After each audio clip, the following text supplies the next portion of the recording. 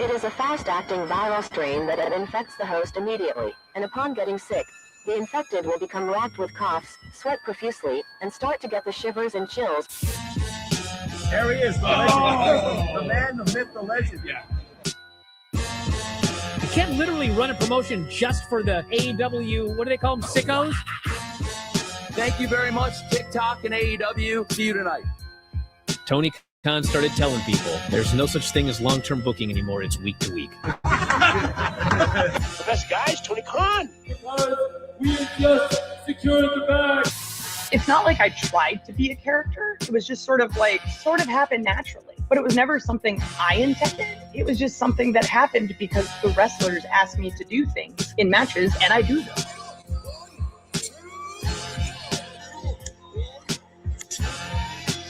If you run a promotion just for the sickos, you're going to do 400,000 viewers eventually. Effing melts. You know that SmackDown actually went over and everything? Yeah. You know, what's the point? The point of SmackDown. What are you getting at here? That the DVRs didn't pick it up. Did they not pick it up? You know, mine didn't. Let's get into everybody's favorite moment, and it is called Dave Meltzer's Dumb Moment of the Week. What would you like to listen to in your ears? I'd like to hear the flute. Well, if you'd like to flaunt your flute, then we can find you a flautist. We just secured the bag. It doesn't help me. Okay, so complain, but I will complain. Let me out of my misery. And when I heard that, I was like, what? Thank you, fuck you, bye, boom.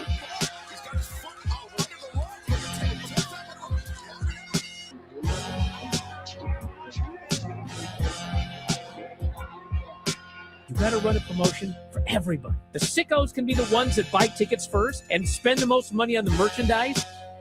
Because we just secured the bag.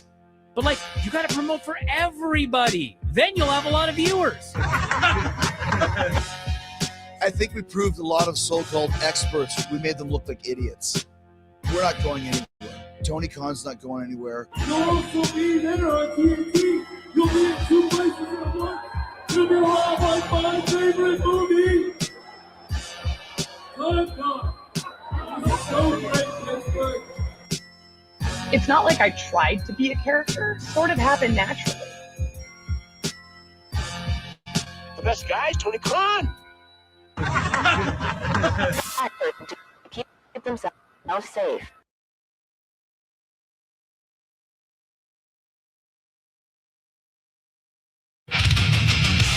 Give me that fucking cookie, brother.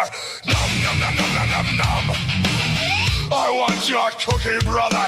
Nom, nom, nom, nom, nom, nom, nom. Cookie, cookie, cookie. Cookie for me. Cookie for me. Cookie for me, brother. Cookie for me. Nom, nom, nom, nom, nom, nom, nom. Nom, nom, nom, nom, nom, nom, nom. Give me that fucking nougat. I want that creamy filling, brother. Tollhouse bitch. I want that Nestle Quick. Tollhouse chocolate chips. Let me tell you something, brother. When I get that sweet cookie in my hand, brother, I'm gonna eat that shit. Eat that shit. I'm gonna get a tummy ache, brother. That fucking nougat. Give me that fucking cookie, brother. Nom, nom, nom, nom, nom, nom, nom. I want your cookie, brother. Nom, nom, nom, nom, nom, nom, nom. Cookie, cookie, cookie. Cookie for me. Cookie for me. Cookie for me, brother. Cookie for me. Nom, nom, nom, nom, nom, nom, nom. Nom, nom, nom, nom, nom, nom, nom.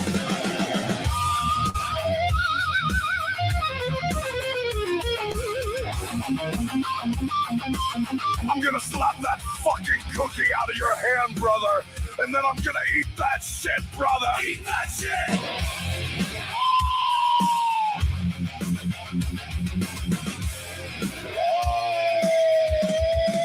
That's my fucking cookie. Eat that shit. Mine. I'm gonna double dip that shit, brother. Double dip that shit. Mine. Double dip that shit. Chips ahoy! Chips ahoy!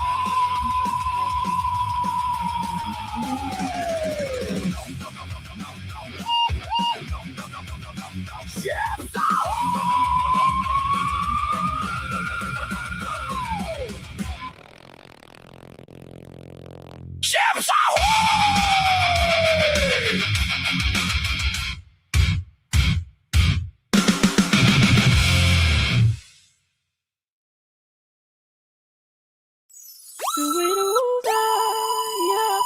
Dick holes. B3CCA. Your mustache is ugly, bro. Your mustache is ugly, bro. You ain't got any hoes. Your mustache is ugly, bro. What you say about yourself is that you're marketable.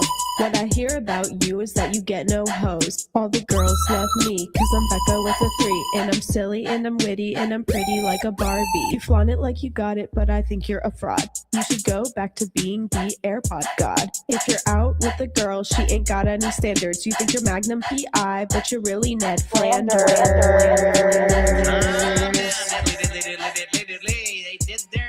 I heard you sell coffee, and I think that's really fitting. Your teeth are really yellow, and you smell like you be shitting.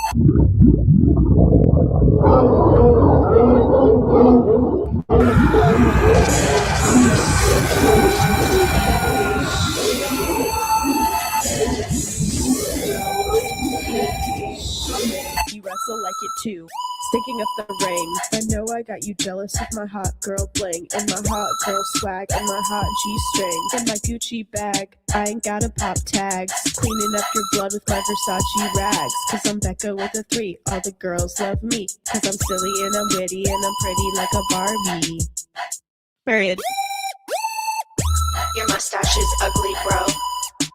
Your mustache is ugly, bro. You ain't got any hoes. Your mustache is ugly, bro. What you say about yourself is that you're marketable. What I hear about you is that you get no hoes. All the girls love me, cause I'm Becca with a 3. And I'm silly and I'm witty, pretty like a Barbie. Yeah. I'm gonna take your title. And I would take your girl, but you don't have one. You don't have any girls. And I would take your money. Well, you ain't got any of that either, so everyone go buy his coffee, cause he really needs the money. Dick.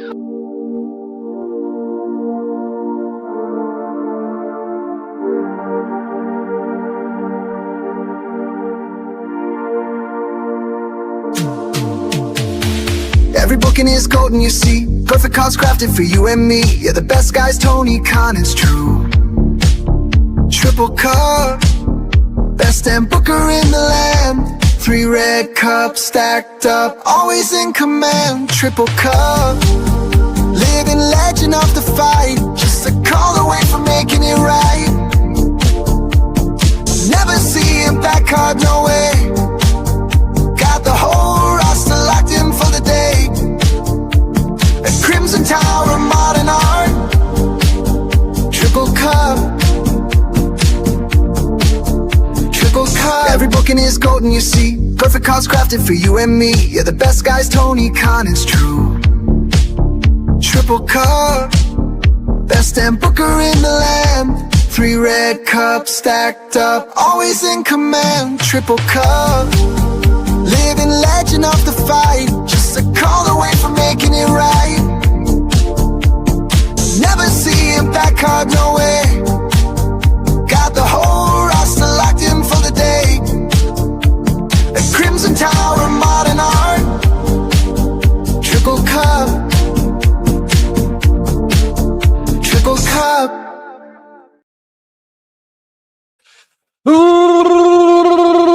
What's happening, everybody? Welcome to PWT Live Show Saturday night. I am your host, Phil S. Marks. And tonight we have Saturday night's main event, and I did go live tonight. We were going to go out of town, and you guys can see the card there. Excellent. It's going to go out of town, and then a relative, kind of funny, they were at like a music festival, and they like fractured their leg or broke their leg or something like that. And it just kind of ruined everyone. Like people were going to their cabin and stuff, but we're just kind of laughing at them because it's not like a serious thing, you know, but we were all going to go to their cabin and they're like, no, I'm just chilling with my leg up and shit. So your boy Phil is here. I'm here tonight and we are here for PWT Live Show Saturday night, ladies and gentlemen, as people file in, hit like, hit subscribe, all that good stuff. Check out patreon.com/Pro Wrestle Times. Tons of watch-alongs and things over there. And on tonight's show, man, we are going to lock in. We are going to watch SNME, Saturday night's main event, live. And we are also going to watch Lucha Libre AAA. Okay, AAA Lucha Libre on Fox. Rey Mysterio has a major announcement. It starts immediately following Saturday night's main event. It's all on YouTube for me here in Canada. Canada. Now, I pull up the WWE Live channel, or just the WWE Live, like the live section of their channel, and I don't see Saturday night's main of. Okay, there it is. For some reason, it's like tucked behind a bunch of shit. But then the kickoff is right here, which goes down in 18 minutes. A weird time, 5:28 they have it set for. So we're going to pull that up. And we do have some hot news, of course. It's not just going to be watch-alongs. There will be some news this evening as well, as we do throughout the show. But most importantly,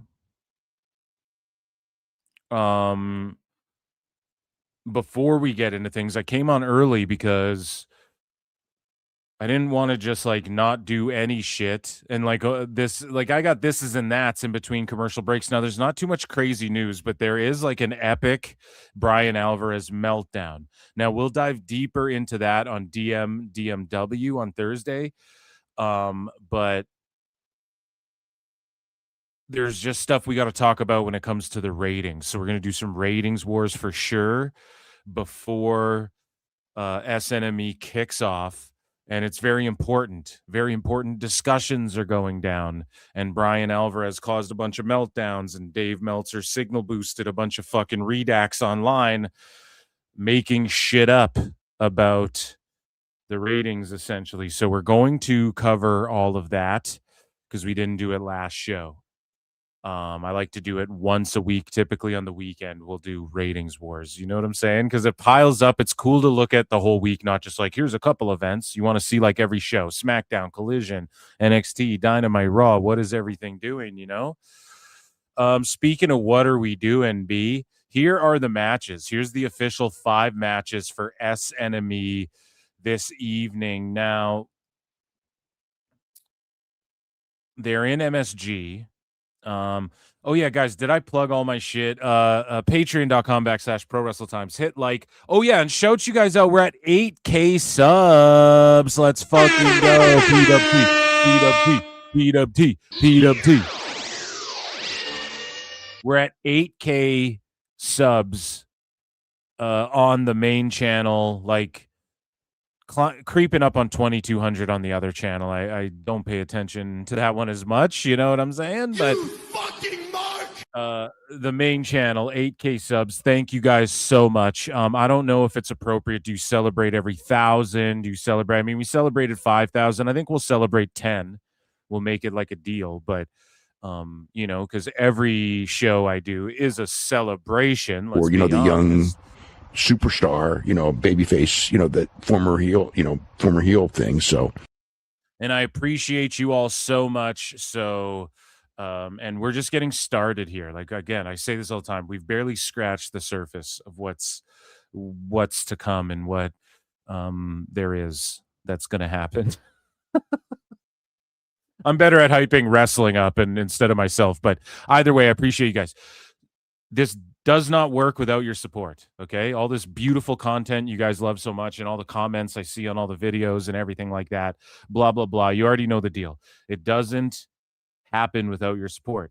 And so hit like, even if you're hate watching, retweet, do a thumbs down. I don't even give a fuck, but retweet the shit, hit heart, leave a comment, come say what up in chat, super chat, and become a member. We have members here. Johnny Chevron, yeah, has been a member for 12 months. That's a whole year. I give it a year. And then Buff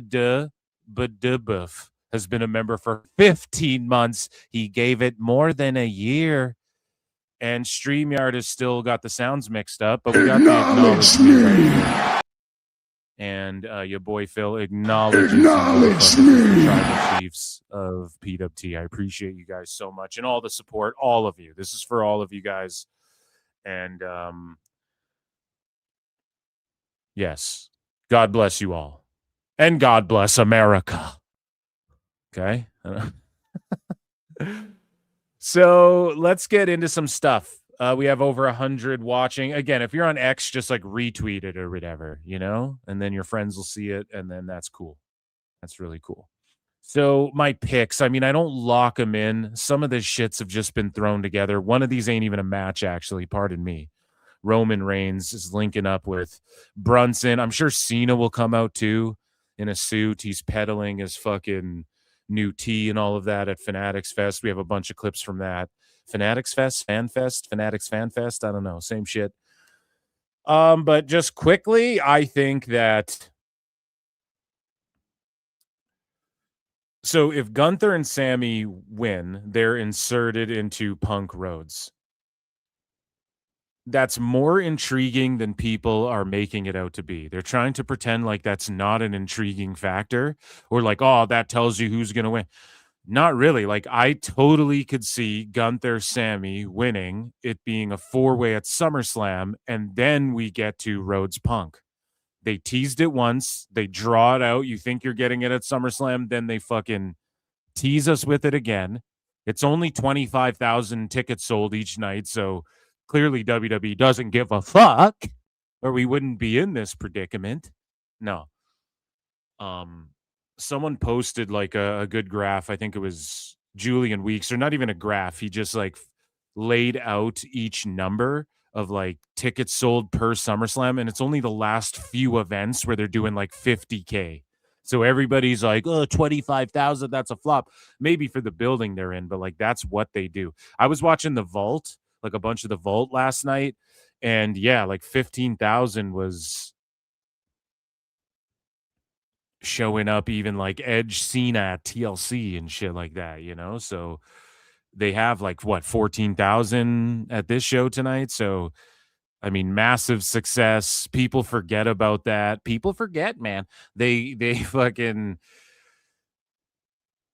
People just lose sight of shit because of recency bias, and you get caught up in the weeds. Brian Alvarez is suffering from like, why is everybody so retarded in the IWC? And it's like, that's what I've been saying, bro.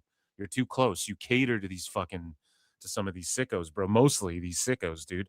You got to fucking chill. And what's the saying? You can't see the forest from the trees or some shit or some such bullshit. I don't even know if that applies. It just sounded cool.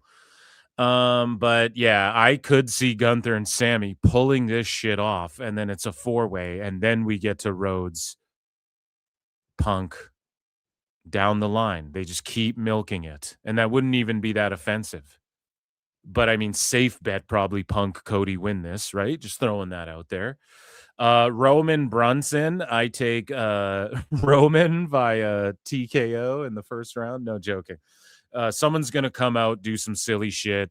Brunson's going to hit them. Roman's going to spear them. And if they don't do some shit like that, then it's just lame. And they announced they're adding Brunson back to 2K26 this year. They're just going to use his model and shit from last year. So good stuff, you know?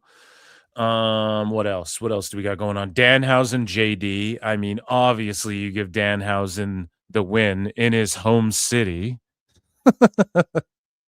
of New York. Okay. Obviously. We all don't want to get cursed here.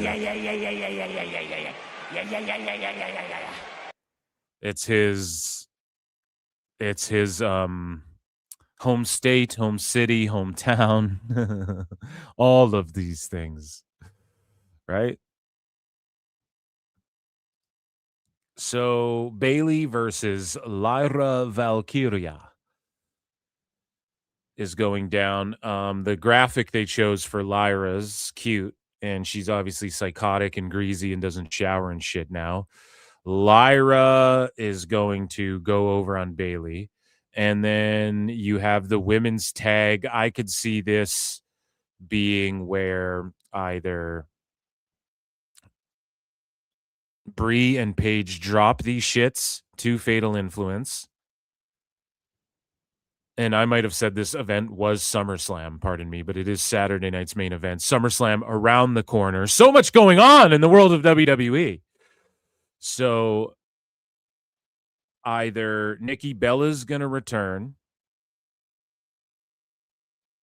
and the Paige and Nikki, or Brie, pardon me, they're twins, will retain. Or it doesn't matter what happens, okay? If they drop the titles or not tonight, Nikki Bella returns, sets up a 3v3 at SummerSlam or the SmackDown before SummerSlam or some shit like that. Or night 1 and 2, they're starting to fill up those cards. I also think that we're getting Trick Williams versus Laredo Kid tonight. If I'm not mistaken, they did add a 5th match. Or was that on like SummerSlam? Again, there are so many things being built like last second in WWE right now. Trick Williams, Laredo Kid. And let's just see right now. So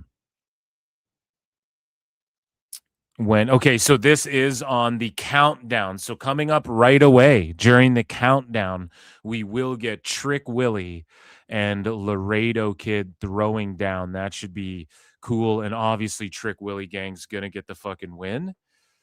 Will Corbin make his appearance here, and then fucking Carmelo runs out? I don't know. We're gonna get a Carmelo Trick Williams reunion too, and I don't know why Laredo Kid would be the catalyst of all of that, but Corbin's the nomad. He don't give a fuck. He's coming after Trick, so that'll be cool too. Obviously Trick's gonna win that, so a nice little card set up here, you know. Now, I do want to get into like ratings talk and all of this during the pre-show, which I didn't know we were getting matches. So I did kind of fuck up because I do want to talk about the attendance for this show just a little bit and also check in on what Dave is doing. So let's see. Let me see here, chat. How's chat doing? What's chat saying? Everybody saying sup. What's up, 626? What's up, Plin? How you doing? What's up, Sassy Girl? Who else? What's up, Sauce? What's up, Omar H? What the fuck is up, guys? The Hive? How y'all doing? How you doing? Dude, I hope to God Enzo and Cass do come back August 3rd, which obviously Cass is, but I hope they both do because like at the end of August, I'm going to a live event and I really want to see Enzo and Cass. That'd fucking rule.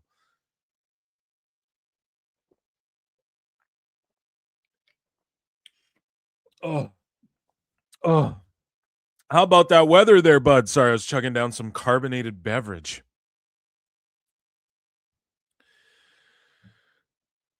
So what's up, everybody? Okay, so yeah, let's get into a segment that I like to call, what screen am I sharing for you motherfuckers? Yeah, we can go back over there for a sec. Make that big for you guys. And okay, yeah, so do we do ratings wars? I mean, this Trick, I mean, I'm sure, how long is Trick and Laredo gonna go? Probably like 8 fucking minutes, and this will be like a half-hour pre-show, so I think we got plenty of times here. Okay, excellent. So ladies and gentlemen, let's get into my newest favorite segment ever on the show, and it is called War Games. No, it's called Ratings Wars.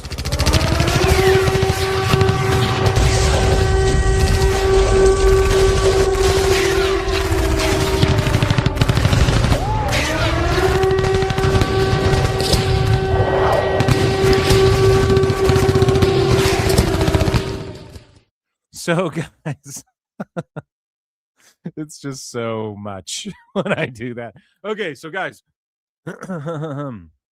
we have ratings to discuss. So, Jedi Goodman posts the 31st Collision of 2026 averaged 409K viewers, a 0.5 in the 18 to 49 demo. Good for them. So, just skimming through these numbers.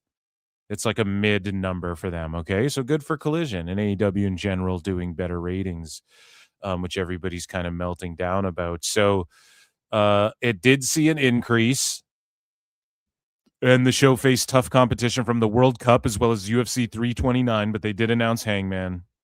They were up 32% from the prior week, 0.05 in the key demo, even, blah, blah, blah, blah, blah. Good stuff for them. They're up year over year. Good stuff for them, for sure.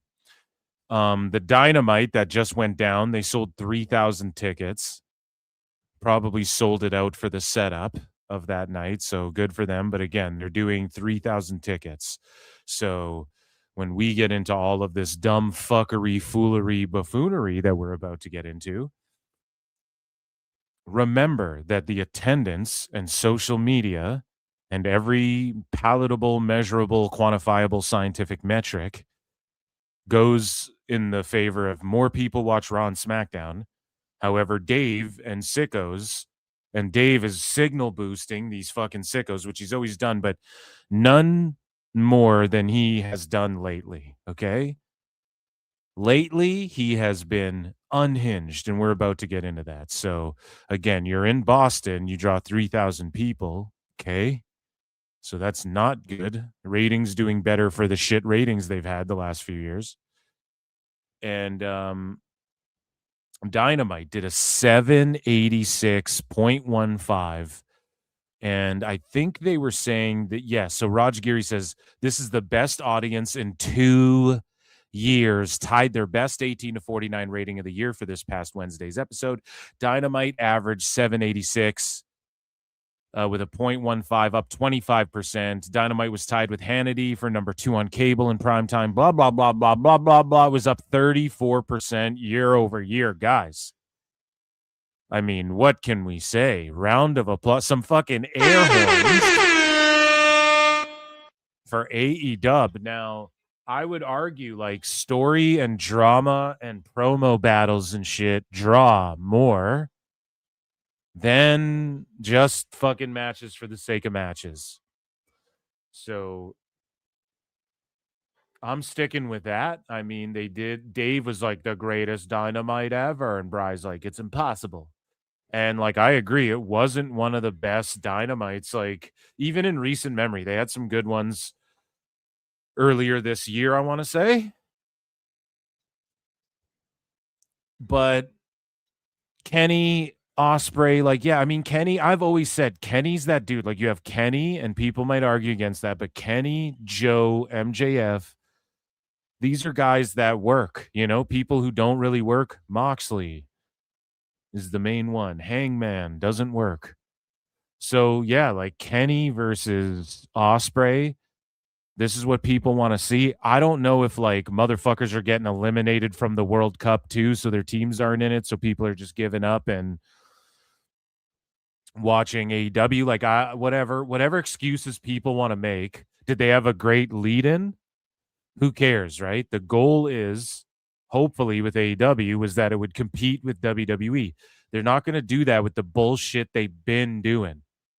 But look at this is all I'm saying. They do a 25-minute promo segment, and it was schmozzy and mid, but that's their best drawing show. I mean, it just proves. Oh, come on now, Eric. It just proves what, like, myself and so many others have been saying for so long. If anything, like, Kenny winning the belt is what AEW fans wanted to see. When the 1 million people were tuning in, yes, they wanted to see Jericho and Moxley and shit, but they wanted to see Kenny be, like, made into a star in a household. Like, he could become a John Cena type character. I guess Cody Rhodes filled that void, but he had to run off. And they fucked up so bad that so many people got ran off and so many goofy things have happened. And when they did have saviors like Punk coming in, they fucking fumbled it so many times. And so hopefully using their guys, which was always should have been the main priority, you could have White Hot Penta too right now and actually be competing with SmackDown and Raw and all of this shit. So the attendances tell the story, okay? Nielsen multipliers and Dave Meltzer's fake invisible numbers and fake HBO Max numbers that if NBA did those same numbers, HBO Max would do a whole fucking press thing about it. TNT Sports would do a whole, oh my God, NBA drew so much tonight with the simulcast. They've flexed when NBA has done over, like, or done in the millions, and there's only 100,000 viewers for like an NBA game. HBO and WBD and TNT or TBS Sports, or TNT Sports, however you want to chalk it up, they've flexed just over 100,000 for NBA games. So when people go, oh, they would, if there was 400, 500,000 people watching, the attendances would be more, the social media would be more, and they would be fucking screaming from the rooftops. Tony. The fucking executives would be like, guys, Tony Khan. you know what I'm saying? They'd be like, this guy rules wrestling. Paramount would be like, we're really looking at this AEW, folks. Like, it is what it is. You can cope over it however you want, add invisible max numbers. It's just mental illness, and we're going to get into that. And even people like Brie are getting tired of it, because even 786, okay, it's fucking amazing for AEW in the last few years. It's not even amazing for AEW in the first two. Well, maybe, like, even in the first 2 years, they were they were in that 800,000 range. So, yeah, we won't know until Paramount looks at those fucking numbers and see how many people are actually streaming on Max, which is like none. Let's just be honest about it. Like, there's not going to be any. So, yeah. Shout out Dynamite. It's going to be in the tens of thousands, and people are going to be like, oh, shucks. Oh, gee, Williker. That's what's going to happen. But it's not going to stop Dave Meltzer from signal boosting dumb shittery. So without further ado, ladies and gentlemen, put some flutes in the chat really quickly. Okay? Because it is time for Dave Meltzer's dumb moment of this show. And he has Cuervo with him the whole time, too. So 626 for 5 says the ratings war gunfire triggers my PTSD. Feel like I'm back in the shit in Gaza fighting Israelis. I'm in the shits. I've been an alcoholic since my first tour in Nam. Oh my God. Yeah, it's so, like, when I play it, I'm like, it's so obnoxious because of what's going on in the world. But come on, there's always shit going on in the world. Thank you for the super chat. So, guys, Dave Meltzer's dumb moment of just this show. This is really quick. I mean, obviously, Thursday we're going to felt him way harder. We'll run another food. So, this guy, Real Philly P, who's like just a hard, like, I've roasted him in Sicko segment a bunch of times. He's just a hardcore sicko. And he goes, Added Max and AEW is now beating both of WWE's top shows in live viewers. WWE is now the #2 promotion. Like, imagine you're such a sad person. Like, even if you're the biggest AEW fan, you're just like, well, that's retarded. You know, you're just like, well, that doesn't make any sense. Well, that's fucking, maybe you should just delete your Twitter because that's stupid to even say that. But no, man, these people say this shit, and then Dave signal boosts it. He goes, I would argue that it would need, and then so Dave always does this shit where he tries to pretend like I would argue that, but it's just disingenuous. It's just, he wants to elaborate on how they'd be beating Raw or SmackDown, but not quite. They still need another 100,000 more, Brian. But we see what he's doing. So he goes, it would need, because this is the thing, right? If I said, like, hey, there's a leprechaun riding a unicorn, no, fuck it, a leprechaun. There's a leprechaun unicorn hybrid, like Man Bear Pig. And it's giving out Wonder Bars and stacks of $100,000 and $100,000 bills and football bats. It would be based in more reality than 426 watching on Max, okay? So when Dave even entertains this shit, It's leprechaun shit. Hashtag leprechaun chat, okay? It's leprechaun shit, dude. Someone AI me a fucking leprechaun using Grok and tag me in it. It's just la imagination.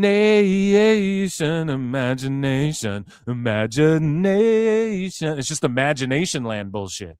Candyland, fairy tale dust, Tinkerbell, Peter Pan, Pinocchio bullshit. You know what I'm saying? So Dave says it would need 426 on Max this week to beat SmackDown.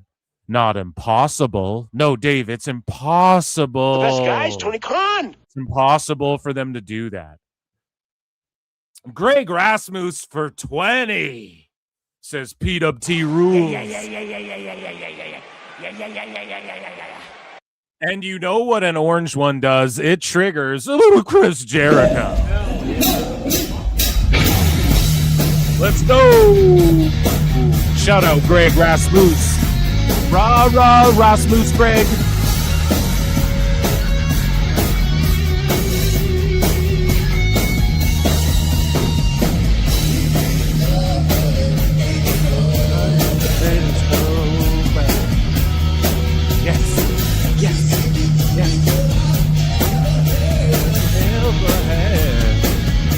Everybody shout out Greg Rasmus.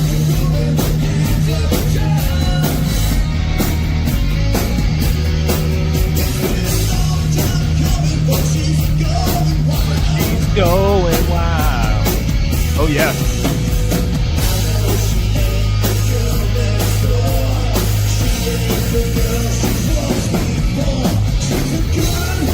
She's a good girl, gone bad. Hey, let's go. Show me the way. It's like a glove. Let's fucking go. Shout out Greg Rasmus. Thank you so much for the big support, everybody. I appreciate it so much. And so Dave goes, it's not impossible, but that is a large enough number that you would not expect it to WWE is clear. That you would not expect it to WWE is clearly number one, but AEW is the strongest number two in decades. And even that's a lie. Most people would argue and say they're not even the strongest number two in history. Now, I take the strongest number twos in history on Dave Meltzer every Thursday, but this could not wait. I had to talk about this today. Like the fact he's even signal boosting and putting things out like 426 and not impossible. I mean, it just proves retard alert. Retard alert, class. Just proves what I've been saying this whole goddamn time. He's a shill. He owns AEW. No, I'm going to throw this into the Dave Meltzer bookmarks just to as a refresher come Thursday, because we will need it, because there will be meltdowns about this. But again, you get people like this, Jet Set Willie to Raj Giri. With the max numbers, this is way over 1.4 mil easy. Awesome job, Tony Khan. AEW shine that putting on good wrestling is better than WWE's crappy parody Mexican soap opera with adverts. You know? And this is like a real person, not even though. It's an NPC. And we all know this. Okay? And so Trick is whooping that thing on his way out.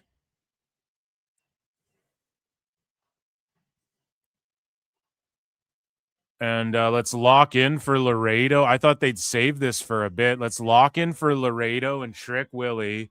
Whoop that Trick. We'll get into more ratings wars in a bit.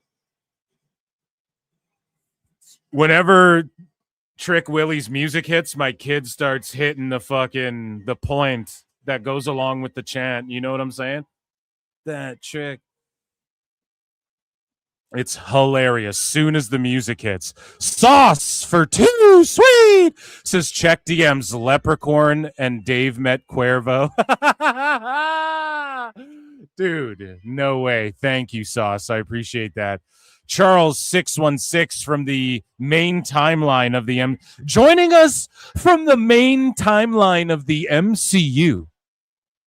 Charles 616 Xavier for 5 says there are NBA games that don't do 50K on max. Exactly. When they do over 100K, HBO Max has flexed it and gone like that equaled out to 1.8 million viewers and blah, blah, blah. Like, Dave's just such a liar phony. If AEW is doing 80% of their TV viewers on streaming, Tony Khan would tell everyone, yeah, it would like make media headlines. You know what I'm saying? Like the attendances and the social media would reflect that. So I've said this before, like if the attendances were like they're doing 8 to 10K every fucking Dynamite and then like and then the viewership's coming back 500K and 600K, 700K, and then you told me, well, there's 500,000 or more watching on Max, I'd be like, okay, I believe it. But it's just the attendances are whittling down, and even the pay-per-views are whittling up in a way, which sounds weird, but it makes sense. Like the pay-per-views draw about 10K, all of them now, like Double or Nothing, whatever. They're all at about 10 or above. Awesome. And then the Dynamites all do about 3K. We looked at a chart that broke. It's like 3.1K is the average this year. Last year was worse. They've had some bad years in the last couple. Yeah, it would make sense. So Tony Khan would tell exactly. And he says we hope to be profitable. But enough about that bullshit, okay? I know we got distracted with AEW doing ratings wars, but we're going to get back into ratings wars, focus more on WWE's ratings.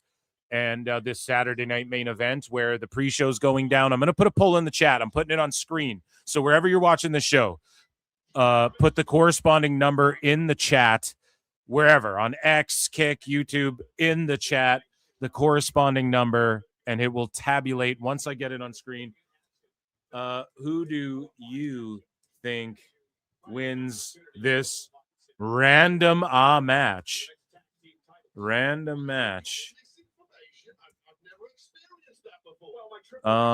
Trick Williams, Laredo Kid, and then we'll put a DQ. Oh, missile drop kick, pulling an AEW with the matches on the pre-show. Hey, chat. So, guys, vote in the poll. 1 for Trick Willie Gang, 2 for Laredo Kid, 3 for DQ Schmaz. It's up on the screen. I'm going to lock my pick in. I'm going Trick Willie. And I'm putting a 1 in the chat. Everybody vote with who you think.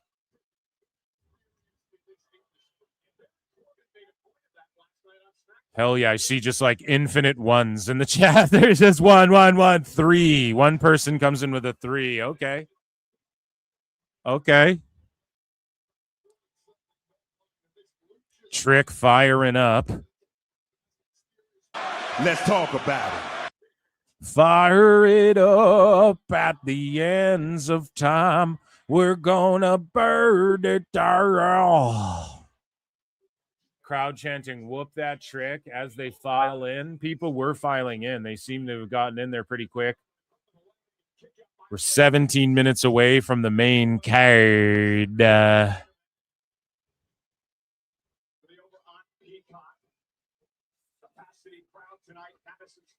Capacity crowd. Trick Willie flexing those muscles. Flexing while he's about to hit this fucking... Oh, but Laredo Kid. Oh, he powers him up and finishes the suplex. That almost made the spot cooler. Who knows if that was a botch or they planned that, but...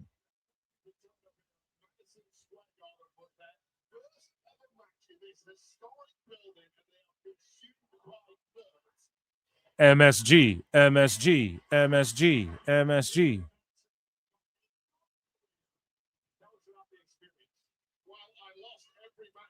So Wade Barrett's like, I've lost every match I've had in MSG, Cole.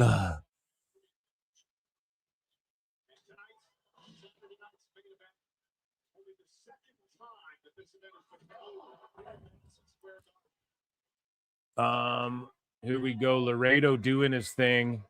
Awesome to see him in WWE at a Saturday night's main event. From TNA to AAA. Well, I guess he was in AAA. Or maybe he was in CMLL prior. I can't remember.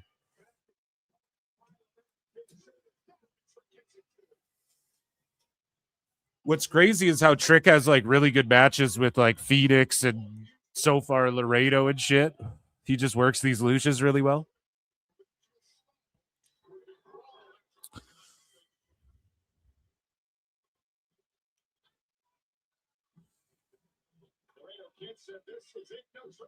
Arm wrench, drop down toe hold face buster, switch into a half crab. And he takes a knee in Laredo, showing that technical ability. And every time at these PLEs, we think, well, I don't know how much of a PLE. This is like a glorified Raw. Or not even. It's just Saturday night's main event. It is what it is. It's like in between a Raw and a PLE. A major PLE. But, you know, they've kind of booked them straightforward. So I don't know if there's going to be like a ton of shenanigans in this show at all. But I think we will see a wild Corbin appear possibly on this pre-show.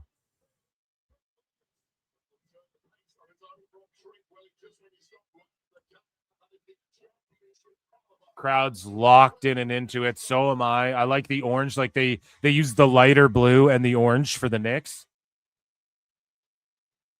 And there's, of course, crossover. We have a bunch of clips. I have a bunch of clips from like Fanatics Fest and everything too. And just funny shits going on around Fanatics Fest NYC. Featuring WWE superstars and whatnot. So we're going to get into all of that. Kip up for Trick. A trick up. A trick up.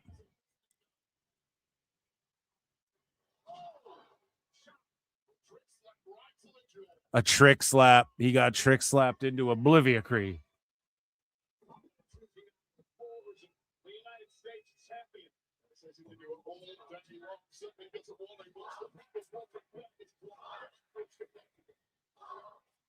Tell him. Tell him the whoop that trick stomps.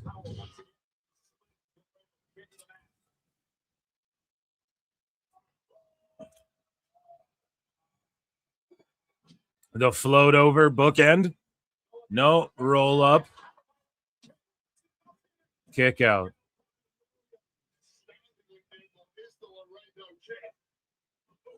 Oh, hell yeah. Laredo's going to do a dive or something, clearly. He's setting it up. And I like how this match isn't just, oh my God, off the... Oh, every lucha, everyone who does dives must see that like platform on the ring posts of WWE rings and goes, yeah, I want to do shit off there. You know, like every lucha, I swear, does a spot off that shit. It's just like something off your bucket list.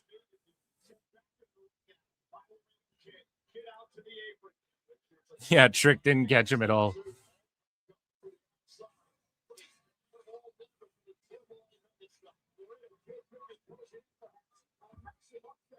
Giant moonsault incoming. Oh, no, that was like a corkscrew. The Osprey special.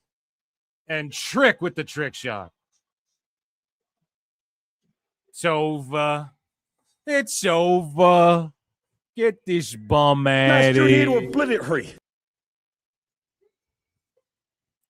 So we're going to stop that poll. We're 1-0 tonight, guys. 89% of you thought Trick Williams was going to win. 6% thought Laredo Kid. 6% thought DQ Schmaz. It was pretty clear cut who was going to win that one. So let's get into some more ratings wars. So let's get back into some ratings wars, guys. Let's do the damn thing. So WWE SmackDown July 10 did 1.2 million, 0.24 in the key demo. So by the sickos' metrics, SmackDown's beating Raw and NXT's beating Raw and shit. If you want to factor in everything, every like international Netflix and things like that, it's just such bullshit. And we're gonna break down Netflix versus Nielsen here in 1 second. Raj Giri says this about Raw. Despite facing its toughest competition in a long time with the U.S. versus Belgium World Cup game that had over 50 million viewers. By God, King. It's the size of a small nation. A fucking large nation, dude. Netflix views for last Monday's episode with Punk defeating Zayn were the best since May. Scored a 2.5 million views globally, which destroys... Hey, guys, guess what? 2.5 million views on Netflix destroys 2.5 million views Nielsen. And we'll break down why. And just even if they were the exact same, it still destroys. We'll break it down in a minute. We move along. So SmackDown last Friday, with its return to 2 hours and no World Cup head-to-head competition, garnered its best audience since early May. However, the 18 to 49 was down a little from the prior week, so 1.2. So SmackDown draws about 1.2. And I remember saying a long time ago, if SmackDown starts drawing below 2 million every show, then motherfuckers need to be worried, I would say. But I don't know how it all, like, it went to Netflix. So, like, how does my viewership count anymore other than Netflix views and shit? So, again, was what it was. Everything stayed relatively even for the most part, other than AEW, which saw some increases, right? So, NXT on Tuesday, this was this week here, averaged 1K viewers. So, pretty bad for NXT, especially the direction that AEW's doing. However, as Raj points out, it took a big hit against the MLB All-Star game. So any All-Star game will likely dwarf whatever else is on TV sports related. So NXT averaged 531K viewers, down 23%. The key demo was down 58%, which is brutal. But all likely watching the baseball game. So Saturday night's main event, which we are watching right now, Trick Willie just he just whooped that trick all over Laredo Kid's ass, Time Cop. And today, they had 13,500 tickets sold on the nose. The current setup is for 14,600, whatever the fuck. Total number of seats on map, 18,700. Obviously, like, Fanatics Fest went down. Some people last minute were like, fuck, did you see the WWE ramp at the thing? Oh, I got to buy tickets. They'll probably clear over 14,000. I'm sure John Cena will come out in a suit and shaved head and fucking tell us about it. So shout out WWE for that. Also, it's been announced, WWE has announced, not NXT, TNA, none of that shit. Nah, just WWE versus AAA Worlds Collide in Chicago. So I bet you Punk will wrestle someone on that shit. Someone from AAA on that shit. And September 26th, the same day as AEW All Out, just madness. Okay, WWE ain't fucking around. They're going after AEW. AEW moved their show, and now they're just getting felted head to head, and I can't wait. And I thought this is what everybody wanted too. So it's so funny when the sickos are like, oh, they beat them 1.4 milli on TV, but then they go head to head, and the same sickos are like, oh, it's utterly disgusting. They'll rule you. Let's head back over to Saturday night's main event, and then we'll finish up ratings wars. I just have a little bit of Netflix discussion to talk about here. And Oba's coming out. Stephanie McMahon goes, it's with my great honor, or whatever. So the pre-show isn't just a bunch of bullshit. It's like a can't miss pre-show that they couldn't fit on this main show.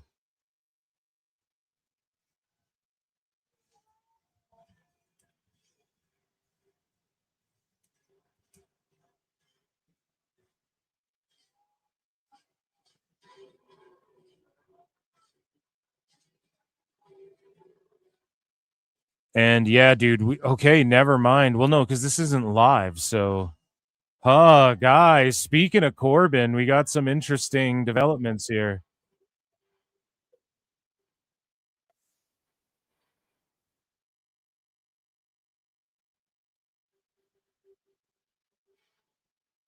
Wow, Corbin's a fucking gangster.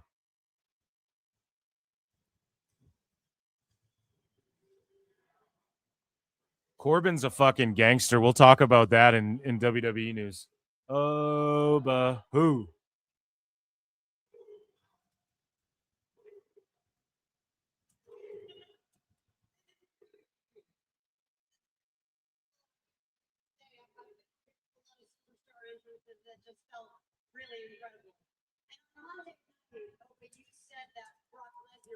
Run this place. And then you said now all he does is run from you. But in 2 weeks at SummerSlam, you have that opportunity in the Hell in a Cell. So how do you feel? Is there any trepidation as you guys are one-on-one going into what is probably the most... So Stephanie McMahon's asking Oba, like, what are you thinking going into this match with old Brock Lobster? Some people will even go as far as to say you are only as good as your last game, and my last outing against Brock didn't go in my favor. But when it comes to the mental game, I'm miles ahead of him.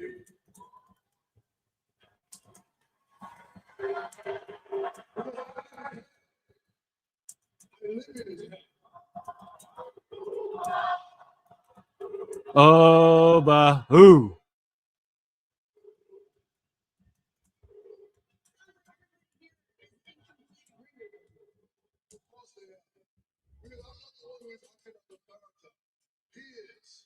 He's the one who lost at WrestleMania. He's the one who faked retired. He's the one who walked away. He's the one who's been hiding. He's the one who's been running. The ruler. I am the ruler. We all bow down to the ruler. The times are changing. They're changing so fast that you don't even realize. I like Stephanie in this role too. Sorry, guys. I'm just locked in listening to Oba. I hope you all are too. And he's locked in. And Brock, your ass is locked in the cage with Oba, the ruler.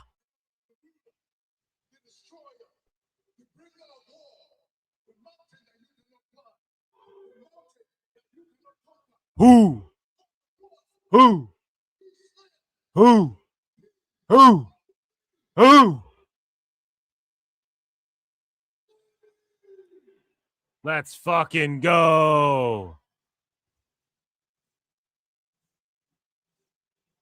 Dude, Oba's so over. Oba, more like Ova. Am I right, fellas? Go. I'm a jokester.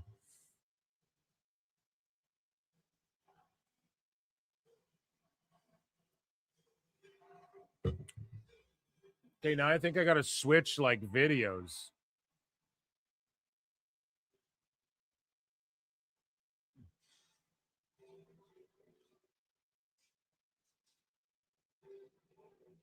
Yeah, I don't know, man. I don't get like any of the Oba hate, and it's funny because people aren't like hating on Oba or Brock. They're hating on like the build to the match between the two guys, but they're just so mega over. You know, I don't it's like not the worst shit. And it's two big super heavyweights throwing down, like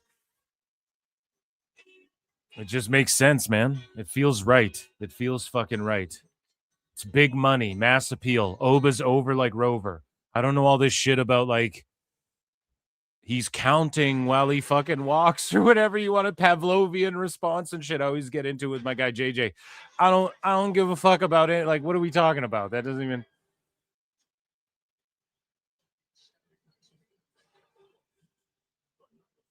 You can't fake that. You can't fake that aura. You can't fake that presence. You can't fake that fucking crowd reaction. Everybody listening, bated breath. They got a response for everything. And then Brock is Brock. So I don't know what, like JD, I'm over here. And all these guys are just screaming about this match. It's like I'd be more worried about All Friends Wrestling, Rhodes and Punk showing back up in WWE and doing All Friends Wrestling in the main event. That's a way bigger deal. But yeah. So again, SNME is about to begin. So Netflix released their What We Watched report for January to June 2026, including the view count for WWE PLEs. Night of Champions was at the bottom with 1 million. Backlash, 1.4 million. Clash in Italy, 1.6 million. Elimination Chamber, 1.9 million. Look at the jump here. So the gimmicks definitely work. The international shows work on the international platform. Backlash, because the hype from Mania, I mean, it's up a bit. Night of Champions, whatever. It's fucking mid. The gimmicks working, but then look at this jump. WrestleMania Saturday, WrestleMania Sunday, so night 2 and Sunday is always like, that's when the Super Bowl is, you know. Royal Rumble 3.1 because it's a gimmick and it's got Mania vibes and all of this shit, right? So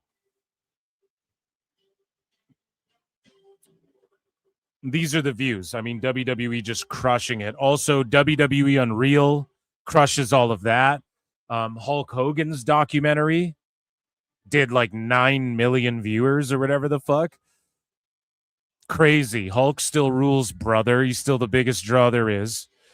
And so Meltzer, as we talked about earlier, when he signal boost shit like, oh, you know, if Max did 461,000 viewers, which isn't outside the realm of possibility, and people compare, like all of the tards in the IWC look at 1.4 million Dynamite rating if you add an invisible 500,000 that we can't prove. And even let's say, okay, you're right. Let's say you're right. It's not the same as 1.4 million that Backlash did or that a Raw does, the 2.5. It's still more for Netflix, just based on how they report their numbers. And again, this has gone overlooked because I thought this shit went without saying. We all do, for the most part. When we sit here and go, it's akin to YouTube and shit like this. They just don't get it. They're just behind. Dave doesn't understand. They're all looking at Dave because he's their savior. He's the protector. He's the gatekeeper when the fucking cult leader's off in the room with the fucking, with everybody's wives, right? Dave is out there going, believe me, 500,000 on Max Bryan. Look at my golden phone. The best guy is Tony Khan. He's right behind the door, Bryan. Right? And they're all just like, okay, Tone, here's my wife. And Tone's like, this is great. They're great. Tone the Tiger. Rawr. So it's just not the same. So here's a bit of a breakdown. And also Disco points out, none of you ever talk about short form content on social media platforms. Those numbers are far more relevant than TV platforms. And Raj says you're 100% right. But the fact is the big money driving pro wrestling today is coming from Netflix, WBD, Versant, etc., not YouTube and TikTok. So that's exactly it. I've got to think at some point with future TV deals that a Netflix or WBD would want exclusivity for those clips on their social media channels as opposed to them being on WWE, AEW socials. Well, no, if you're a Netflix original, but yeah, that would cost a whole bag that WWE would never agree to. Because here's the thing, WWE's social media, they make insane money on their social media that just runs 24 hours, 7 days a week of content nonstop. They would be foolish. That's just like it would be foolish to give up that money or that. YouTube's your own thing. YouTube, it's your thing. Okay, so you got to do your own thing on YouTube. Okay, that's my word of advice to anybody out there. What's your thing? Everybody's got to have a thing. Whatever your favorite thing is, do YouTube about that. Okay? So Glenn Gilberti, yeah, he's right. But when it comes to the Netflix numbers here, Jimmy Van, the founder of Fightful, said this. Seeing all the posts about Raw, Netflix versus Dynamite TBS, viewership is tiresome because the metrics are not the same. Nielsen attempts to estimate individual people watching per household. So there's a multiplier, okay? Then projects those stats across the broader population to try to estimate the total number of viewers. Netflix reported metrics are primarily about account level viewing and hours watched. So when Netflix reports that WWE Raw had 2.5 million global views, they're not saying 2.5 million individual people watched, stupids. They're saying they were closer to 2.5 million viewing accounts households. And I just thought this went like everybody understands you have a Netflix account, right? This is what drives me insane. Like, whoa. Are the sickos finally? Because now this is why this is getting called out too. Because before they never used the invisible number. Now they're all using it and going, if you combine these two, and then Dave's going, yep, actually it makes hotspot. Doesn't make sense. That's not even how it works. Dave is proving he's a dumb fuck grifter, mentally ill, washed up fraud, dude. That's what he is, point blank. And it's like, yes, that means 2.5 million accounts. So when my account clicks on Watch Raw, there's 4 or 5 or 6 sometimes. I have fucking family over. There's people watching that show with me. Not every time, but even if it's just me and my wife, that's 2 fucking people right there. Let alone the PLEs. So the pay-per-view numbers we look at, Night of Champions, 1 million. But like how many did regular wrestling fans, did 10 of them have fucking cookouts where 50 people should have? We don't fucking know, man. And this is what I'm saying. And I thought this went without saying. And this is why I don't do the copes. You can't get caught up going, well, the soccer game was on. Or, well, you mention it.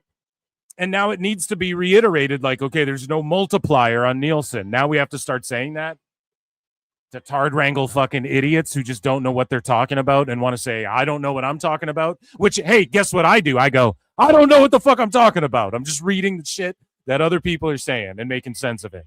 It's all I do. It's crazy. It's crazy to just be so like cult mentality. Like when WWE's fucking up, I go, they're fucking up. It's pretty easy to do with AEW. And they just do it way more frequently. But yeah, so it's 2.5 million accounts. So like even WrestleMania's numbers, how many, even the Royal Rumble, 3.1 million. How many of those 3.1 million accounts had like a bunch of people over to watch the Rumble? Furthermore, retention rate is everything. Network television, they're trying to retain you as well, but they're stuffing in the ads and there's like guidelines they have to adhere to, and they fucking set things up because they know you're going to channel surf and shit. The whole point of streaming is just keep people locked in and get them watching the replays as well. Like if an account watches something the whole way through twice, holy shit, that's even better. So they're looking at that too, and that shit none of these people even talk about. Like I would love to know because we could see the quarter hours on Dynamite and watch the ratings fall off a cliff, right? So what's the retention rate on AEW versus WWE? These are all things that social media metrics can point to. That's why Disco brings them up. And nobody talks about that either. Okay? So forget about invisible max numbers, guys. Go with what's palatable for both of these companies. And I don't care if WWE becomes number 2. They were number 2 before. When I was a kid, I think they were number 2 for a bit. So, oh well, cry about it. Fucking babies. So, here's the question. WWE fans absolutely refuse to answer. If Raw does 2 to 2.3 million viewers, Netflix own numbers worldwide in over 7 days, how much do you realistically think they do live in the States? Let me know. And Switchblade's like, yeah, the last year showed that Raw had done 1.4 million global views within 5 hours of the show ending. And the finals, that's a huge number. If that's on YouTube, hey, the YouTube video ends and it went live, and then 5 hours later, 1.4 million views. You're getting a fucking, someone's going to give you a $70 million deal or something to do a podcast. I'm not even joking. Like, if all of your streams did that, you're getting like, let's say you're fucking Candace Owens or Joe Rogan. You do a live stream on YouTube, and after 5 hours, the count, not even 2 days. YouTube and shit needs 2 days to fully tabulate, unless your channel's got no motion. Then it tabulates way quicker. Yo, 2 days? What is it at? I would love to know. 5 hours later, 1.4. You're getting like a $50 million Spotify deal or something for that. That's crazy if you can routinely do that. So that's AEW doesn't do that, right? And again, it's a multiplier. It's not views per home. It's just so fucking stupid. And that, ladies and gentlemen, was Ratings Wars. Finally, we got through it. I got a poll coming in chat. That was Ratings Wars.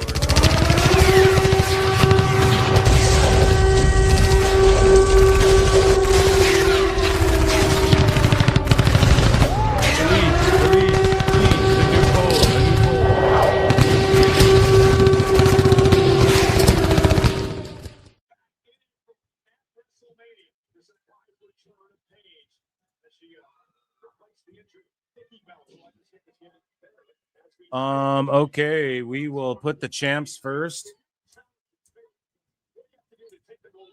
Paige and Brie Bella versus Fatal Influence. Or a DQ schmaz.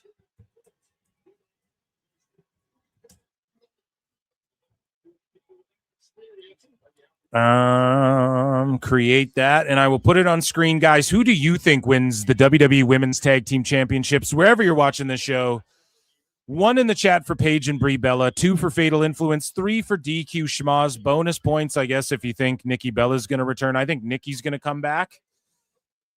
I would, if I'm booking, I book Fatal Influence to win them here, unless the plan is they don't win them here, but then Nikki comes back, and then they have a 6-woman at SummerSlam, and then Fatal Influence win that.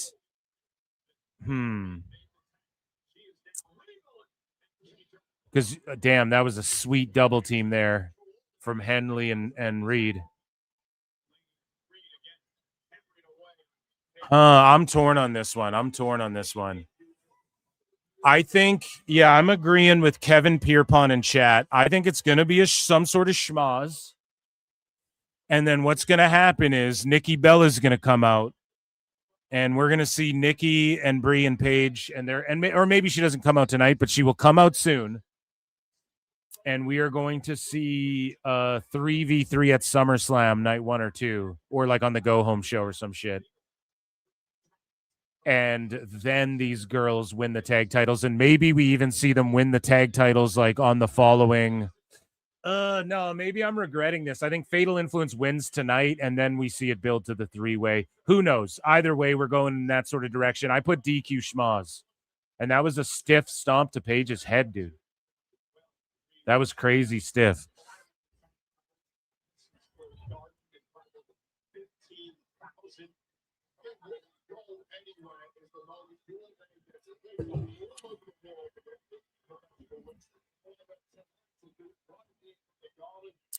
Laney and Fallon do not need the belts just yet. I agree. And if it was any other title, I would be against it. And that's why I'm torn on this, because it's the women's tag titles. I go, they just throw those belts on bitches, dude. They do not hold, they just throw them on people. So I could see it being tonight. And then they lose the 6-woman at SummerSlam. Or maybe the Bellas and Paige lose that shit, then the Bellas turn on Paige.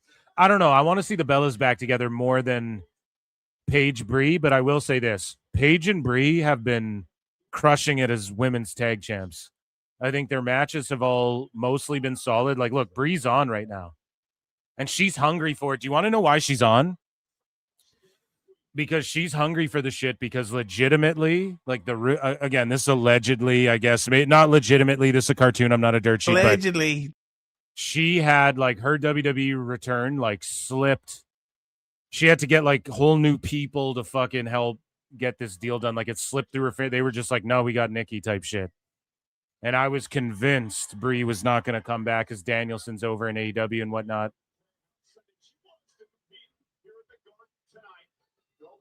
And then with Nikki, you could tell too, it kind of came out of nowhere because Nikki was like healing, and then it's just like, oh, Brie's here in their faces. So you can tell it kind of just they got a deal done, and thank God, because I think Brie and Paige have been honestly on fire as a veteran women's team.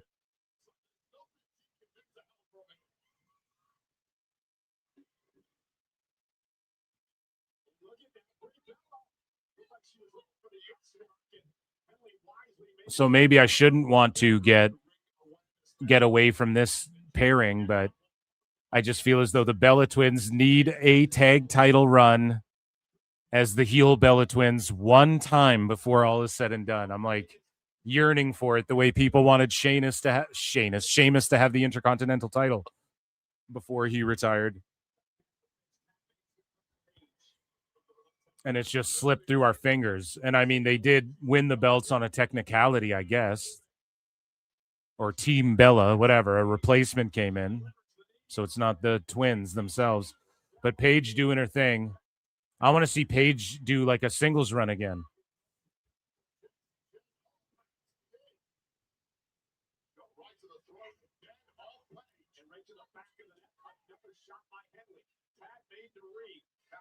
Oh, German. And I can't tell, is that hair? Is Henley busted in her mouth, or is that like hair?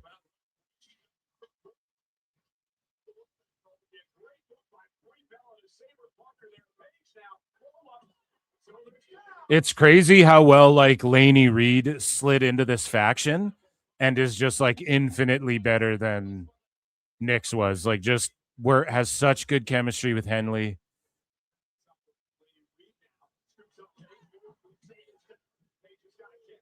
You could argue like MVP of their group as far as like work rate, Brian, and like total package.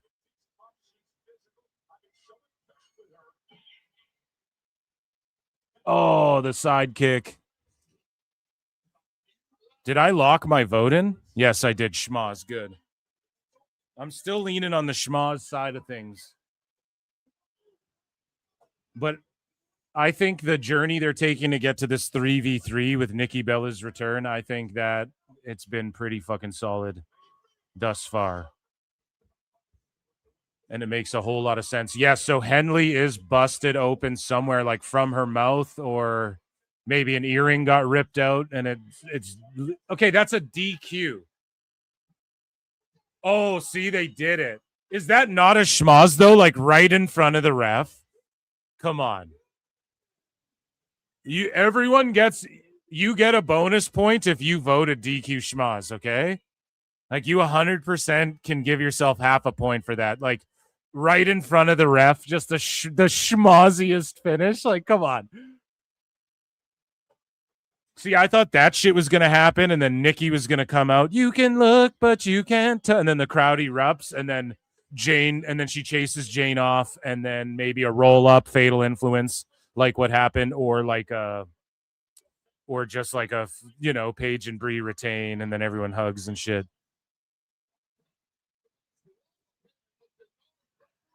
So I guess like the ref, okay, so like I can believe that. If you can believe that someone in basketball, like you can set a screen and someone doesn't see it, or maybe that's not it, like you can blindside someone, that's out of your periphery in football or something. Like I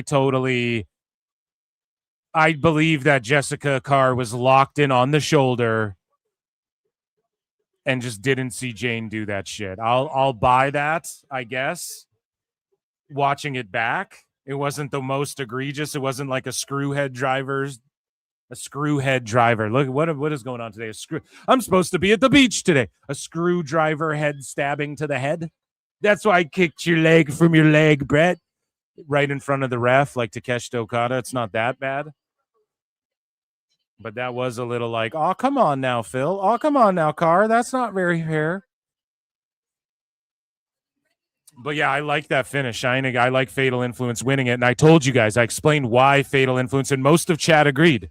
So 19% of y'all thought Paige and Brie Bella. 63% thought Fatal Influence. 19% thought DQ Schmaz.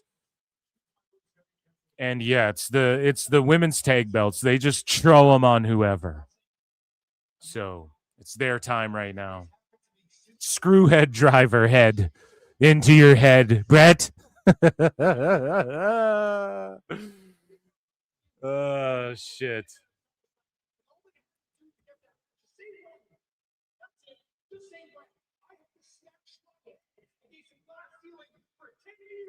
Sammy's cutting and strutting right now.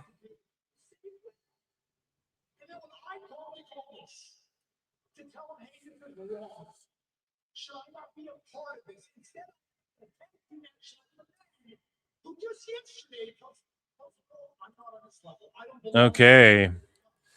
And I have... Let me quickly edit this.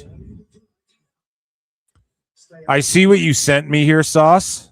See what you sent me here, Sauce. I see what you sent me here, Sauce. But I just need to...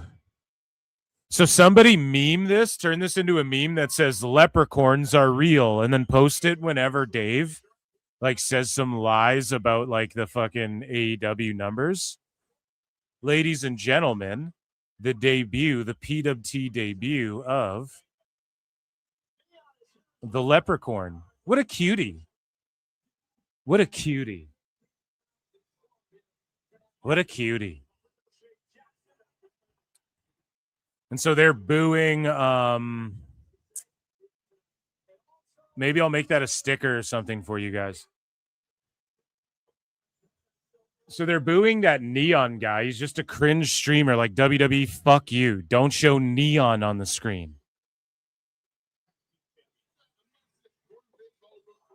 Like where a guy like Kai Cenat and even him sometimes, or like I Show Speed or whatever, they cater to kids, but it's not entirely brain rot. They try to do motivational shit or you know, they'll have Cena on to like eat cheeseburgers, but also like give real advice to people and stuff. Neon is just an actual retard who fucking just his whole thing is like simping for, I don't know. I don't even know what he does. Okay. It's just not worth it, dude. That's not what you want to cater to. They're doing like a Godfather thing here for Danhausen. The leprechaun. Do you guys like the fucking leprechaun or what? That's hilarious. Okay, so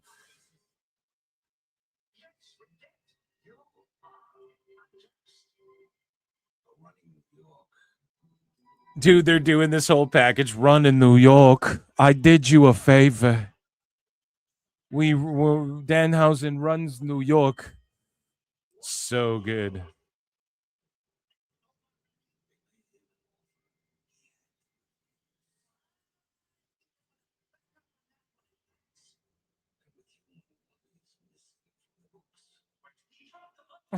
This is so good.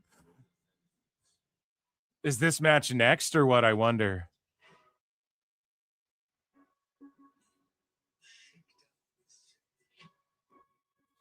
The cursed father, you come to me on the day of my daughter's wedding. JD's like, I'm over here. I can finally relate to something over here now.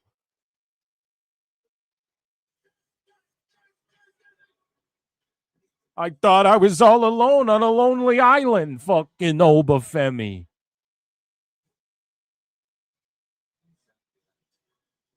What is that, like a fucking cocktail? Is that like a Black Russian?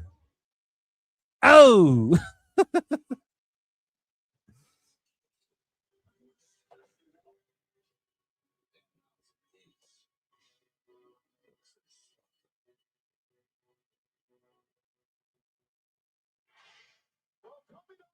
You come to me on the day of your daughter's cursing.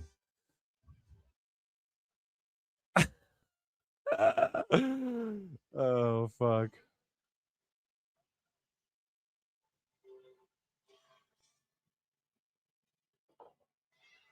That's too good.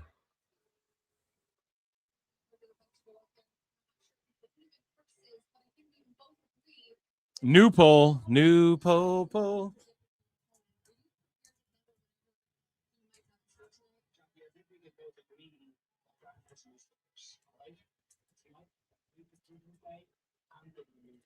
Who do you think wins this grudge match? Danhausen or JD McDonagh, I guess, is on screen right now.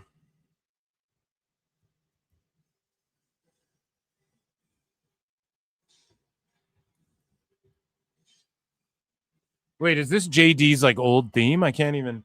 Or DQ Schmaz, which like all of Danhausen is a DQ Schmaz. That's the cheat code. So if you want easy points, just pick that because he literally is just a walking DQ Schmaz. I'm going Danhausen. the cursed father. On his way out, Danhausen's like, keep the cannoli. Actually, I'll take that cannoli. He'll go, actually, I'll take that. And then he takes the cannoli. Guys, who do you think wins this grudge match? 1 in the chat for JD, 2 for Danhausen, 3 for DQ Schmaz. I'm going 2. Danhausen's going to get a win. By hook or by crook. DQ Schmaz, I mean, that's just bonus points because you know some chicanery is going to go down.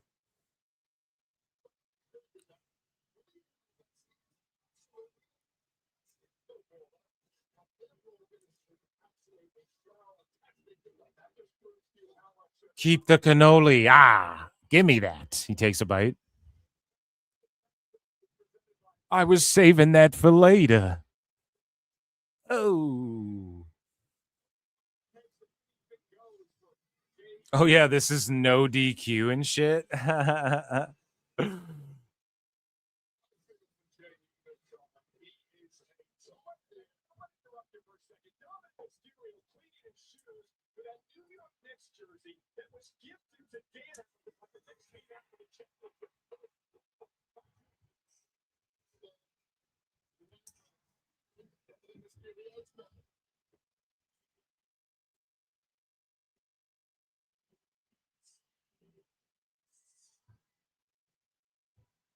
Okay, he's got his cloning machine. He's wearing Nick's colors because he's obviously on the team. Was drafted in 1974.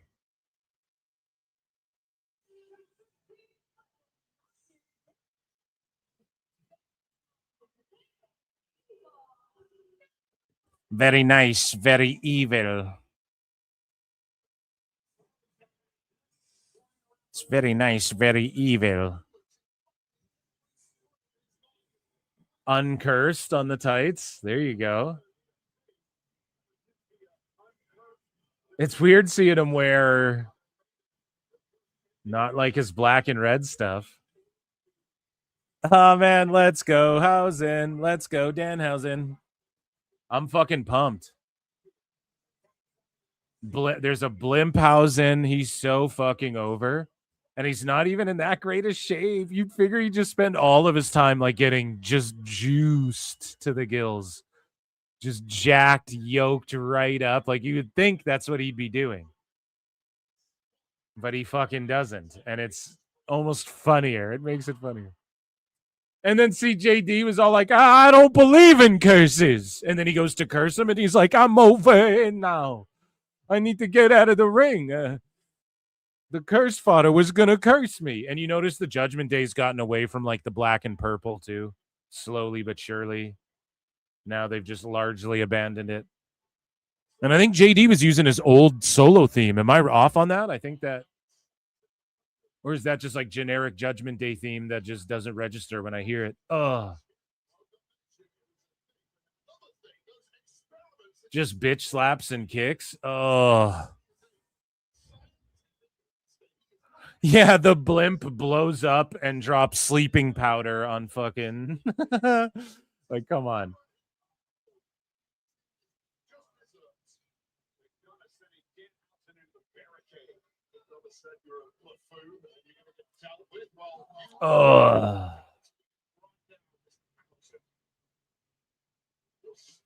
Oh, and JD just like pushed the security guard or something a little bit. Did you see that? He like shouldered him.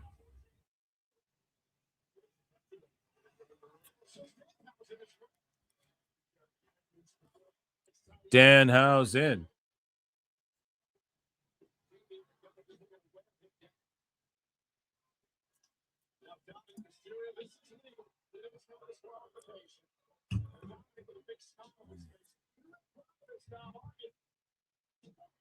And guys, I want to thank you all again for the 8,000 subs. We hit 8,000 over at youtube.com/Pro Wrestle Times, which is like the long form. Everything's like super long form on there. And that's where there's like replays. The fucking member shows go there too. All of that, you guys know. And big things coming for PWT podcast. But Tomorrow will be like 24 hours of PWT shows like replaying. So make sure you guys check that out if it needs some background noise while you're cleaning up after the weekend or whatever. I don't know. There's also a UFC. DDP's fighting Usman, but I'm not watching that. I'm way more locked in and invested on SNME here. And look, he's rubbing. Dirty Dom is rubbing that jersey, that Knicks jersey, on his clean kicks.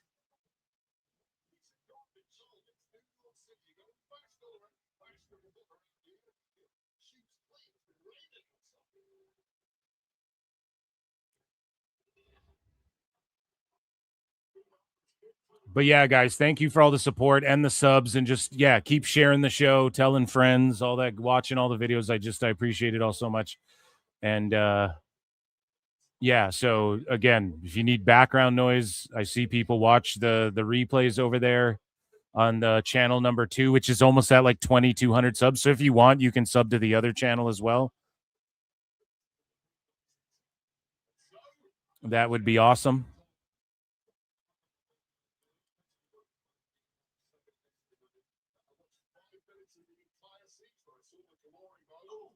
Okay, Danhausen fighting back now, throwing some big blows, big chops. Oh, why did I do that? Throwing the 10 punches in the corner. 5, 6, 7, 8, 9, 10.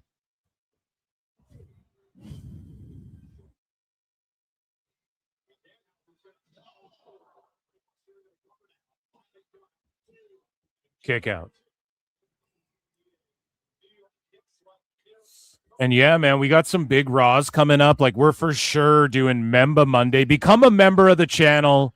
Gift a membership. Patreon.com/Pro Wrestle Times for tons of bonus content exclusive to Patreon. And the member shows go there too. On Patreon. But we got to do Member Monday for Big Cass's return. Like, we're for surely doing a Raw watch along for that, is what I mean, rather. Oh, no, JD just wiped his ass with the jersey. I love Corbin. Or not Corbin. Corbin. Why am I still thinking of Corbin? It's because he did some gangster shit. He showed up out of nowhere at MLW. We'll cover that in a bit. He's on MLW programming tonight, Corbin is. But it's taped, obviously. But it's like, why? I don't know why they did that shit. I love Barrett. Wade Barrett. When he's like, is electrocuting people not in bad taste, Cole? Oh, he's doing like a Hulk Hogan comeback.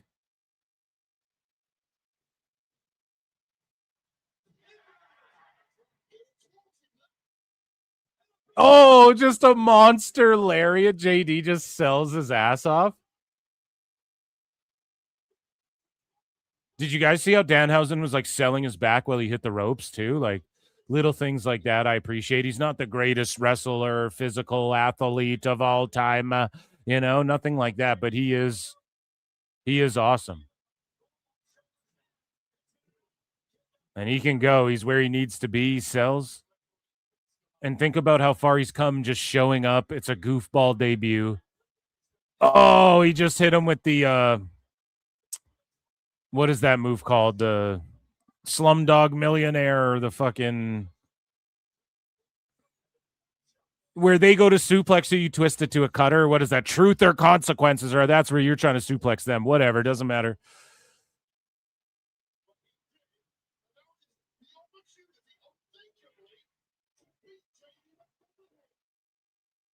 Listen to the whole crowd. Danhausen, and he's like a mascot for the Knicks now, even though I'm from Chicago. Isn't he from Chicago? It's the funniest thing.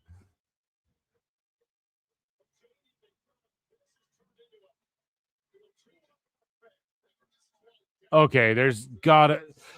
You know what's crazy too? This is a street fight, anything goes, and all we've seen is them have a perfectly good match in the ring with no bullshit and gaga. And then now it's getting like Dom's jumped in there. There's no DQ. but I call that pulling a Cena AJ Styles. Where they go out there, they have a fucking banger and they don't leave, they don't fight around the arena. They don't need to. You just can have a bang. You tell the story in the ring. You know what I'm saying? They're going to say, get the tables.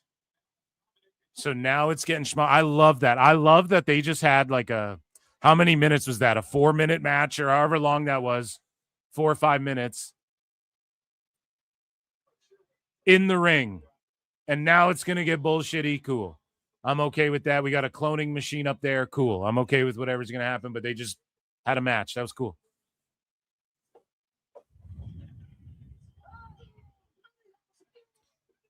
Mini Hausens are everywhere. I thought I smelled cabbage coal.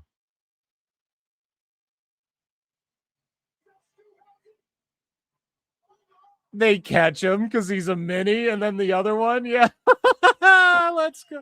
It's so fucking good, dude. It's so stupid and good. They catch the one mini Hausen, they turn to the other one, knocks them all over. That's just fucking. That's so good, man.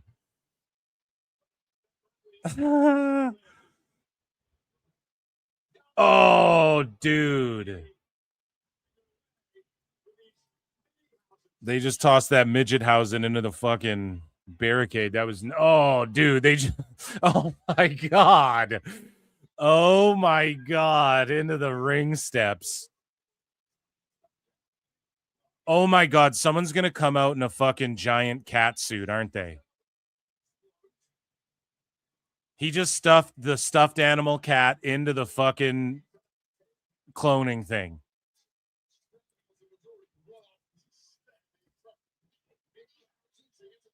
Into the cloning machine.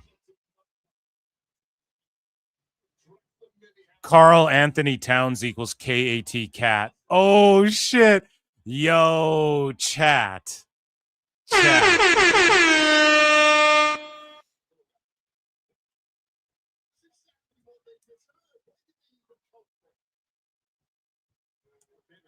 That makes so much sense.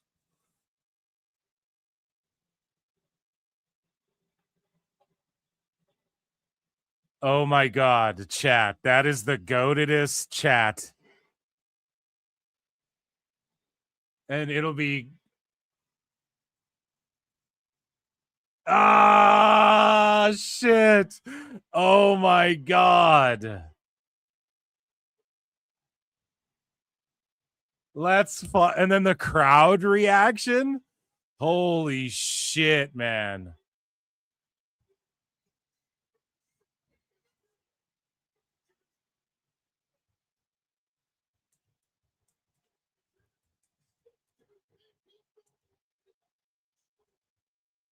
And then shit. And then Barrett goes, he's too big. He's not allowed in this match. Oh, that's too good. Oh shit. Holy shit. Oh, then he cursed them.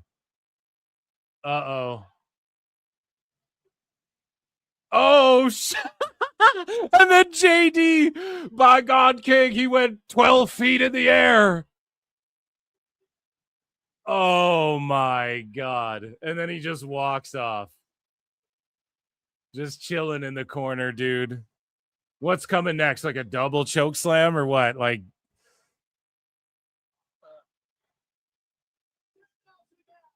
what is this? Scorpion death drop. The Danhausen death drop. I love how he does it like cartoony as well.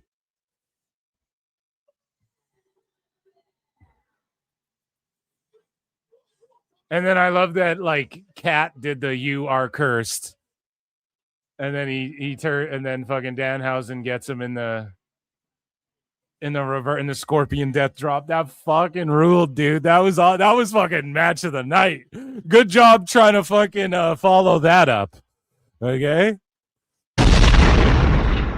that ruled, dude. That's the perfect, like, that's the perfect fun in wrestling involving celebrity, involving sports.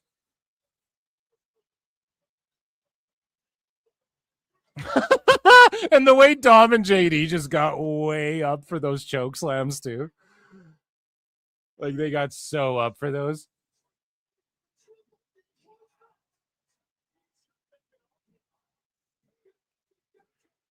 The Danhausen death drop. You gotta love it. Oh yeah, dude. That's a faction. 3 mini-hausens. I'm making it in 2K. Downloading KAT and mini-hausens. And he puts the hand up for, well, it's the KAT-hausen. Rabid Wolverine for 2. Sweet. Says, damn, I thought it would be the ghost of Hulk Hogan. Okay, brother. What are you trying to do? Pop a rating, dude? Well, the ratings are down. I figured I'd come back, Jack. Jesus Christ. Thank you. Thank you for the super chat. Round of applause for that. That was spectacular stuff.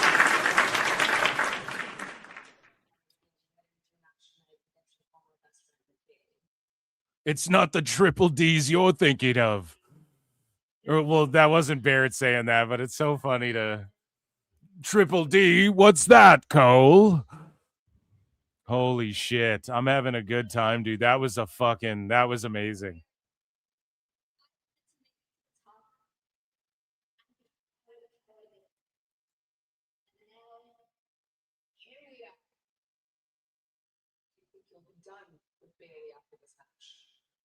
That was all just done perfectly.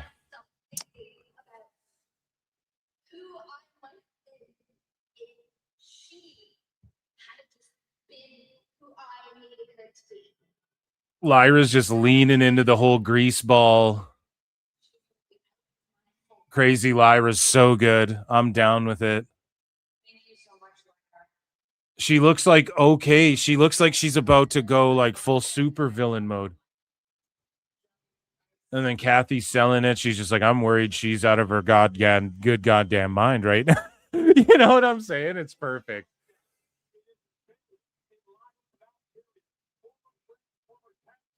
We got Bayley Lyra up next. But first, guys, Chris Jericho. I look and see it's not just me. So many others have stood where I stand. We are the young, so raise your hand.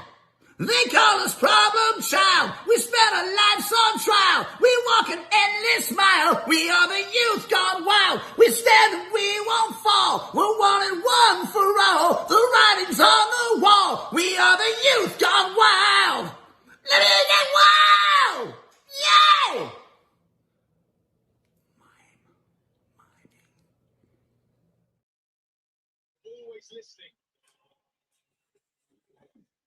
I just had to top up my drink. Yeah, so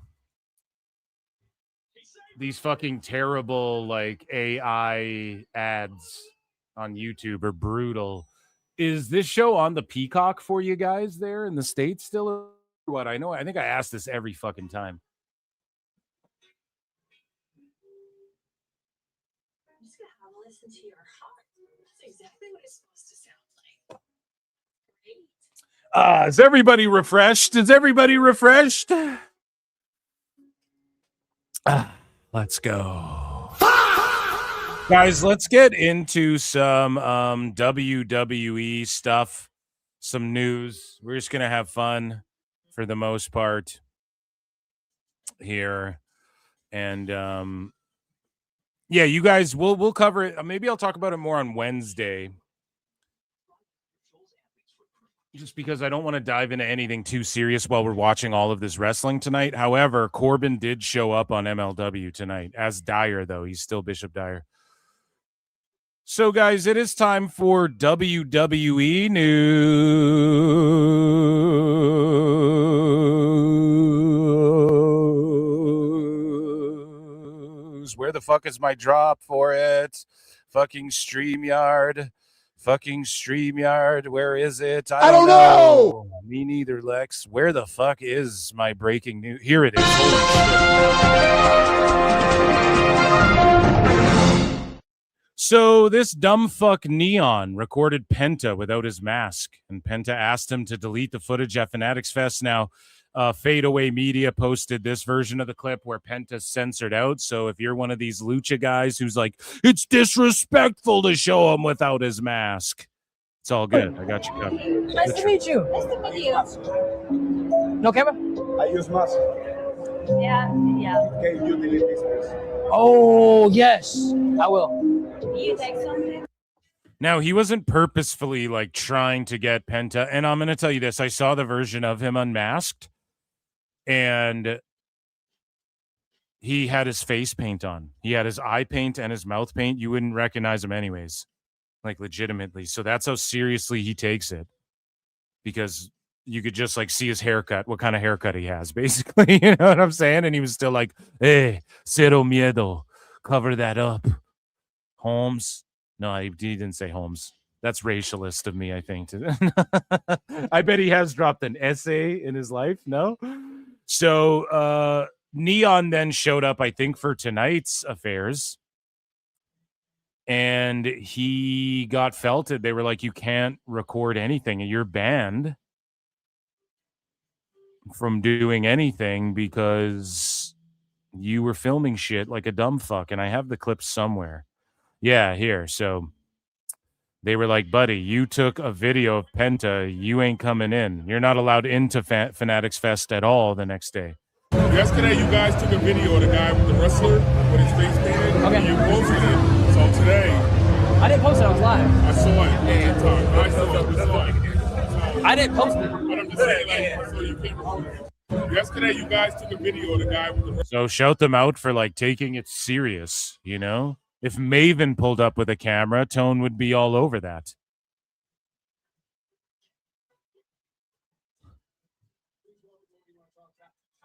So also things that went down at Fanatics Fest and this weekend in general, we have so much. So let's just plow through the shit. The ESPYs went down. There was they played up that one figure skater girl with John Cena's theme, and Rhodes was there, Cody Rhodes, to present the best play at the 26 ESPYs. The ESPY for best play. I think everyone knew who was going to win. OG!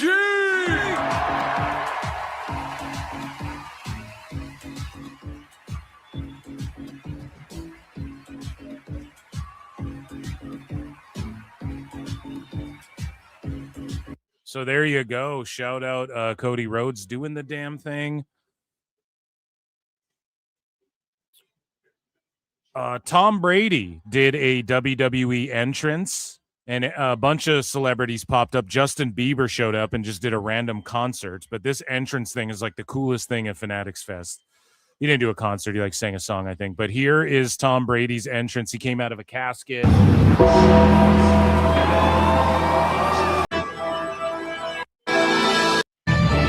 Oh my goodness. Yes. And he's like rolling his eyes back, I think. Howling. Trying to. Any defensive back. Down goes red shirt. So there you go. That was pretty fucking cool. And then he also bitch slapped Logan Paul. And they went face to face. And also like at all like TKO has all this shit going on. So Zuffa Boxing was there, and like Ryan Garcia and Connor Ben were going at it. And Brady's ready for a match. He says it. He's waiting for Nick Khan to book him into a storyline so he can make his WWE debut. Some storyline for me to get in the mix. He also said, he's like, dude, I can do one match. He's like, I could at least do one if Logan Paul can do it full time. I feel like I'm retired from football, have an opportunity to go out there, still showcase I'm a little bit of an athlete. And, you know, my boy Gronk's done it. I've seen, obviously, Logan Paul do it. I think I could get in there for at least one match, right? Sorry, I thought that was a different clip. I've seen so many of these Fanatics clips fucking today. Come on, Nick. Come on, make it happen. So yeah, he's ready to go. And he actually bitch slapped Logan Paul. And I love how they're working it kind of working a shoot, although it's obviously fake and they're going to wrestle, but it is what it is, man. I'm all for it. And again, man, Fanatics has enabled way more crossover opportunities between other sports and pro wrestling than I think. Well, it's the TKO and it's like the Fanatics side of things. And I don't know if Vince, like by himself, could have took it to that level. And this has definitely helped in WWE's popularity. And right now, leading into this SNME, WWE feels white hot. And hopefully it's fucking white hot for SummerSlam. So far, this SNME has been an A+ for me. Just saying, even counting the pre-show.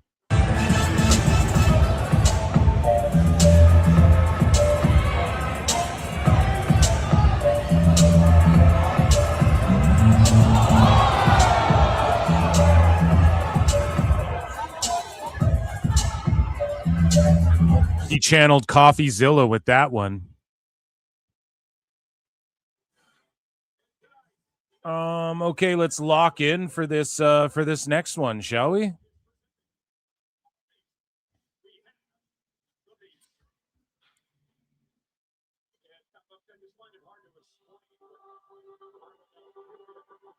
So Lyra Valkyria came out to her new theme. It's pretty generic.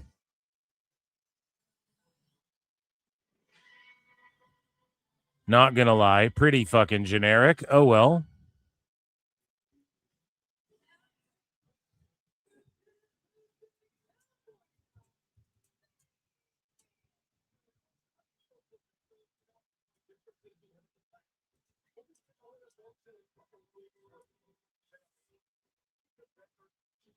I wish that they made better music for Lyra. Like, that was the type of shit Jim Johnston was talking about, you know?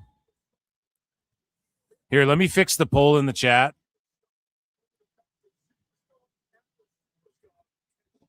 Who do you think wins this grudge match? We got Lyra Valkyria.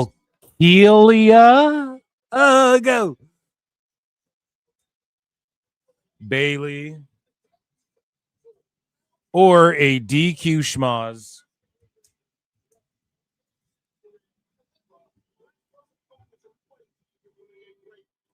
So there's only one answer. Lyra fucking wins this and does some like freaky deaky shit, does some dirty shit, does some obsessive weirdo, or like won't stop. And then Bayley's like, dude, I have to kill this bitch to beat her. And then Lyra pulls it out because like Bayley like second guesses herself or something. Like, you have to have Lyra win this. You have to with this new gimmick. It's not a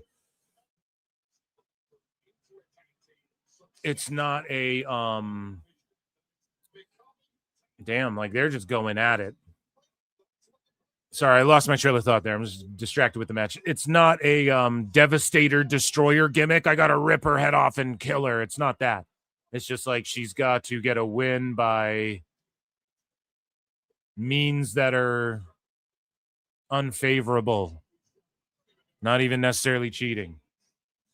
CWJ for 2. Sweet Chico says, can DM pronounce Brady's name correctly?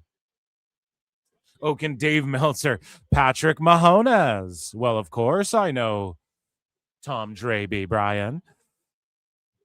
Thank you for the CJ. I'm locking in my vote. I'm going 1 for Lyra. It is locked in.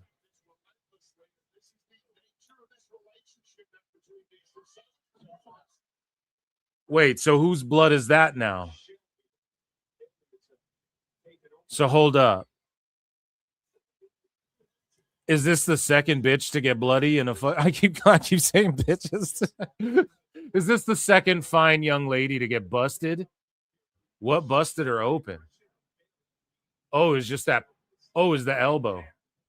Wow, hard waiter. Yep. I mean, it looked stiff, but it wasn't, you know, you didn't expect that to just bust you open, but that's what busts you open. Oh, it's her nose. Okay. Holy shit.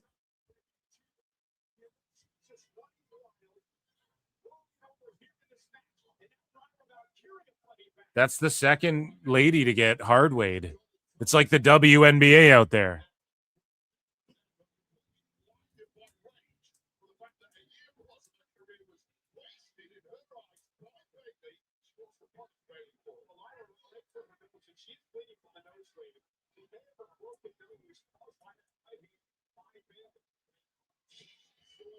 These broads are fighting harder than the WNBA. Oh, go. What's your name? Like Sophie Cunningham? That's what I think he is.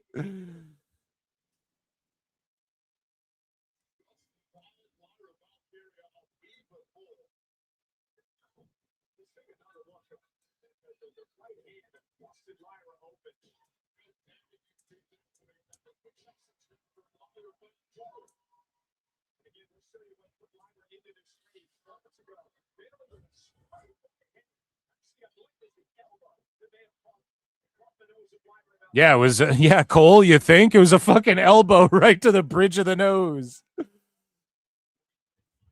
Now the crowd is in a panic. They're like, yo, she's fucked up. And she seems crazy. Now, typically, it works better if, like, the heel busts the baby face's nose hard way and they're fucking fighting from underneath bleeding, but I'm not complaining. This could be a make 'em, break 'em moment because her nose is broken. Get it?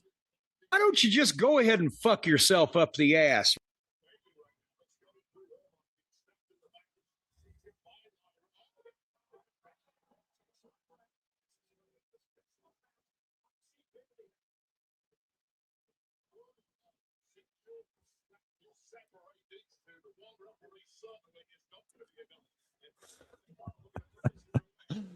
Oh, it's so bad.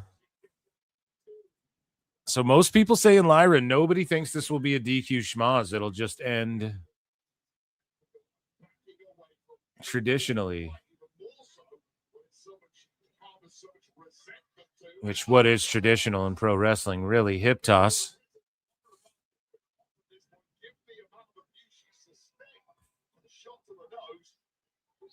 Yeah, I guess you could say she's finally snapped. No? Anyone? Oh, that's so bad.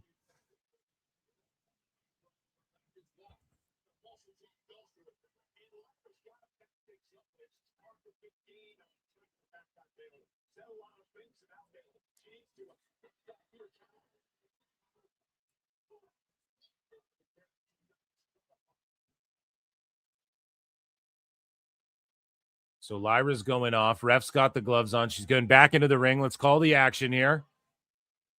She's screaming out to... Why would you be screaming out to the crowd there? That was the first time I think I feel like I've ever seen Lyra do like a dumb ring awareness thing.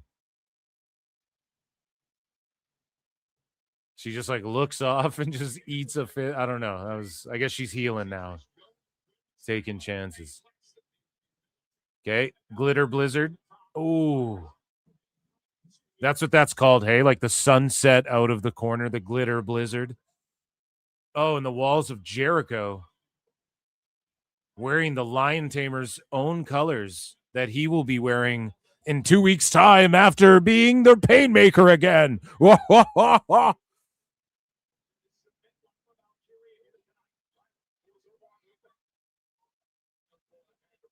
Yo, do you know what was awesome? We didn't talk about SmackDown. Let's just kind of chit-chat about it. I watched SmackDown. It was actually I thought SmackDown was awesome. They're teasing that Tala and Tama have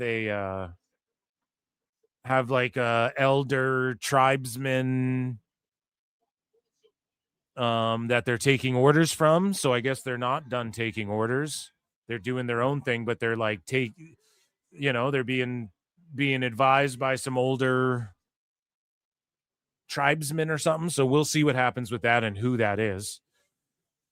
What else? And I liked Finn versus Tala. I thought like Finn just like worked his. It just reminded me of an old. It's not Andre and Hogan, but the size difference. I get, it's like when fucking Andre would fight like a regular dude. It felt that way, and Finn just did a great job of getting over. Like, I got to use my speed and trick this guy and use my wits and da-da-da. I thought that was awesome. Their match was decent. The Raiders and Fraxium went out there and just were like, hey, we're going to show people what tag wrestling is. And they fucking went out there. And not only did they do the flips, dips, dives, the power moves, the fucking leg guillotine from Lyra, Bayley kicks out. Not only did they do all the fun shit and all the sicko shit, but there was a tremendous focus on tag, you're legal. Now we both do the dive, and then we get in. Now you're legal. I come in, then I tag you again. I go to the top. You go to the inside. Like, just both teams were just so on with their tags and shit. It was like, can't everybody do this? Thank fucking God. Frazier's so good. Axiom is too. They're just on. They work so well as a team. And then the Raiders, like guys that are like, they can be boring. I don't know. They just went out there and did what they were known for pre-WWE, kind of what they're known for in WWE, but they just went out there and had they're doing flips and all this shit. So that was great. That was like a regal plex there from Bayley. She's charging up for something. What else was good? Oh, the sunset flip bomb. So Laredo and Gargano now are just flipping face, which is fine. Rose plant reversed. Crippler crossface.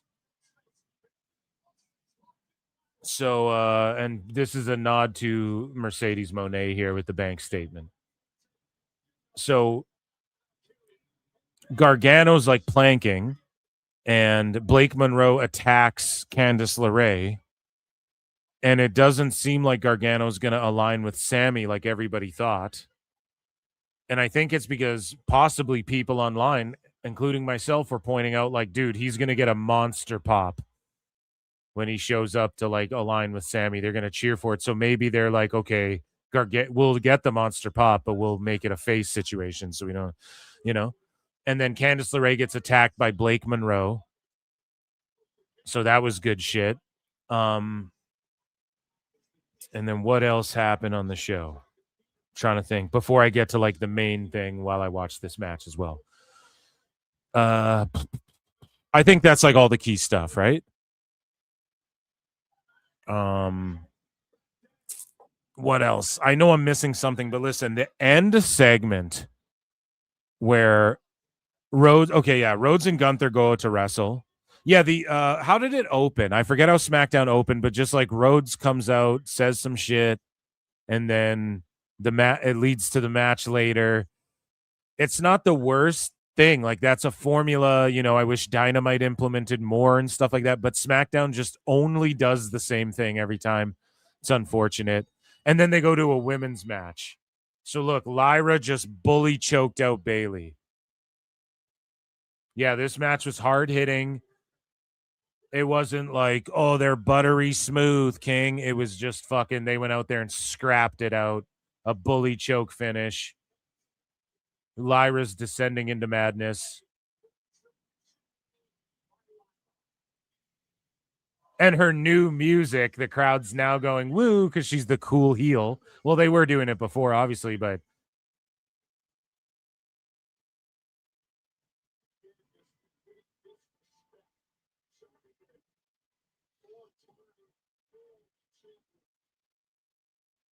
I mean, her theme's okay. I'm listening to it. It's like, it's a remix of her old shit, but once the breakdown happens, like this, it's like, bro, there's too many themes with that shit in it.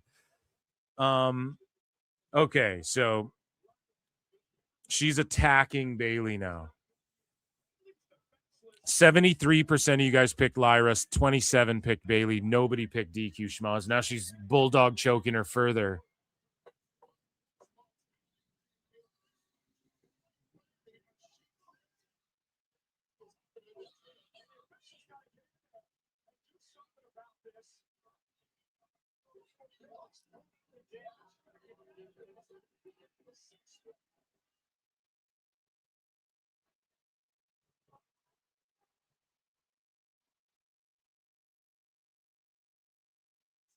Yeah, I think Bayley's gonna be jobbed out to Lyra a couple times and possibly leave the Fed.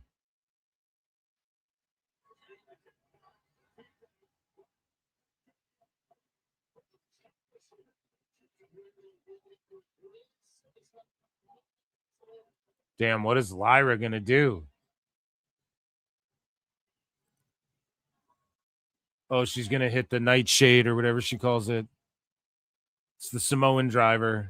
Oh,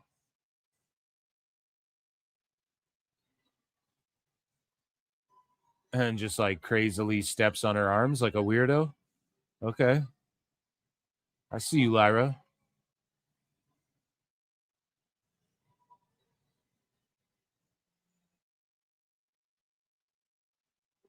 Yeah, that works for me. I like this new Lyra. Whatever she's doing, she does a really great job with it. And whatever I was saying about Smack, just the final segment I loved, okay? The final segment when Sami came out and started, he's like throwing live rounds at Punk pretty much. Like the way Sami brawls is so good. Him and Punk are going at it. They're brawling all over the table and shit.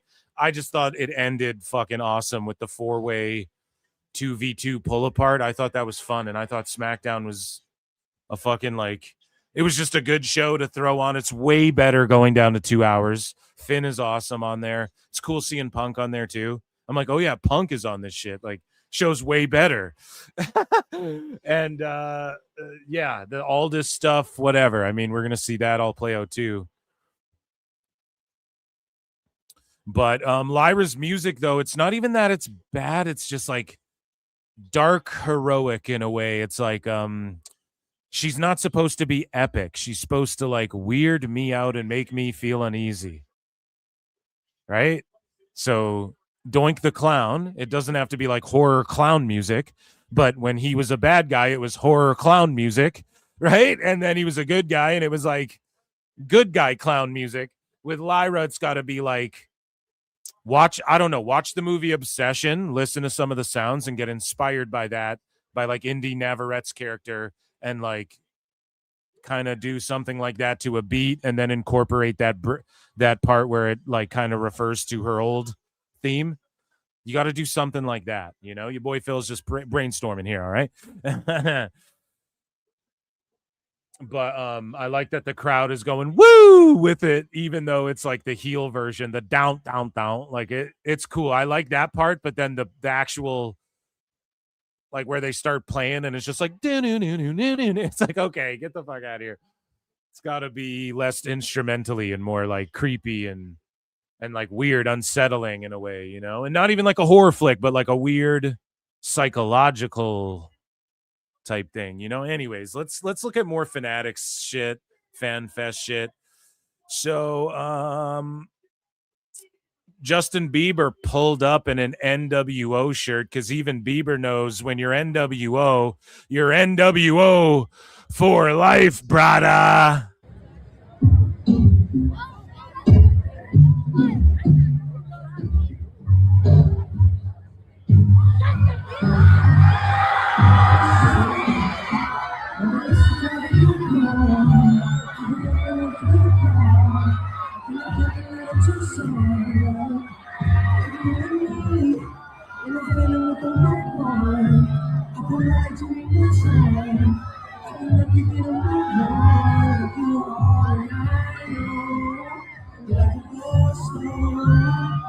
Alex Jones is like, and he wore a New World Order t-shirt. It's part of the Illuminati's grand scheme to get everybody to understand that when you're NWO for life, brother. It's quite alarming.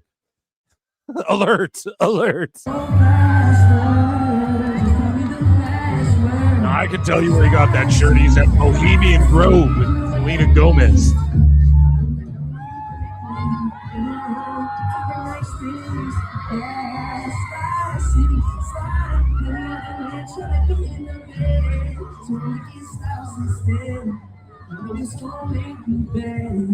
It was they got them in gift bags at that party at P. Diddy's house. I can confirm this. I've been told by a NASA scientist.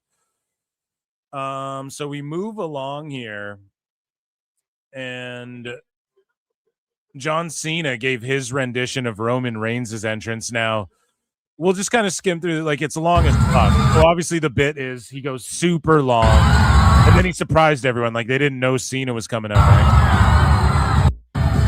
And that's the beauty of this thing, too. You pull up here as a fan, and then you don't know. Like, it could be just like a little kid walking down. Could be some parents. I don't know if they organized it. Like, now there's celebrity time, however they do it. But you go up to this thing at the right time, and you're seeing Justin Bieber come out singing, you know, or your favorite basketball player, or like, you know, fucking James Harden pulled up, and like John Cena comes out to Roman's theme. It's just cool. So he just milks it. Like, we're fast forwarding like a minute. He hasn't done anything. Finally acknowledges the tribal chief. OT Cena or what? OT Cena. OT Cena. OT Cena. And he walks down the ramp. Goes slow. Clearly taking the piss. This is a 5-minute long video I just skimmed through. Then he just runs back up the ramp. Pretty funny. Speaking of the OTC, he was balling out of control for no reason. And he was kicking field goals here. He was missing basketball shots, but he was kicking field goals, and I think he was playing soccer and shit too. I don't know. Let's check this out. He crushed pretty much. Of course he did. He's OTC. You didn't think he'd be the best at everything? I mean, come on, guys. So here is Roman Reigns now playing some football for FIFA. Some footy. Be fun to like be there, you know. So otherwise it's like, okay, it's kind of cool. You got to upload it to socials. Now, I think OTC did take an L here playing basketball. He went 0-6, but basketball's for pussies and dumb fucks anyways, so doesn't. No, I'm joking. No, basketball rules, but Roman, it doesn't matter. He was still good, right? OTC. No, he sucked ass at. Oh yeah, he's down. He's got to jump. He's just like, yeah, like the commentary said, he's just like shooting them like free throws. He don't give a fuck. Why would he give a fuck? Because he can punch a bag this hard and come just shy of the record. Okay. Now, Haku has the record, as you can see on the scoreboard. No. Before that was the high. Yeah, the second one's always like weaker because you're trying to throw into it. The trick, like a lot of people, a lot of trainers, I guess, and a lot of people who box will tell you, like, or a lot of really great knockout artists especially will tell you, don't look for the knockout. Like, just do your thing and let it flow. It'll come if the power's there. It's when you like exert yourself, you're not actually getting the force behind the shit. Now, maybe Francis Ngannou's like, that's stupid, and you fucking, I put all of my foot. Maybe I don't know. I'm just saying, like, people will say that. Just let the hands go, and then when you start connecting, it's about how you connect as much as like the force as well. Some people just naturally generate that fucking otherworldly shit, but Roman was doing his thing, man. He's not liking the punching bag here at the UFC station. And they were like announcing fights and stuff too. It was pretty cool. Yeah, let's get back into Saturday night's main event. Is this the next match, or are we getting this Jalen, Brunson, Roman Reigns shit last? So, who goes up first? I told you earlier I'll go out with you.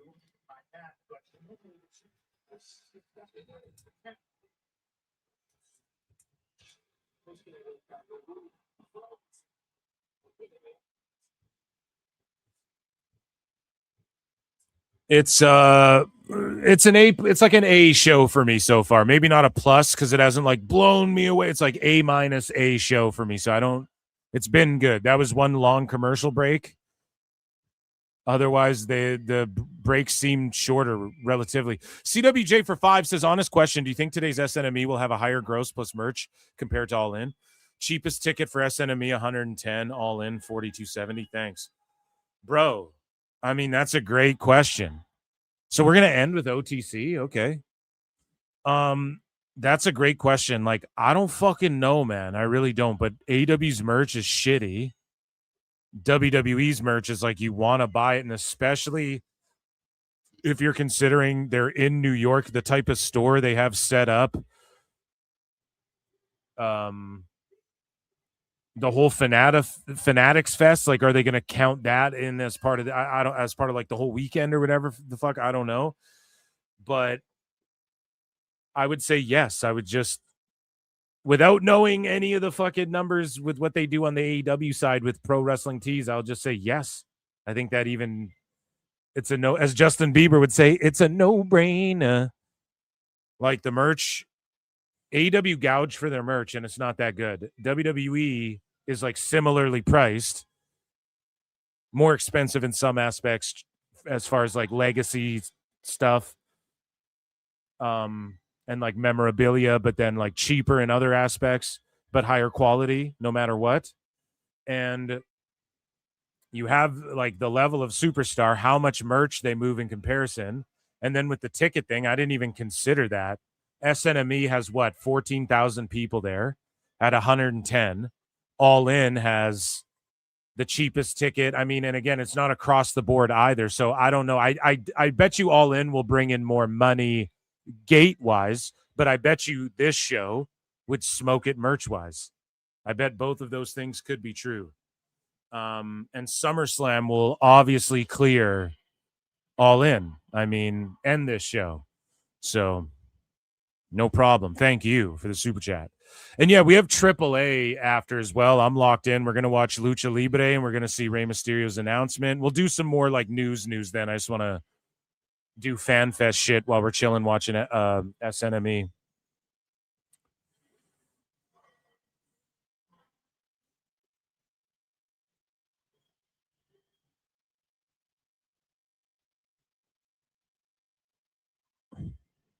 But yeah, I'll say All In will clear this show gateway, or maybe not. Like, we don't know. Well, I need to see. We need to wait until Brandon Thurston sues the fucking building, and then we get the turnstile count. You know what I'm saying? Then we'll know for sure. Thing, bro. Sure thing. Oh, that's funny.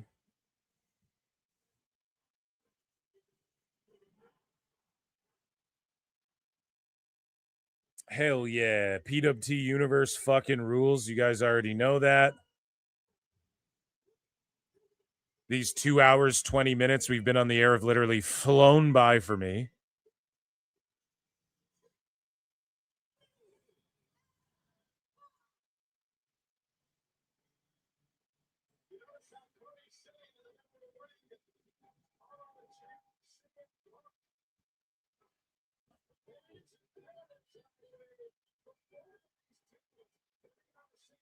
And I am very much curious what Rey Mysterio's announcement is. And if it's something obvious that your boy Phil doesn't know, let me know, because I think I missed the last AAA or two. So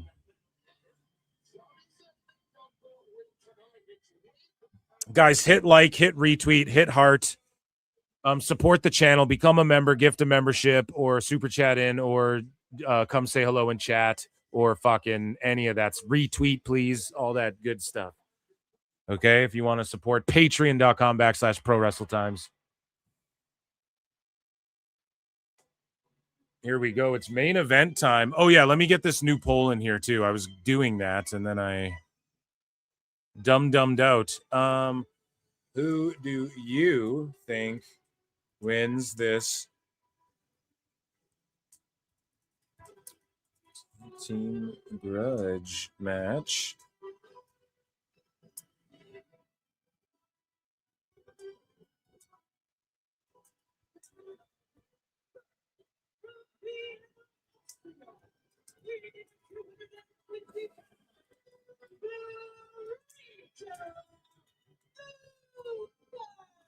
Gunther, guten Tag. Who do you think wins this tag team grudge match? 1 for CM Punk and Cody Rhodes, 2 for Gunther and Sami Zayn, 3 for a DQ schmoz. Get your votes in. I'm actually still torn on this. I could see them, to fit everyone on the card, try and do a 4-way. However, it appears as though Aldis and Gunther will likely go down.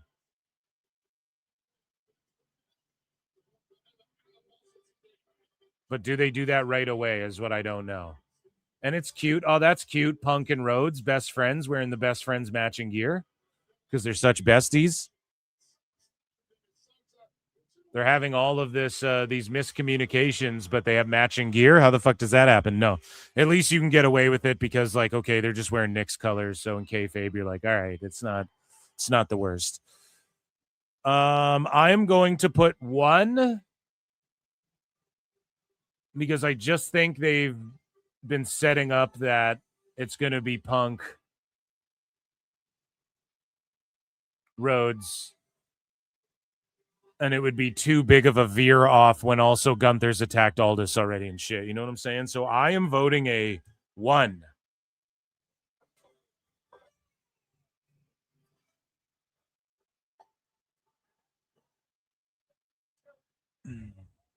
Oh, they're just brawling. Let's fucking go.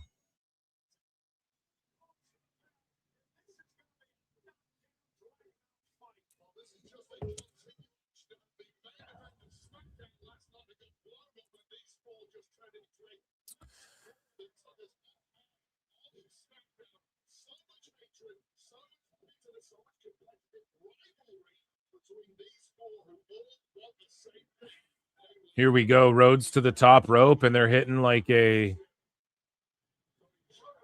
double axe handle there. They're chanting for CM Punk.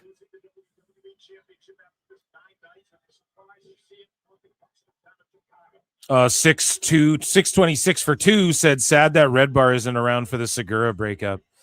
Yeah, I know, man. I know. Someone saw him and Jules at some fucking, like, on a patio getting drinks or something like that. You know what I mean? So who knows what's going on with all that, but I definitely miss Red Bar and the Segura breakup. Oh, man. A big chop from Gunther, and Punk just hits the deck.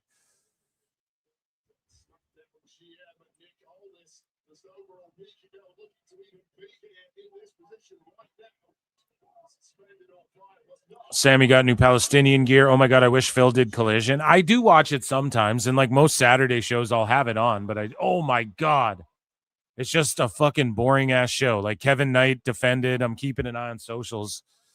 Whatever, man. Who gives a fuck? That Danhausen match was like the highlight of the night. This has been an amazing show so far. This match started really good, and Punk is just bumping around like crazy. Like he must be feeling real good about himself lately, because that fucking barricade bump was wild. And I think we've picked 100% tonight as well. Because if you picked fucking schmoz on JC jumping in, I think you get a half point. So 95.5% or whatever you want. I don't know the math on that. I love math, Brian.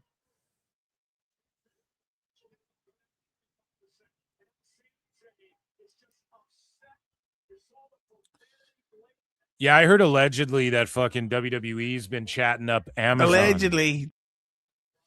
And then we hear like, oh, they're going head to head with All Out.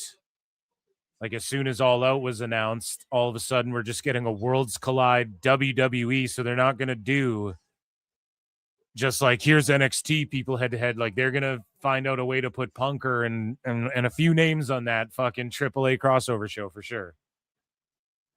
That's wild, you know? And it seems like the cock blocking efforts continue. And if they locked in some shit with Amazon before, I mean, in the next year, everyone's like, oh, well, they'll still be on WBD for a year. It's like, or with Paramount, when they merge with WBD for a year, it's like, that might not be a good thing, bro. Like that might be worse. You guys don't get it. Like they get shelved. Let's say Paramount picks it up to buy WWE another year to fucking lock in some other shit. And then and especially this isn't crazy of me to say because think about the way Meltzer and them conspiracy theorize about WWE and how sinister minister and fucking devilishly ghoulish and fucking conspiratorial they are towards WWE and how everyone's a shill and they're all in everyone's pocket, blah, blah, blah. So then Dave says shit like that forever. But then it comes to, well, TKO works closely with Paramount. Now he's spurging out trying to explain why they wouldn't do some ghoulish behind the scenes. You know, like that's all you accuse them of doing all the time. So it's funny to see that. But it seems like WWE has greater motive. And if they slide into Amazon, that it would not only confirm my theory that even people in the business at the highest level believe that fucking Amazon's the only thing for AEW that's really out there. But it would definitely confirm the theories that, you know, WWE's up to some shady pity shit. Which I like, man. Competition makes everyone better. Oh my God. The Cody Cutter. This match, they're going off. Everyone's wrestling their asses off this match, too.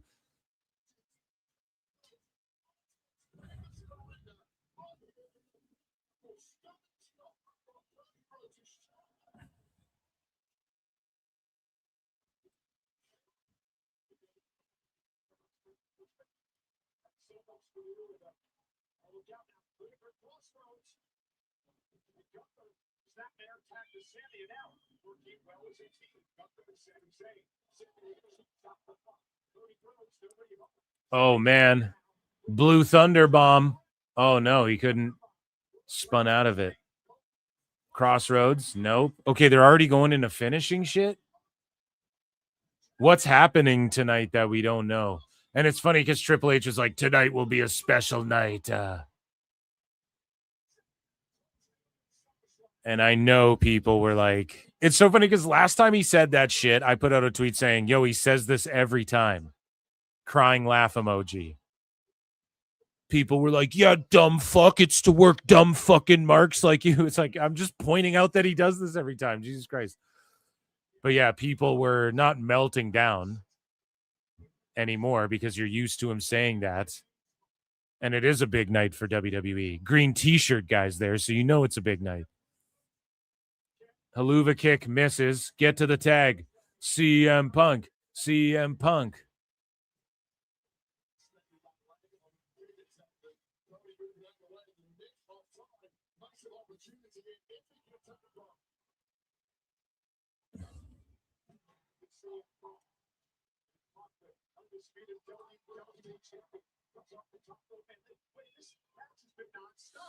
Yeah, I voted in this one, right? I put my vote in. Yes, good. I was like, I pick Punk and Rhodes. Like, it will not be a four-way. It will end up being the same. Like, that's the safe bet. But the way this story's structured, it wouldn't be the first time WWE's like, and here's a four-way at a big, huge event for the title, because, you know, they've done that in the past historically a few times, so.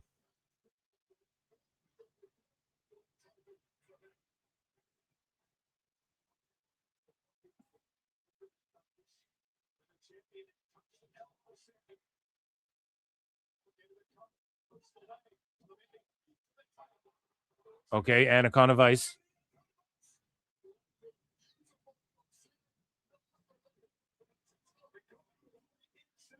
Okay, Gunther, just powerbomb him if he's... Yeah, okay, good. Figure four. And they spent a lot of time on SmackDown in the match Gunther Rhodes before it turned into a schmoz. Gunther was selling his ass off for the figure four.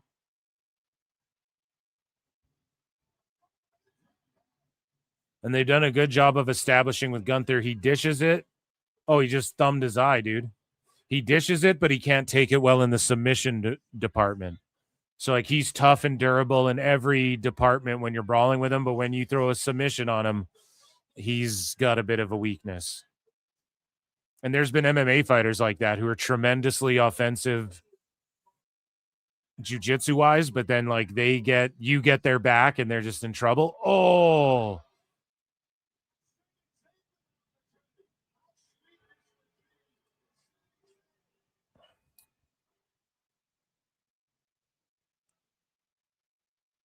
they're just going quick as shit in this match. Went way quicker than I thought it would. We got to be getting into the finish here. Haluva kick, crossroads. Sami's done. Where's Gunther? Watch that burning lariat. Yep. Boom, right there.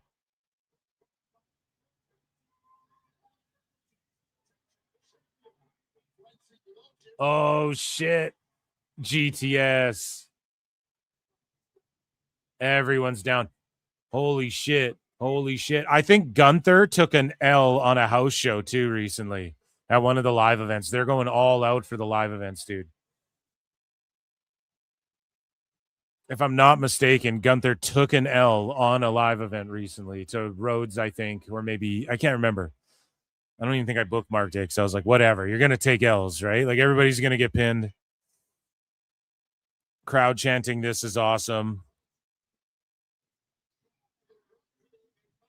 SummerSlam's trending right now on top of Saturday night's main event.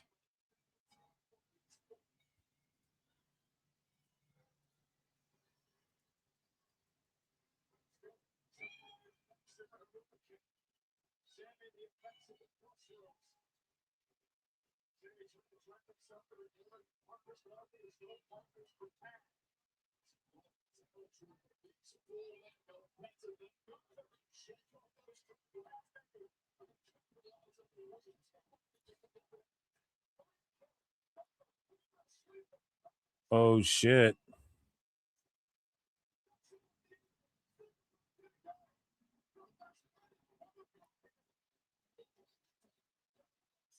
Oh, shit. He's got him in an RNC, and Punk now, he's busted open earlier in this match on the bridge of his nose. Hard way.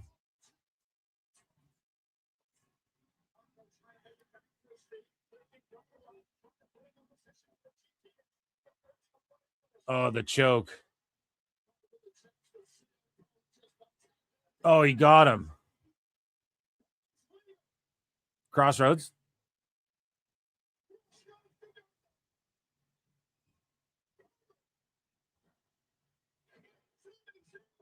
Sami breaks it up last second. Holy, man, they're going off. This match is going off, by God, King.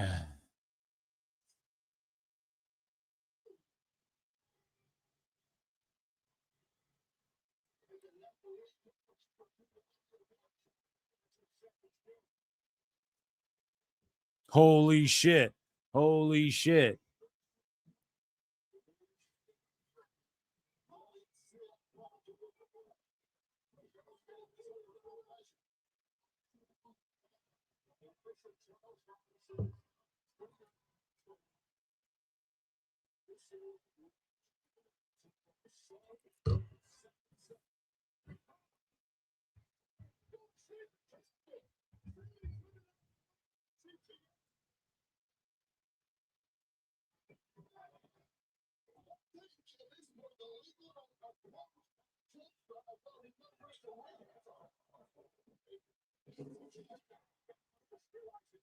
So they're just bitch slapping Gunther back and forth.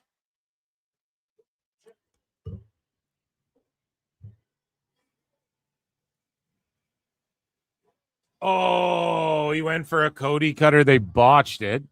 He just like shoulder tackled Punk. Big boot. Holy shit, this is a schmoz. No, it's a schmoz.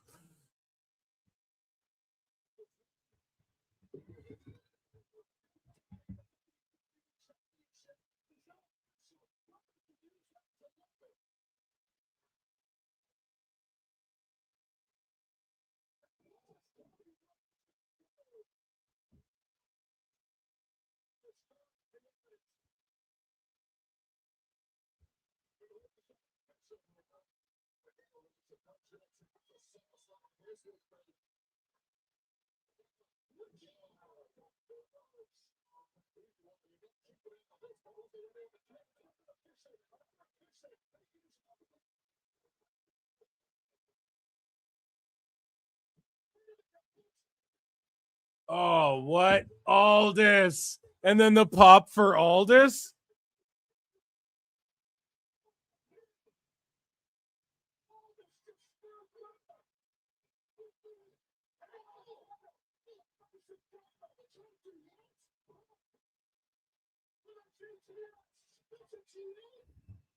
Oh my God.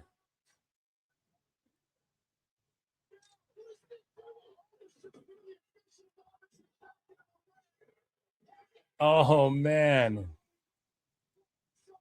Aldis. Holy shit. Aldis just fucked Gunther. That's the match at SummerSlam.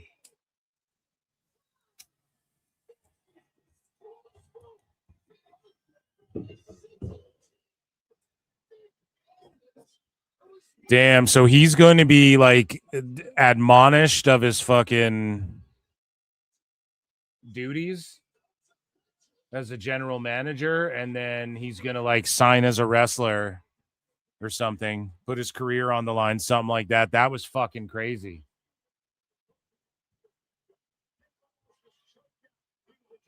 And then we're going to get 20 minutes of OTC and Jalen Brunson, and something will happen, right? Am I right on that? So 44% of you said CM Punk and Cody Rhodes. 25% of you said Gunther and Zayn would win. 31% said it would be a DQ schmoz. Maybe that's a half a point.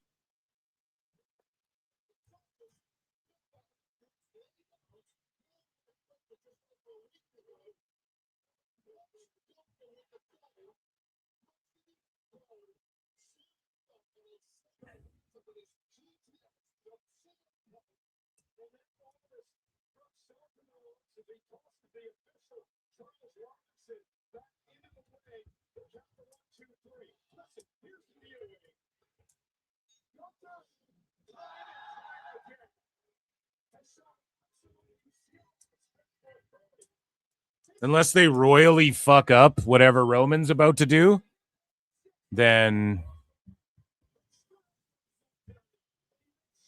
it's going to be something big. Unless they royally fuck it up, then I mean, what do you guys grade this show? We have to wait till the announcement.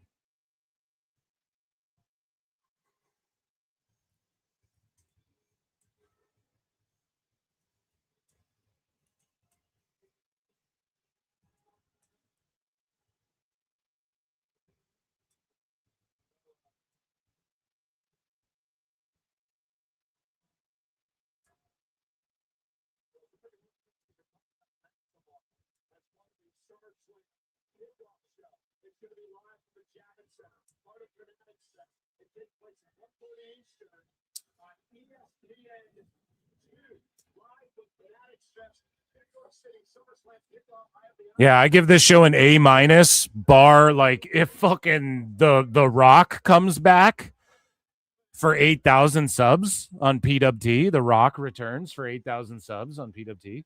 It is a monumental occasion. If that happened, it might go to A+. I think it's perfect with nothing that put it over the edge of A+ for me. Maybe you disagree.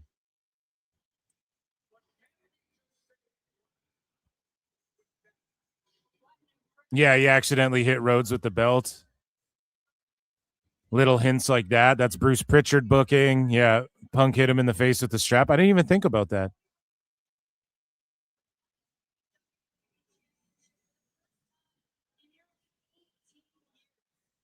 Samoa Joe had to step down from his NXT GM helper job to have the match with Karrion Kross, so they're consistent. Yep.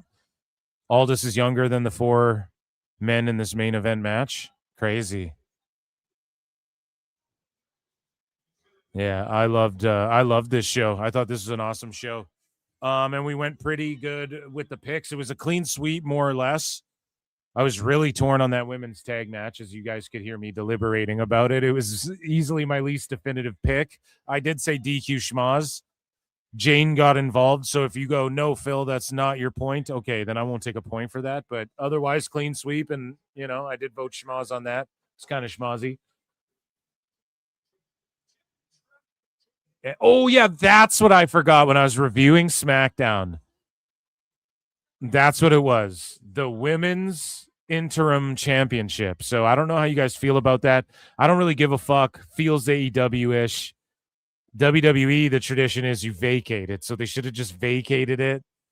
I'm not a big interim title fan in anything, not even like UFC and shit. So they're doing and then like Tiffy, what I didn't like was Tiffy won her fucking match. She's the US champ, but now she's going for the WWE title. It's just like, what? So all the other belts are you win this belt and then you can go after the WWE women's title, pretty much. It's like, what the fuck? It would be cool if she had like her own division, then someone else got a spot to shine, but they obviously need her in a high profile situation for SummerSlam because they're not going to do her versus fucking Kiana James or whatever at SummerSlam. Not yet anyways. And we are going to watch AAA. So Reigns is coming out with Brunson, right?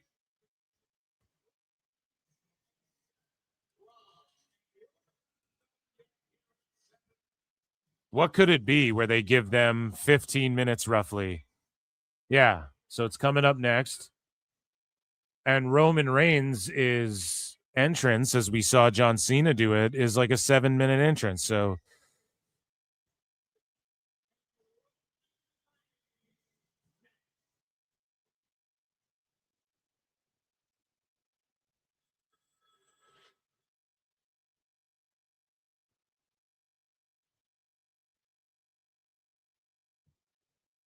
the War Games promo's running. Let's get into more. Let's do some more like fun stuff. This has been an amazing show. Shout you guys all out. Thank you for 8K subs. So we watched the OTC completely rule ass at Fanatics Fest. Here's Cody Rhodes being terrible at Fanatics Fest. Didn't inherit the balling out of control for no reason like his dad. Because like Dusty Rhodes, crazy. We move along here. I think we have more Rhodes like botching sports. So here he's doing the FIFA shootout. And he scored on a D1 goalkeeper. So he actually did really good here. Now the goalies. I mean, you guys get it. So we move along here. It's good times. It's great times. We're having so much fun at Fanatics Fest. Fanatics Fest. So here a UFC champion is in the house, Justin Gaethje, who beat the brakes off of Ilya Topuria at UFC Freedom 250, is in the house, coming out to Triple H. Time to play the gauge. Time to play the gauge.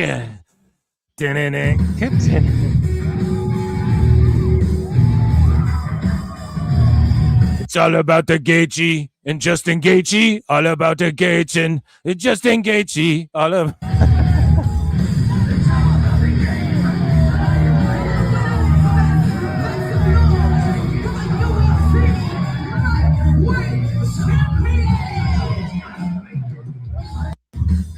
Hell yeah. So that's cool. You never know who's going to show up. Speaking of showing up, your tribal chief pulled up to a Yankees game as well. He might pull up with the whole Yankees here with Jalen Brunson in just a moment. What's going on? It's the tribal chief, Roman Reigns, here on site, Yankee Stadium, baby. Checking it out. This is exactly what I thought it would be, man. This is a childhood dream of mine. Let's go. Yankees #1, baby. You sellout. You're from California. California. So speaking of where you don't belong, the boogeyman belongs nowhere, okay? He scares the children. He scares the hoes. He creeps me out too, okay? And he pulled up on Danhausen in R-Truth. This is a funny little bit. I love boogeyman. Whoa! Whoa! Yeah! Whoa! And I'm coming to get ya! Hey! Hey, you gotta pick that up, dog! You gotta pick that up!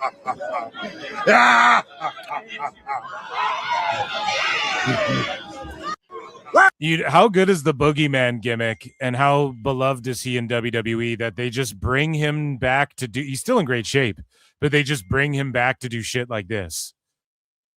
Imagine the boogeyman returned and worked with fucking Danhausen, even as like a one-off situation or so. That could be awesome.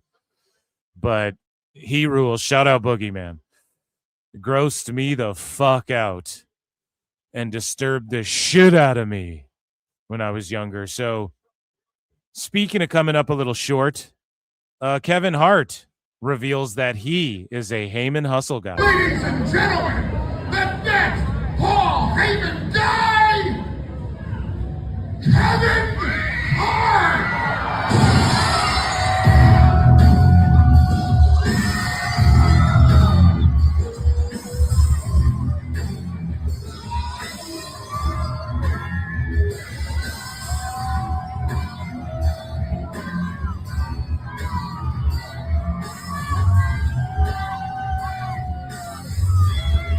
What is he drinking? That's got to be his tequila. I think he has his own tequila now.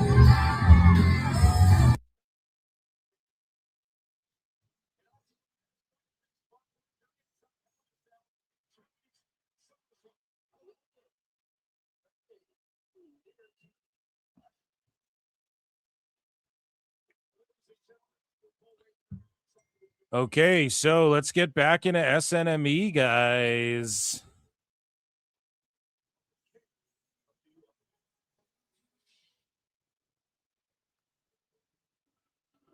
This city produces pressure. It demands excellence. It rewards greatness and those who deliver. Those who lift their names into Gotham's mythology join that rarest fraternity, the Kings of New York.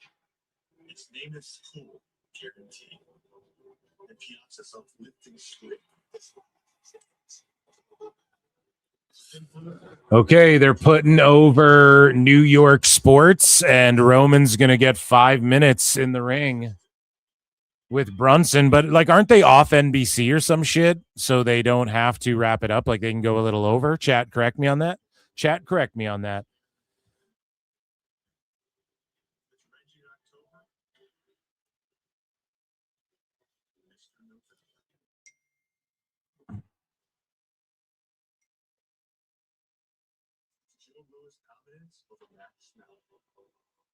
Madison Square Garden, the city's sporting cathedral, what did we do?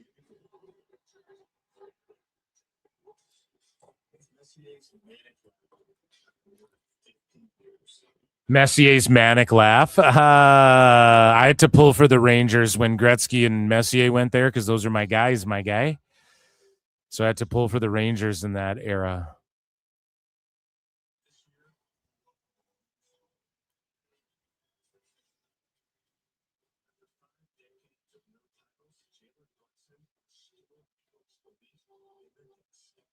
And then they trashed the fucking city. Just kidding.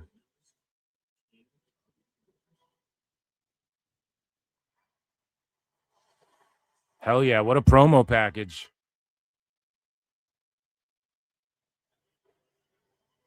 Oh yeah, it's time. One's in the chat. Acknowledge your tribal fucking chief, chat. Even I'm chatting. Look in chat. Oh, wait, is Brunson coming out? Boo. No, I'm just joking.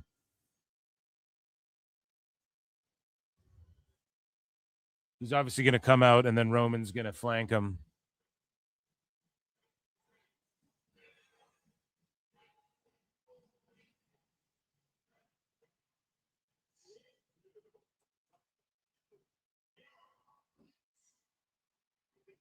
I will rule you.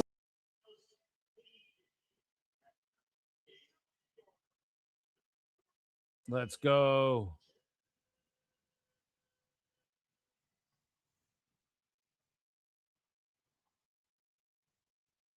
And Brunson's from South Jersey? I didn't even... Is he? I didn't know that. That must be cool for him then, playing for the fucking Knicks. And winning chips and shit.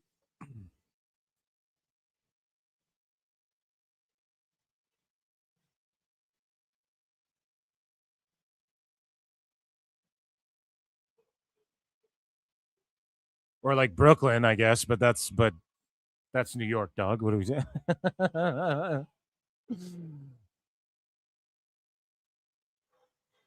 Hell yeah, this package is dope. So they're just running over, right? Are they on who has a bigger attendance, MSG tonight or SNME or Tay-Tay's ego trip wedding? Who knows? Probably Taylor Swift's thing.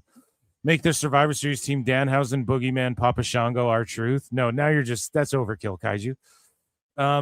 Hardest working podcaster in the IWC, ladies and gentlemen, Mr. Phil Marks. Thank you, sir. So are they allowed to just go overtime? There's no cutoff. They're only on Peacock YouTube. Thank you, sir. Thank you. Stupid idiot. That was for me. So yeah, they don't give a fuck then. This will take 20 minutes if they want.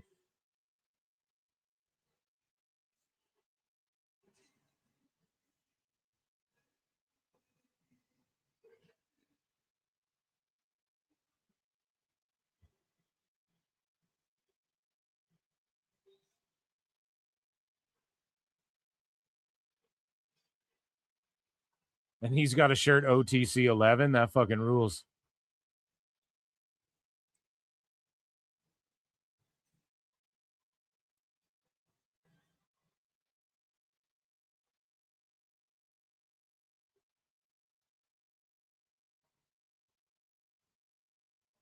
Sports-based wrestling.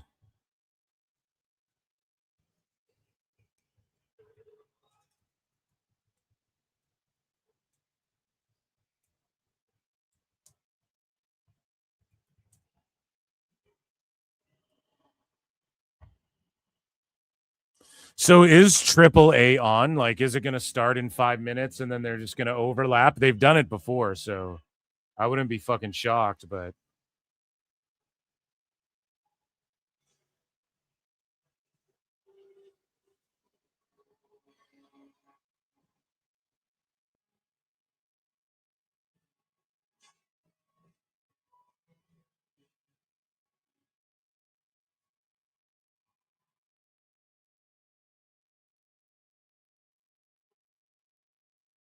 OTC, OTC, OTC.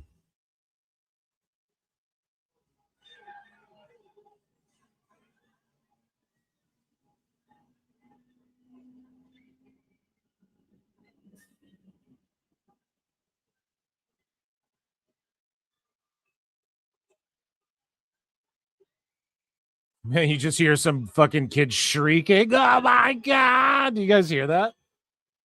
That's crazy. You just hear this fucking kid. Wow. Yeah, so Lucha Libre is coming on in 3 minutes. So Roman won't even be in the ring in 3 minutes.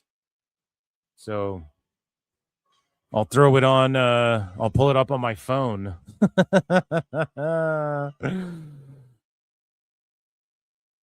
And we'll watch the shit as well simultaneously. But I'm turning the volume off. Yeah, SummerSlam tickets are going for as low as $25 now. And a show like this will get people in, man.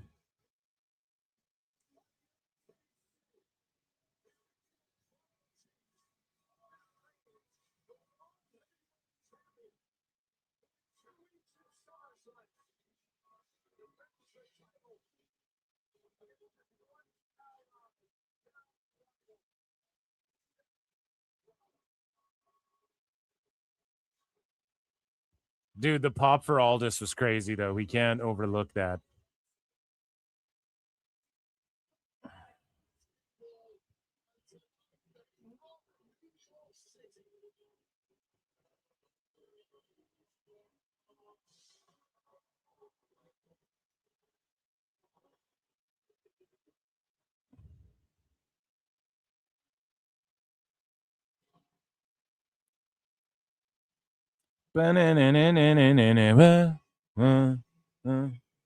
Let's go. OTC, OTC, OTC, OTC.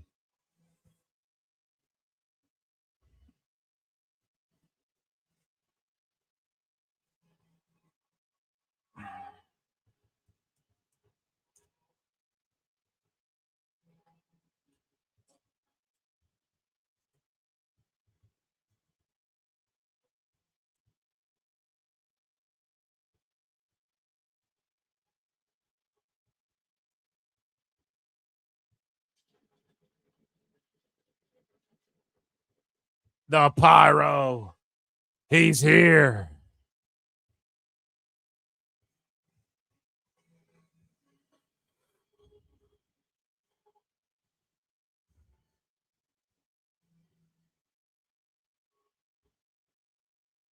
By God, King. Roman's like looking at the crowd all, what's up? Nodding at him and shit. Taking his sweet ass time. He's going to start his promo when AAA begins.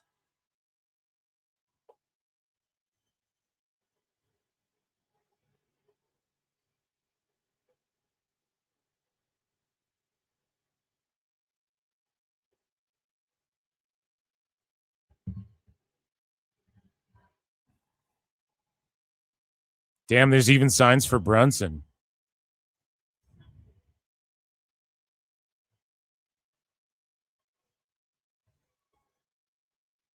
Yeah, this rules. There's nothing like this, dude. You just see the look on his face. He's trying to be cool, but he's like, oh, hell yeah.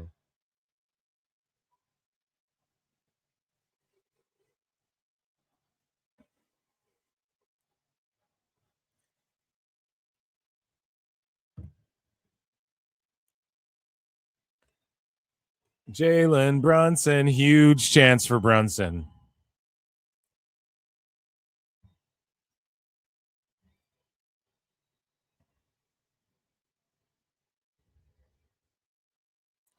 Minneapolis, the home of riots against the police and Leering Center's great summer destination for tourists. I know. But man, they can't control that shit, you know? WWE's got a WWE, but no, you're right. Everyone's like, aren't people dying there? I'm staying the fuck away from there.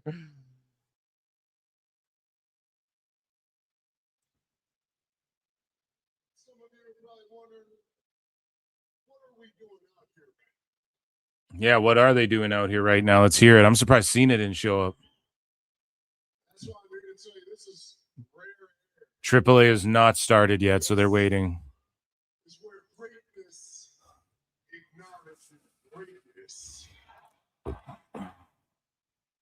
Let's go.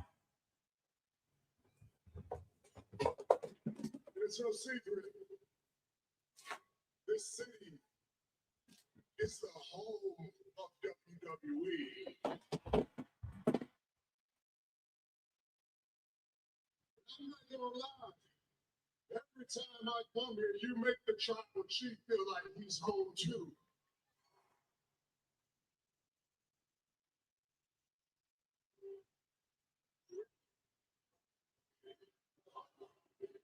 OTC.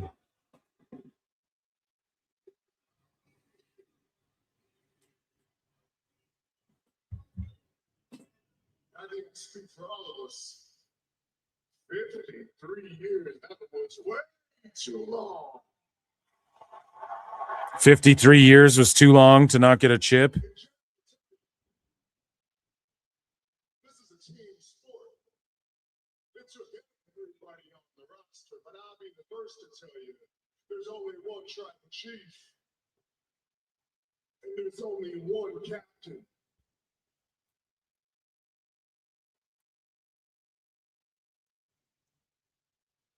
The finals MVP. NBA champion. The king of New York. Danhausen. No, he's going the king of New York and shit. Danhausen comes out.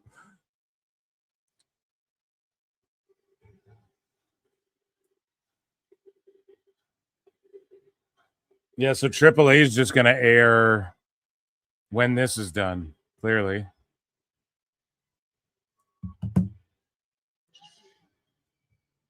Here in the WWE, every champion.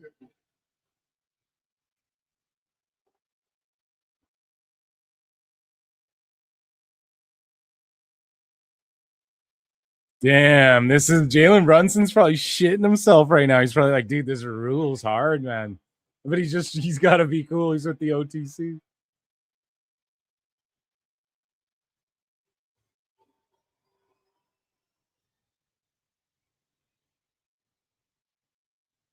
Champion WWE needs a title. So the tribal chief made some moves. Okay. Made some moves. Ooh. Now they're doing big gold versions of of just the side plates instead of like a WWE title that's like the middles, whatever design. That fucking rules. And whenever people win a championship, they always take the old school big gold. So this kind of replaces that. This man earned it.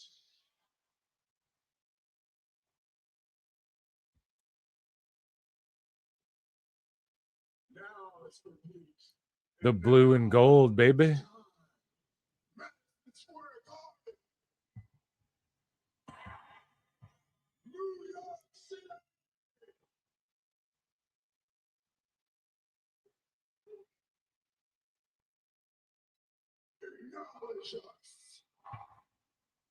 You don't acknowledge us. Acknowledge me. So is that it? Is that all they wanted to do? I mean, that's cool as shit. Oh, Seth, no. Not a goddamn chance. Oh my God. Yeah, Seth comes out. You had to know something was coming.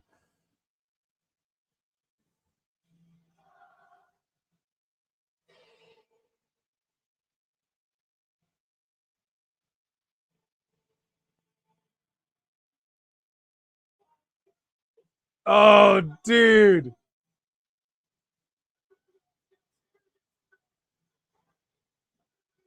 Tyrese Halliburton. They're clearly adding Halliburton to 2K as well. Brunson and Halliburton, they were in last year's game. I had a hunch this was going to happen. I just had a fucking hunch. They announced Brunson was coming back clearly, or they didn't announce it. Someone like leaked it or something. But clearly Halliburton too. If he's not already, he might have already been. I don't know. But of course, he's going to come and heel in New York. Seth Glon. So they're like the heels. You know, it's crazy because Roman's more the heel. But Seth, I mean, he is a Weasley rat. He never really did much to change since coming back, other than fighting with the Vision. But I'd say this is a full-on, this isn't even like hometown shit. I think this is like a full-on pivot. Right? He's going to like do chair shots and shit. They're like, we want SummerSlam Boo in this motherfucker, you know?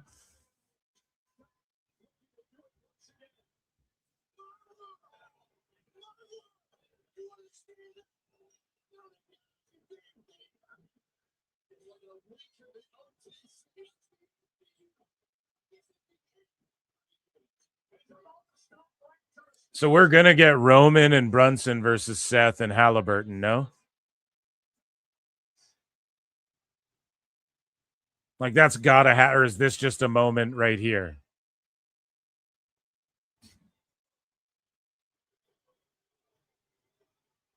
Oh shit.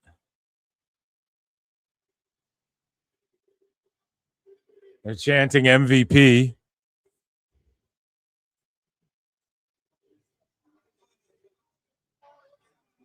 They had to censor him because he goes, my house, motherfucker.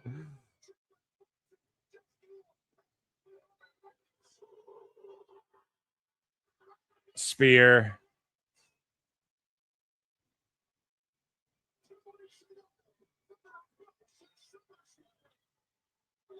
And Halliburton ain't do shit.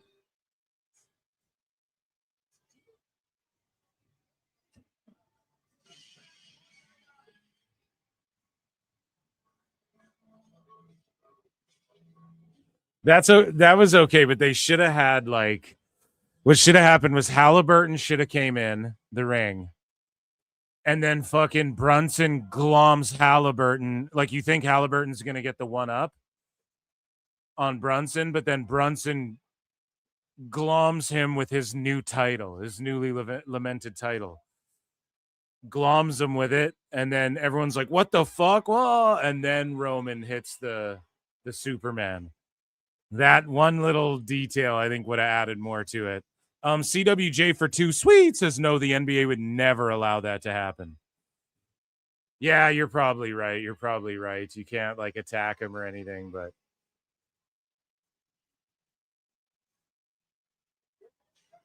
maybe, who knows? Fuck it. Pull a Dennis Rodman and just do it.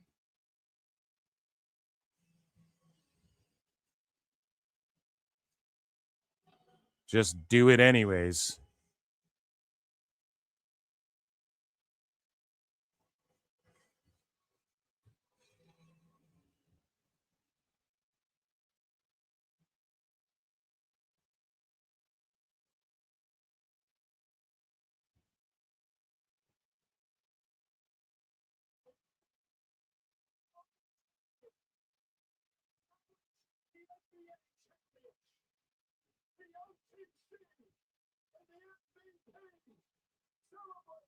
Yeah, that ending bit was the shits.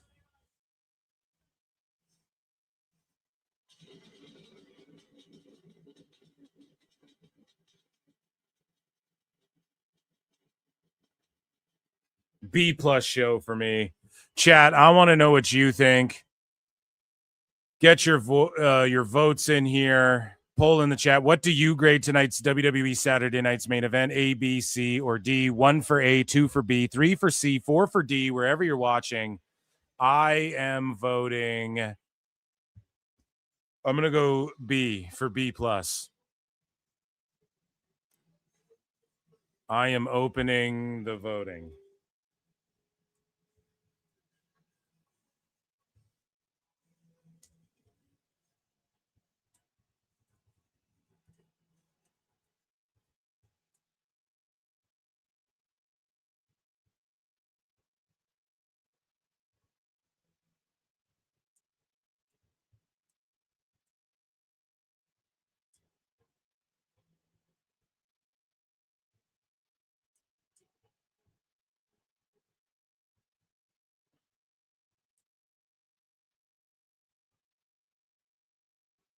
Yeah. Okay. So that was what it was. Is AAA starting now?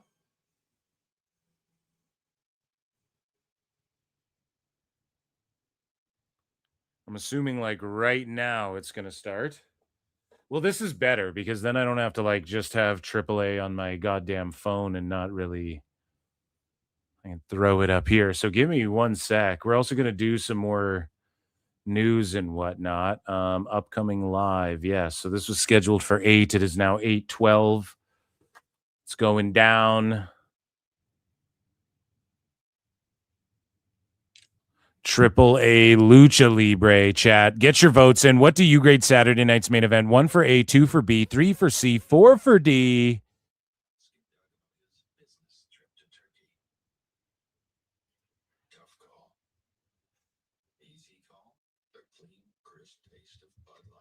Let's see how you all feel about it.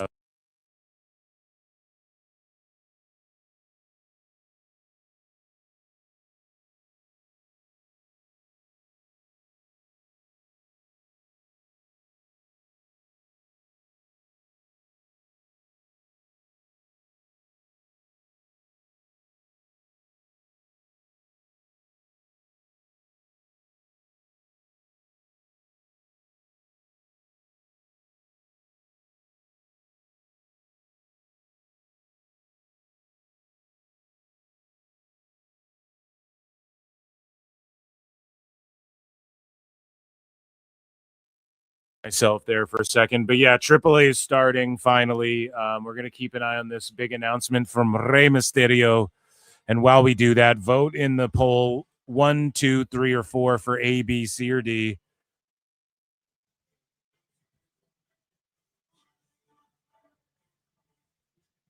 And let's get into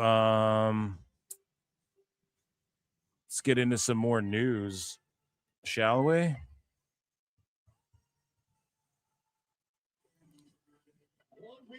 Between us and Milano and Scandalo. But tonight, the hottest break of the business is still on the marquee here at Arena Patilti to bring another highly anticipated edition of AAA. Okay, so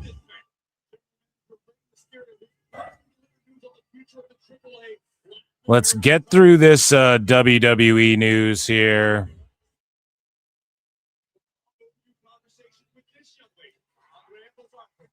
Andrea Berzarte. Hell yeah, El Grande's there. So let's get back into WWE news at the Fan Fest. Back to the Fan Fest we go, okay?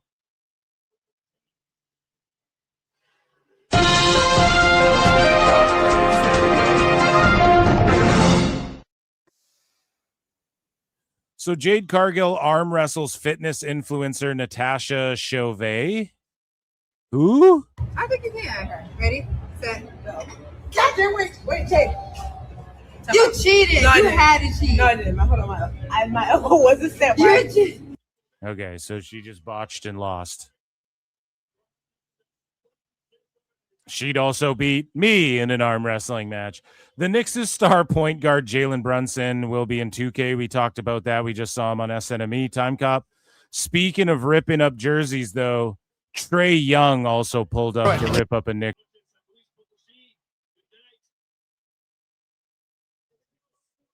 And lastly, from Fanatics Fest, Fan Fest, here's John Cena hitting the UFC power punch thing that Roman Reigns botched horribly as well. 818, John. 818.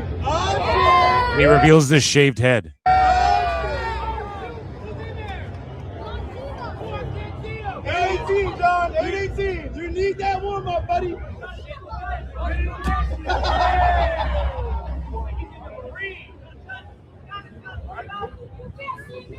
Come on, give me 12 rounds, Sean.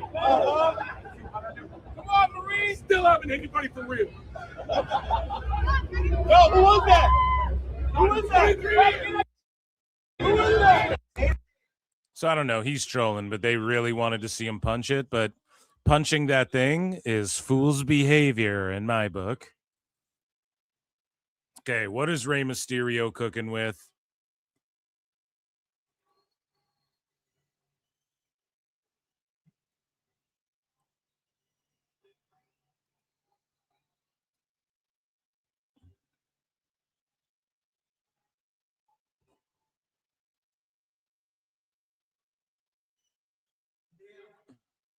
So this is Ludwig's, this is El Grande's wife here. I want to apologize. The name was AAA.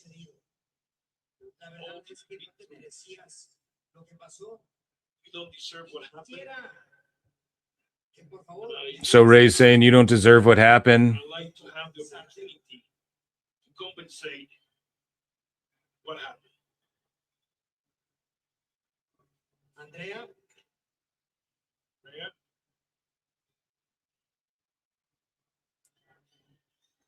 Ray just milking the crowd. Andrea?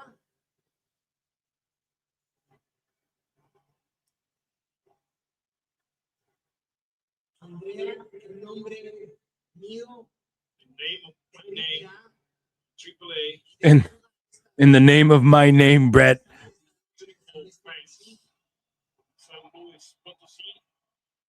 Okay, so what are they announcing? I would love to offer you a new contract. So he's giving her a new contract. Just a little bit more money. About more money to compensate you for what happened.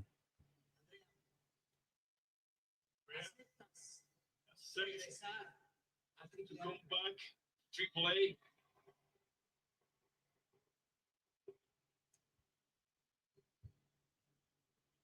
So they're giving her a raise, and they want her to sign back with AAA after.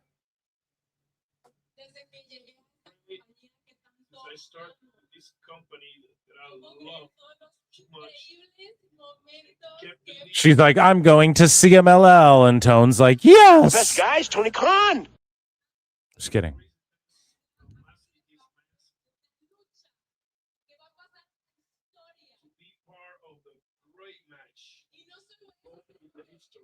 So all these Latin American people and Mexican, we demonstrate that we are the best in the world. so she's like, we are the best in the world.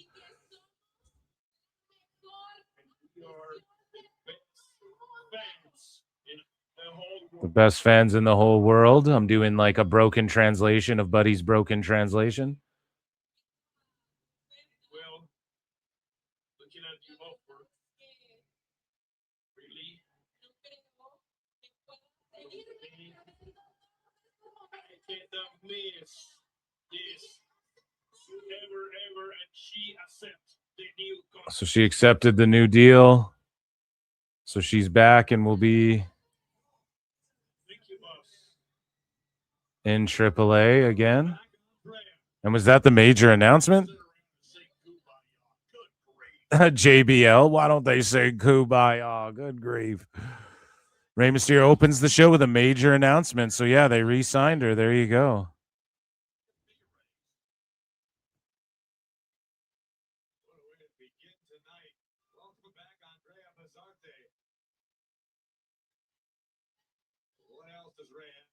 Okay, Ray's got something else. Corey Graves is like, Ray's got something else for us.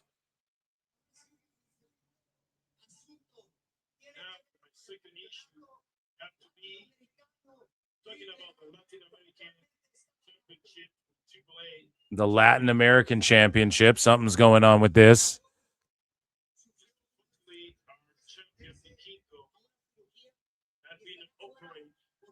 So Vikingo's getting surgery, which I had in WWE news, so we're just covering it here.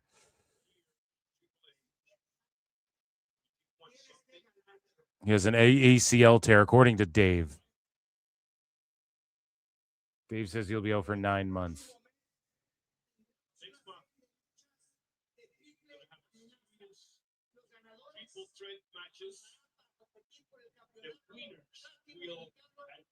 So a series of triple threats and the winners will advance.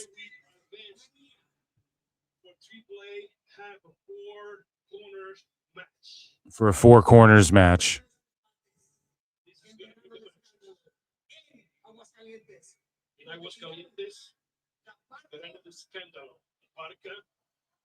Laparca's in it.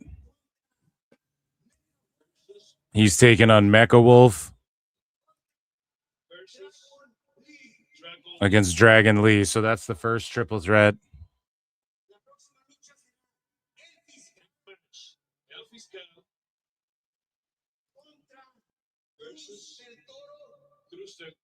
Okay, Cruz del Toro. I know who that is. Psycho Clown.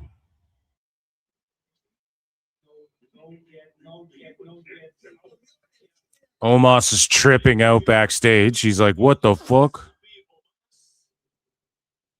Omos is in a match. Damian Priest is in another one. Oh, shit.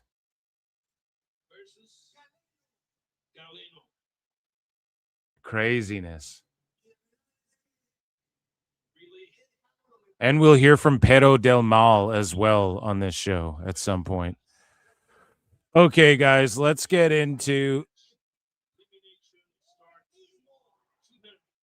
Okay, so it starts tonight, so that'll be...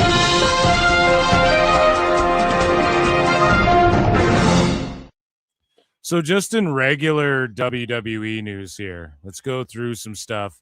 Harlem Lewis defeated Aaron Rourke to become the new WWE Evolve champion. So that went down like last week. Pretty cool. Harlem Lewis, he was on like LFG or whatever. El Hijo del Vikingo will be out allegedly for 9 months. I think Ray said 6, so Dave Meltzer's a dumb moron. WWE sources believe Richard Holiday will be making his way to NXT. Fightful had reported the belief as Holiday is WWE bound. Who cares? Sources also indicate that at one point there were plans for Holiday to be announced for the ID program, but WrestleMania 42 weekend in Vegas, but for some reason unknown, they did not happen. I don't think he'll be like ID'd. I think he'll just go right to NXT. Let's be honest here. So shout out Richard Holiday. Mike Santana, his WWE arrival is expected within the company by the end of the summer. So hopefully that goes down too. Now, he is still being promoted for like some of these TNA shows in Canada and whatnot. So either way, I think he will end up on WWE's main roster. Whether he goes to NXT and AAA for a bit first remains to be seen. And they're saying the end of the summer. So June, July, August, September is when that Worlds Collide show is. Santana debuts there. WWE AAA Worlds Collide. And it's not just NXT focused. That could work. PWI reports that, or let's see here. So in other AAA news, legal documents filed on behalf of Ludwig Kaiser, a fighter for AAA and WWE, outline his version of events, alleging that the original complainant who claimed that Kaiser assaulted him told Kaiser and his girlfriend, have a little respect before I call ICE to report that bitch. And the documents state that Kaiser relied on Florida's stand your ground law and acted in self-defense during the incident. The law seeks to have the assault case against Kaiser dismissed. Yeah, some dude just saw like one of the finest ladies walking the earth, spurged out, and then got smacked up for it by Ludwig, you know? That's all that seemingly happened. They just got fucking incel raged by her beauty, and fucking he got smacked up. He got bitched straight up. So unfortunate for that guy. While speaking of AAA and like NXT talent and whatnot, Aria Bennett says WWE largely stayed silent after racist abuse. So we head over here. Aria Bennett. Are you guys familiar? Ringside News shares this story, and Bennett, whose real name is Asia Hargrave, first exposed the sick messages in October 25 while she was sidelined with a torn ACL. She shared screenshots showing her racist attacks in her inbox, including one person using the N-word and another telling her she was almost cute enough to be white. At the time, Bennett made it clear that the screenshots were only a small sample of what she had been receiving. So she's like, some of us have experienced racism, but we try our best to ignore it. So was she attacked because, like, after she left WWE? It's just terrible that happened. And yeah, she went on to talk about how she was raped and all type of stuff when she was young. That's just so unfortunate. And yeah, it's terrible. Punk recently said too, he's like, dude, I looked at Twitter and someone was like happy that I shattered my foot. And I was like, fuck social media, you know? And it's so true. It's just like, what the fuck, man? So makes sense, and prayers up for her, but it didn't come from like people within WWE, which that headline is very salacious and could possibly make someone think that could be the case. Speaking of like coming and going from WWE, shout out MLW Fusion, which went down tonight, but it is a taped show. But Bishop Dyer, Baron Corbin, showed up on MLW Fusion doing it's like Rick Rude, pal. Their opponents, they are the MLW World Tag Team Champions, the Skyscrapers. Here we go, the World Tag Team Champions. I mean, let's be real, Joe. These guys are both top-level fighters, but 2-on-3? Oh! That's Bishop Dyer! Bishop Dyer's back! That sure is Bishop Dyer. I thought he was gone, Joe. I didn't think we were going to see this guy again. Well, last we heard, Dyer is playing hard. So I wonder if they just taped a bunch of shit way in advance Or did he just, like I pointed out on my show, WWE has allowed people to finish up dates other places. So is it something like that? Did they already tape this? Like, how was he able to do this? I wonder. And MLW's smart if they like taped this shit and held out on it. I'm not sure what the agreement came to, but obviously at the 11th hour, Dyer is back, and he reassumes his role as I guess now, what, third of the skyscrapers? The 11th hour, I thought the time had passed. But then Josh Bishop's just kind of cucked out. He had to take the belt when he left, and then Dyer comes back and he just takes the fucking belt back. I don't know. I don't know, man. So in other main roster-ish news, Gunther versus Nick Aldis is 100% allegedly set for SummerSlam, according to PWI. WWE sources have confirmed that the match is currently planned for the PLE in Minneapolis, Minnesota next month. And it's obvious, right? He is getting his shot at actually wrestling. And if they make it a retirement match, then he's fucking losing and it's a one and done, whatever. If they make it like Aldis is just a wrestler and then he loses, whatever, then he can just keep wrestling and hopefully they do something good with him. Thank God that Triple H has given him the shot to do it. It's long overdue. A lot of people wanted him to wrestle already. Again, WWE 2K26, they put Pierce and Aldis in there as usable, like not just managers, but wrestlers. And that to me was like, all right, they're clearly at least one of these guys. Like, I don't think Pierce will ever go again. I think he's happy in his role. And to be honest, he could just be GM of both. Right? We just watched SNME Time Cop, and Nick Aldis is clearly, he fucked Gunther. Pause. So he's clearly going to be fighting him at SummerSlam. That's awesome. I don't like that Tiffy's like a U.S. champ and then entering, or not entering, but like getting in a number one contender's position. Like she's going to be in this ladder match, and all the women's mid-card titles are fucking pointless.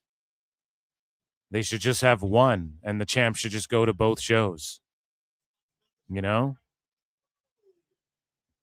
So we'll definitely see what happens. And when it comes to like Tiffy, I think it's obvious she's not going to win, but she's in it as the U.S. champ. And then when it comes to Aldis, yeah, like people are saying Nick Aldis is only 39. Exactly.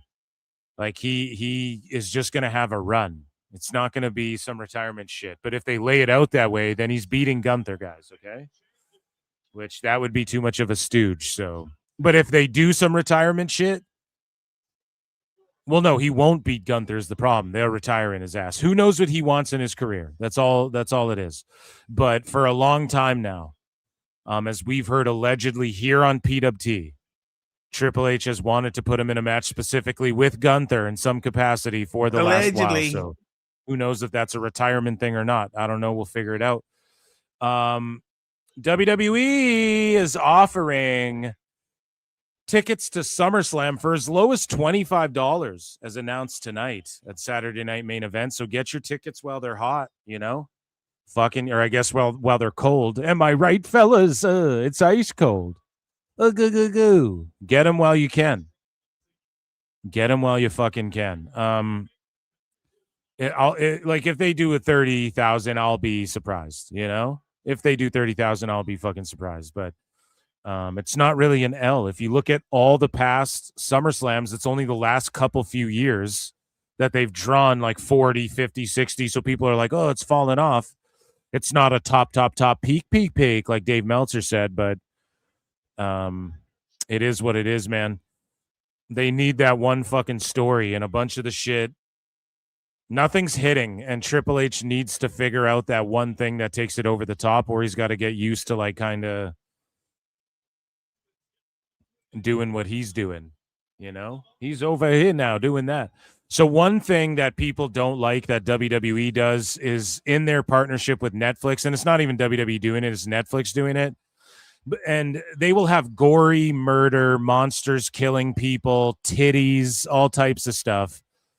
But you can't have the word shit on a t-shirt. It's kind of bullshit. who I don't know who they think's watching this. Anybody who fucking is watching this with their kids, I don't think they mind that much. But Netflix is like censoring out T-shirts and all of these sorts of fucking things. And who knows, man? Like even tonight, I know it's on YouTube and shit, but on Saturday night's main event, Brunson was like, "Yeah, motherfucker," and then they like went to censor it, but it was a second late. It's like when you draw too much attention to shit, it's like the Streisand effect. People are like, "Oh fuck, that's clearly something to harp on," or whatever. So people were melting down about this, but you can see the difference in the versions. Like they literally CGI'd AI'd his shirt out.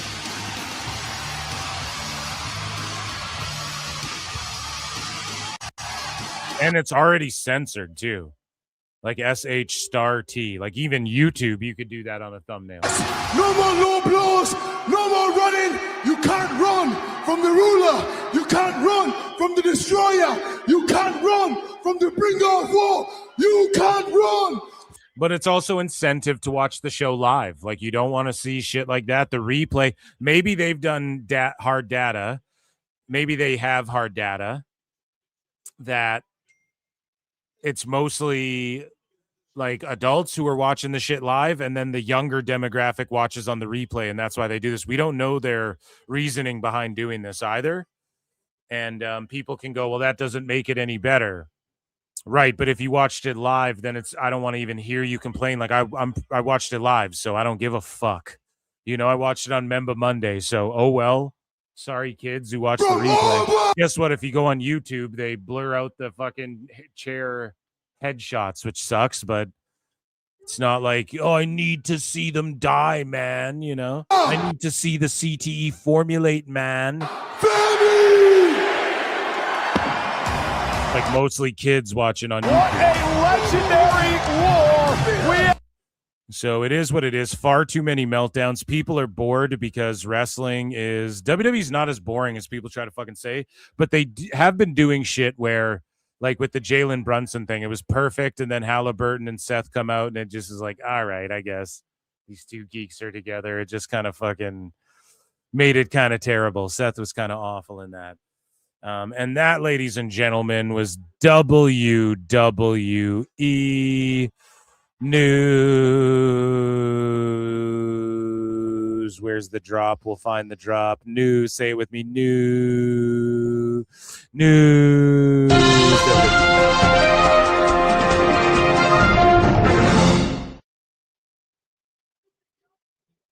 So Dr. Wagner will be in one of those triple threat matches.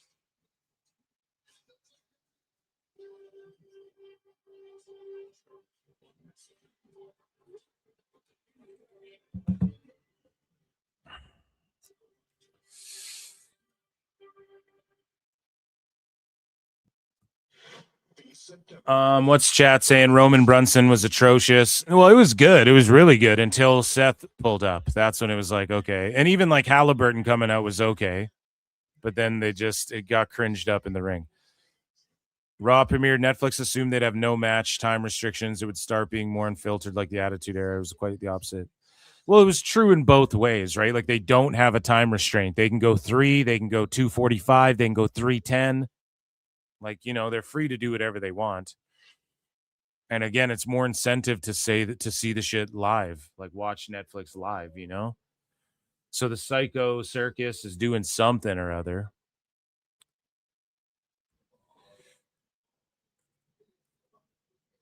They're being spied on. So guys, in the chat, 30% of you guys thought that Saturday night's main event was an A rating. 11%, or pardon me, 55%. Iguana's coming out. 55%, I got Brunson on my mind, is saying B. 10% said C, and 5% said D. So I think I'm correct in that. It's like a B plus, B minus show, depending how you look at it overall.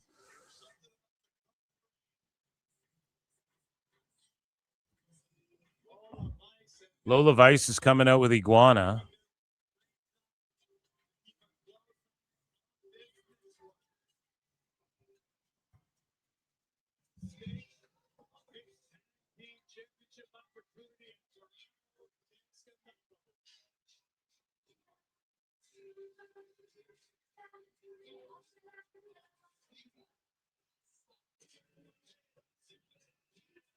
So is this another triple threat?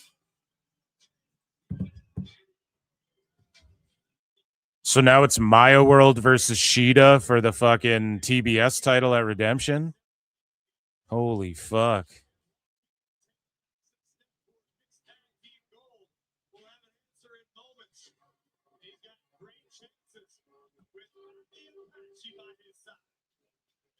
Okay, so Joaquin has Fabi Apache in his corner. That kind of rules.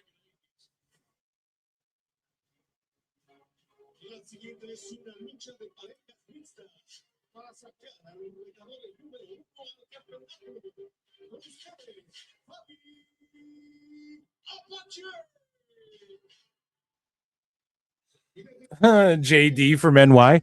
The WWE product is so bad, and through all the celebrity puke fest, they have been humbled and put SummerSlam tickets on sale for $25 tonight. But we had a great tag team match with Cody, Punk, Sami, and Gunther. I'm over it now. Dude, I don't know. What the fuck? It's just so like trendy to say that right now. I feel like I'm the only one going, look, none of it is that. Like, if it is this bad, then what is like TNA and AEW? Like, how bad are those shows?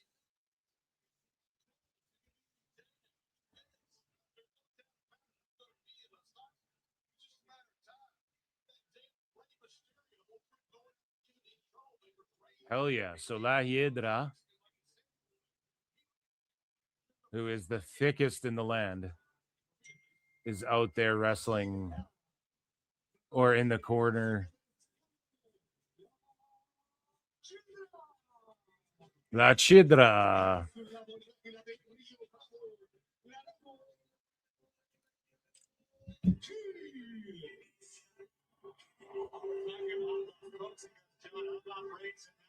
Last week that a triple threat will take place at Laredo. There's Scandalo, Flammer defending against both Lady Shani and Laredo. Okay, so Lady Shani. So this is a mixed tag for the mixed division. I like this.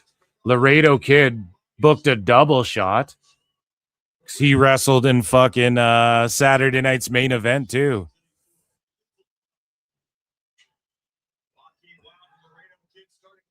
Working double time here. While this may be the first time we've seen Joaquin Wilde and Fabi Apache as a team, they're certainly no strangers to one another. Joaquin Wilde spent a great deal of time training under Grand Apache, the father of Fabi Apache. Okay, so Buddy trained under Apache's father. That makes sense. Let's see here. Do we have any... Guys, let's head over here for miscellaneous news. Shall we do some miscellaneous news? Let's do it. Rabid Wolverine Else Killer 17 for 5 says, how many San Antonio fans is going to watch AEW this week? Bro, none.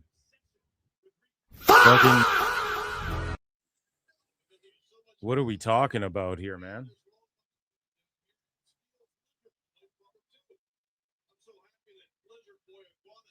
That's the thing. Like, AEW wishes they could do any segment like that with actual athletes and with crossover appeal. Like, Tone owns football teams and shit. Look what he did with Ntantakumpu. He didn't do shit with Giannis.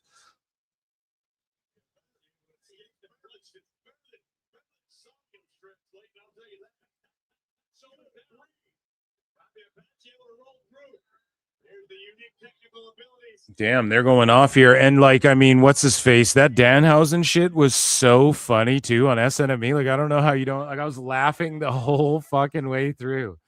It was so good.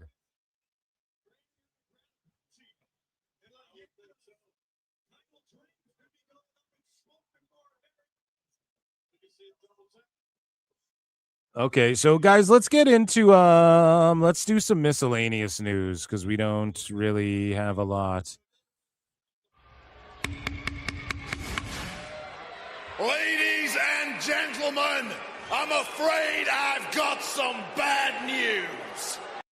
So Motor City Machine Guns dropped this video teasing a bunch of companies like FMW, Cyberfight, Wrestle and Romance, IWA, Mid-South, Mystery Company. There's a mystery company. It'll be AEW. They're going to go to AEW. No way.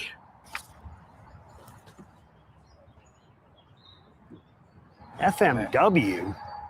I don't want to get blown up in a pool. Cyber fights? What's cyber fights? I never heard of that. WAR, Wrestle and Romance. I don't think it's what you think it is. Oh, Mrs. Chainsaw Pro Wrestling? There was a Mr., wasn't there? Oh, here we go. IWA Mid-South. I didn't even know they offered contracts.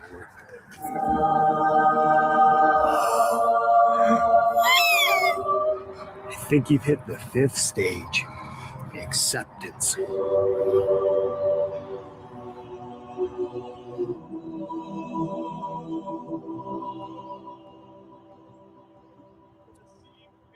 No way. I mean, the way it's glowing and shit, it could be teasing TNA with those promos they were doing before.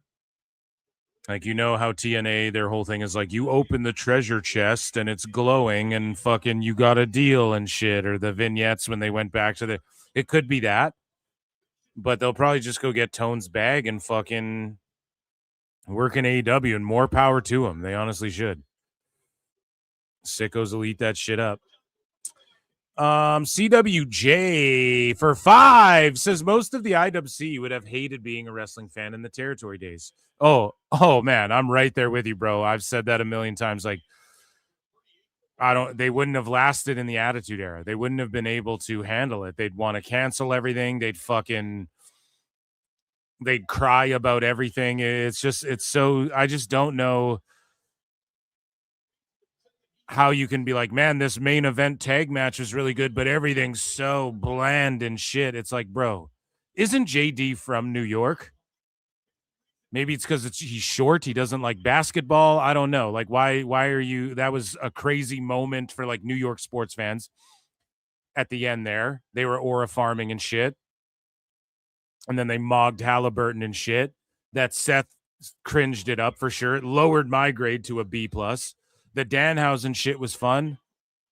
The fucking women's tag match wasn't bad at all. It was just like a regular match. Like, we're watching Fatal Influence on their rise. They just captured the tag belts. This isn't like their definitive moment. It's a fucking match. What else? What other matches were on there too? Laredo Kid and Trick on the pre-show was really good. And the crowd went nuts for Trick, and they weren't even all in the building yet. So crowd was white hot. I had a fun time. I don't think people realize how good we have it as wrestling fans now. Yeah, for sure. For sure. Now I get it. If it's all just about like watching moves and shit, then yeah, I mean, we still have it good as fans. I just think this is the problem. This is what's going on, okay? And it happened. It's happening around SummerSlam, oddly enough. SummerSlam is doing better than it has done most years, objectively, numbers-wise, still. But we're so used to like the Bloodline story, Cena's retirement, Rhodes three-peat. Because you got to think when Rhodes came in for like years, it's everything surrounding him was so exciting. Like when he just showed up and beat Seth and shit. So we just don't have anything like that where we're like, holy fuck, this is unreal, so good. Everything's like perfectly A-okay. It's just a good show. It's not even mid, actually. It's just like a good show. It's the premier wrestling show. They're not stroking. Nothing's white hot right now. That's all it is. SummerSlam didn't draw 60,000 people 2 nights, so people are like, it's dead and shit. I just don't know about that, man. Like, I really don't know. I just think Triple H, though, if he in the next like year doesn't figure it out, and you got to look at things like, okay, Dom's kind of cooled off. Why did Triple H let that happen? Like, that's a fuck up. I'll listen to debates about that, but people aren't debating that. They're like getting mad about wrestling's boring, man. Okay, then just, I don't know. Don't talk about it, yeah, or whatever. I don't know what to tell you. Like, obviously criticize shit. If you want to criticize it, that's totally fine. That's what the fuck I do. But at the same fucking time, I don't think any of it is that bad to where all these artificial meltdowns. I just feel like it's real phony. And people just have like recency bias to where I don't know. I don't know, even know. Like, again, too, we're supposed to believe that WWE's plummeting, but every Raw's still drawing insane numbers and shit. So I just can't buy into it. And then people want to say like AEW's the hottest it's ever been. Yeah, but there's not a lot of tickets sold. I'm not buying into it. The TV ratings are doing better. Okay, then I'll buy into it a little bit. The show may be doing more promos and drama. You guys admit that makes the show a little better? Okay. I don't know what people expect. Everybody expects every event to be WrestleMania 40. And if it's not that, they have a cry. I don't know, man. I'm just a little more realistic, I think. But because the same people being like, oh, shit. I think the problems do lie. Like, honestly, I'm critical of Triple H. Like the fucking friends, Rhodes and Punk being friendly. We're all friends coming from All Friends Wrestling to have a friends match. That stinks. I don't really like that, but it's going to mean more when Rhodes turns heel, ultimately. So we're just smart fans, you know? It's what it is. And then in AEW, you have the same thing. Ospreay and Kenny chumming up, being buddies. So some of it might feel a little repetitive, too. And there's just too much goddamn wrestling. You know, what makes AAA fun is that a lot of people are removed a little bit from it. That's why everyone's like, man, AAA is so fucking good. Because the hardcore fans in Mexico and just the fans in general, it's popular in Mexico. But for like the American and Canadian fans and shit, they're just removed from it a bit. There's a degree of separation there. Because it's not native to them. And so you're like, man, this is the shit. And you overlook things you might overlook in other companies and shit. So that's all it is. People, you're watching so much WWE. It's like, oh, it's so shit. It's like, I don't know, man. Relax. There's shit that I thought was shit too. Like, you know, you look back at some of these old like TLC event or like WWE The Bash. And it's just like a time when wrestling wasn't that hot. But then you hear the crowds and see them and you're like, dude, John Cena was over as fuck, you know? Holy shit, dude. Edge was like super over. You forget. So, yeah.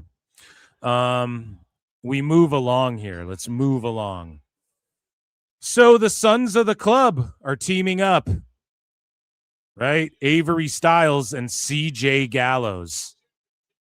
So Luke Gallows' kid and Avery Styles have teamed up. I'm assuming it's Gallows' kid. And they're teaming up in Two Sweeting, and they're going to form a tag team and fucking them versus the Steiners. Book it. Just in from Phil Marks of PWT. He says, I told you so. But you know, these guys are going to be trained right, know how to stay in shape. Say what you will about the Good Brothers. They're both in great shape. You could argue the best shape of their careers right now. And they're like doing MLW shots right now. So.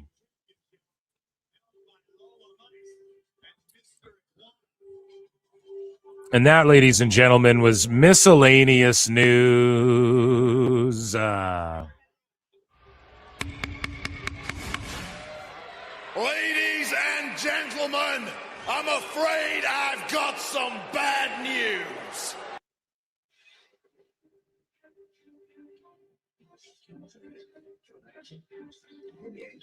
So what's going on with El Grande meeting with Ray Ray? Ray Ray, ya hey hey, ya bay bay.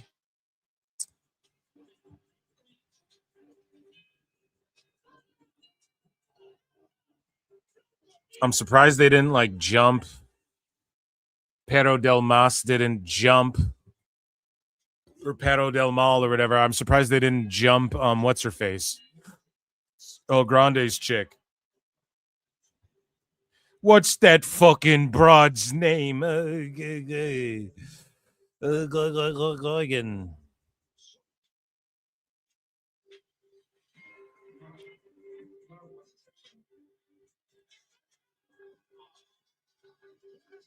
Perros del Mal, Perros del Mas, whatever. I fucking botch the name every time I say it.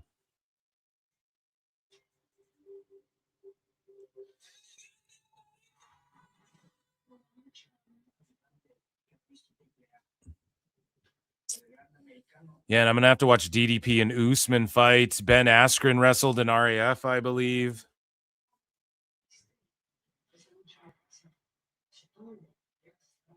So, guys, let's get into now some. Let's get our banjos and our aces and eights in the chat. For you guys already know TNA news. So Trey Miguel, to whom it may concern, it is my medical opinion that Trey Miguel may return to full duty immediately with no restrictions. If you have any questions or concerns, please don't hesitate to call. So Trey Miguel is cleared. And there were more TNA releases, though. So TNA releases Sinner and Saint.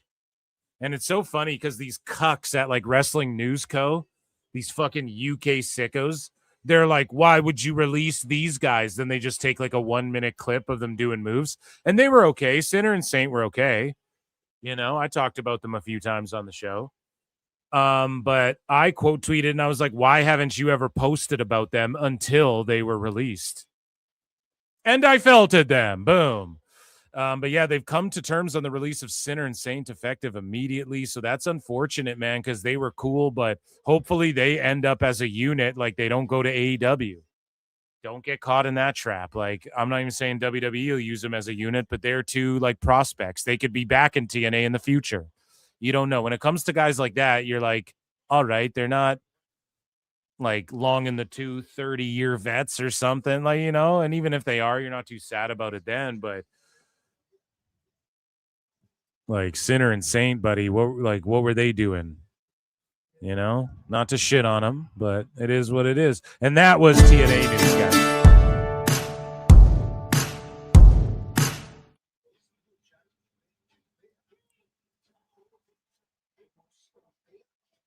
Plus, anger feeds the algorithm. Yeah, I mean, maybe I just don't make you guys angry enough.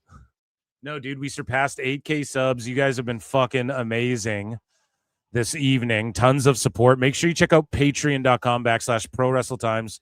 The member shows go there and a bunch of exclusive content you won't find anywhere else.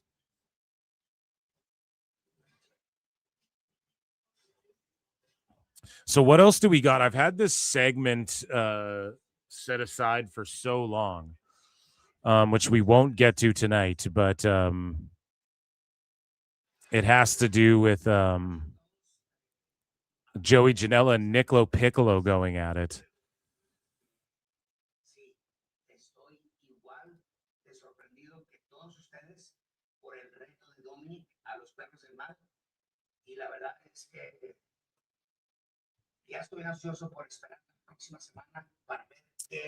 What is Rey saying here? Rey's like such an active GM, the GOAT, dude. The fucking GOAT.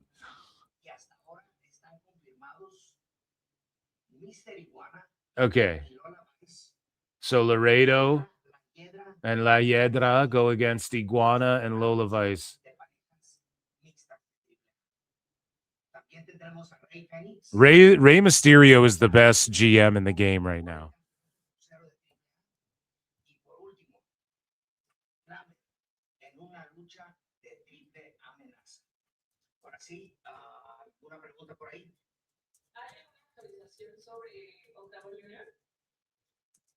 Sí. Primero que nada, un saludo muy afectuoso para Octagon Junior. Sufrió una lesión en el cuello en la ciudad de Monterrey y la verdad es que tiene un largo camino por adelante de recuperación y de rehabilitación. Entonces, nuestros mejores deseos van para Octagon Junior. Sabemos que es un guerrero. Okay, we know without a doubt on the spot. Okay.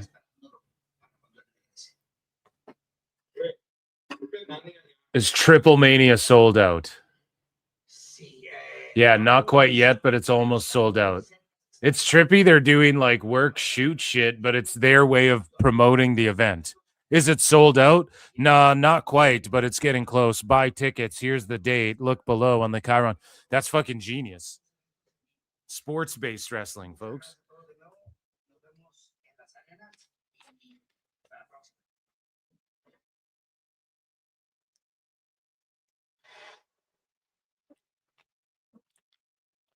So is that the end of the show?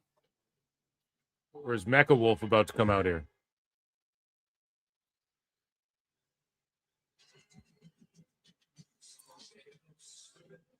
Who is this? Oh, no, this is Perro's.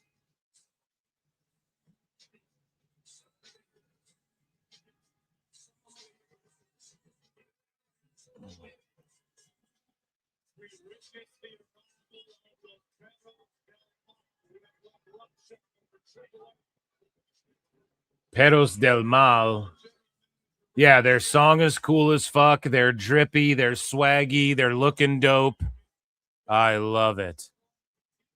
Perros del Mal. Del Maz, I keep calling them. All good.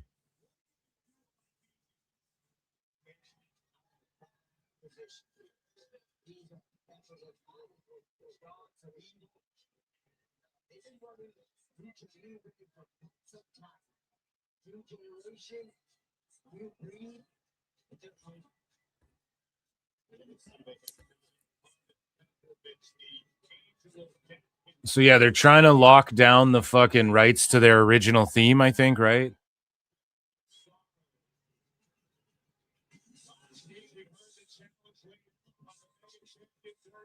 Damn, this like 4-corner around the ring where they all hit their taunt shot, dude. This is a fucking cool ass entrance. They better put these motherfuckers in 2K27. No, I ain't gonna buy that shit unless they literally say that my faction is like done, or like if you pre-order the shit, you get all of the personas. Like you never have to grind to unlock that shit. Like the personas being locked in my faction is literally the dumbest shit of all times.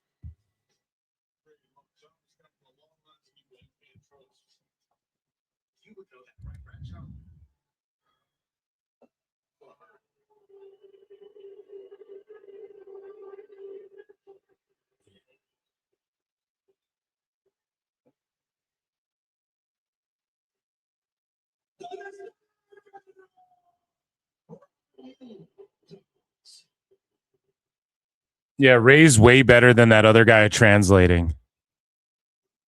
The guy who was doing it before fucking stank. Perros del Mal. Let's go.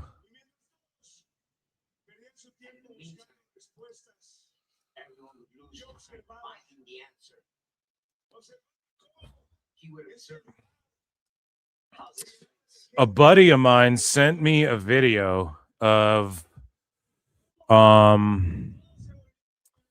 let me see here. It was on Instagram, I think, which I don't really use. And basically, like, they had to keep fucking for realsies, La Hiedra away from Catalina. Like, it wasn't a cat fight, but the people backstage and shit, like, someone posted this. It's like a sneaky ass.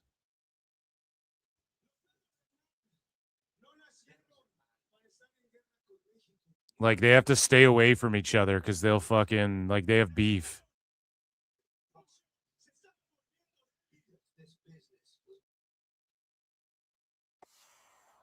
And maybe that's what this is. That's sort of how people are interpreting it, I think.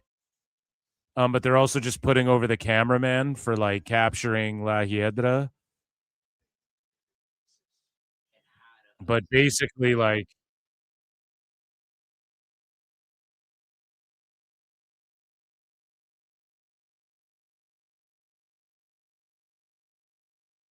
I don't know if they have like beef or what's going on, but that's sort of, I guess, it was explained to me that they are being kept separate and shit. I'm not sure. Someone can correct me if that's not true, but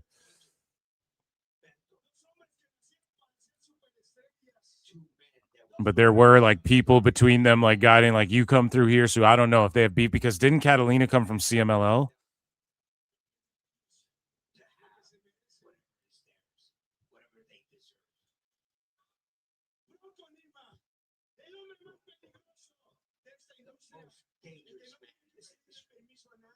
Yeah, maybe that's just someone talking shit. So they're just putting themselves over here. Bronco Nima, he'll fucking destroy anyone that gets in his way. They're just telling everybody about themselves, drawing this out, milking this, if you will. You are screwed.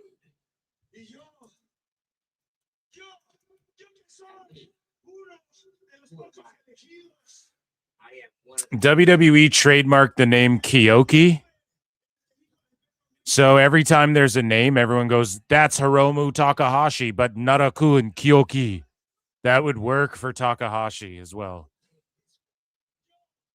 So this one probably is his name.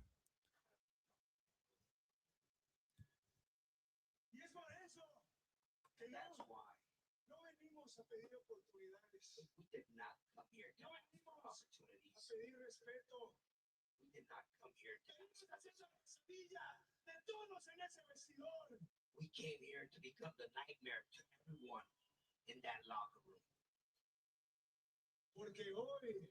Because today, como siempre, like always, los perros del mal somos los que ponemos las reglas. We are the ones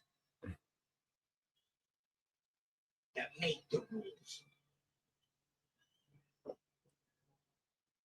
They're the ones who make the rules. Ray's way better at conveying what the fuck they're saying than that other guy.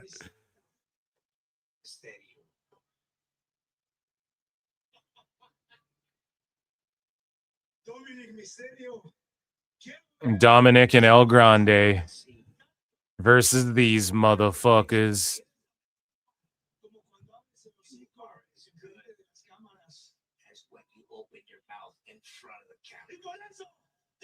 That's why here's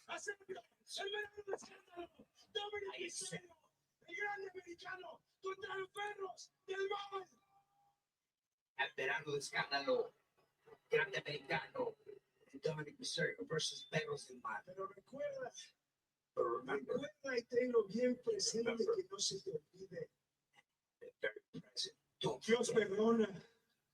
God forgives.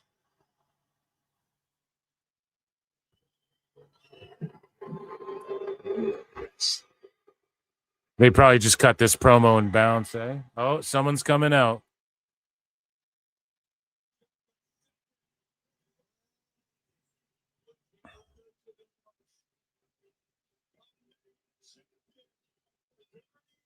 So it's going to be the leader of Perros versus fucking Dirty Dom probably for that belt. And then you got a tag team, you got a singles heater, and you got that that lady Carmen there who can do some work.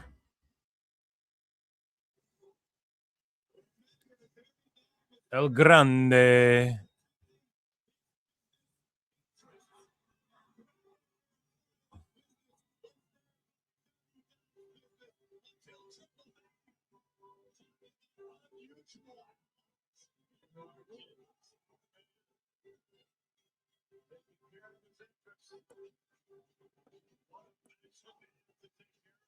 Wait, look, Rayo and Bravo are out.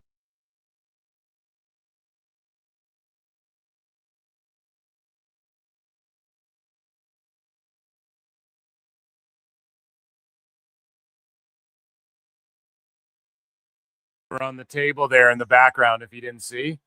I called it out, but I got excited and unplugged my shit again. And so yeah, Rayo and Bravo, El Grande and Dom versus Perro del Mar.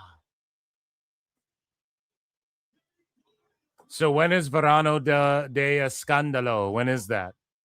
I can't wait to check that shit out. And they're just brawling to go off air. Very similar to the way SmackDown went off the air. And we will have to watch that show. That will be epic.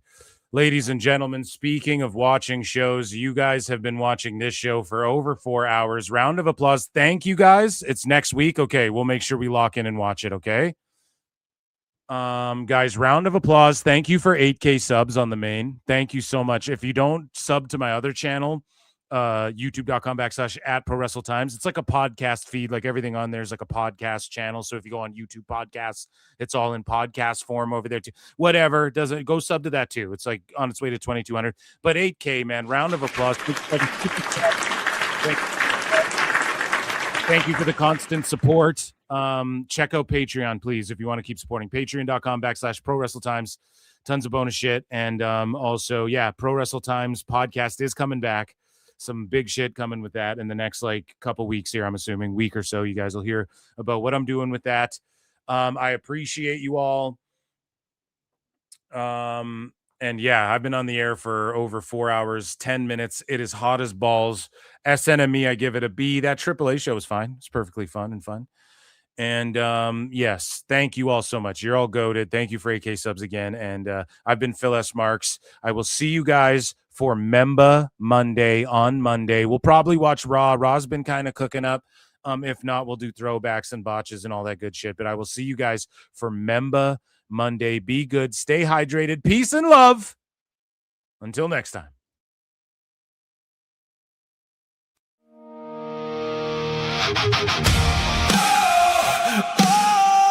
Tony Khan is the best guy.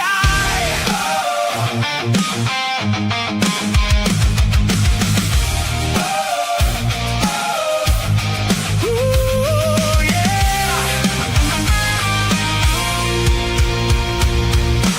Dave woke up on a Wednesday night,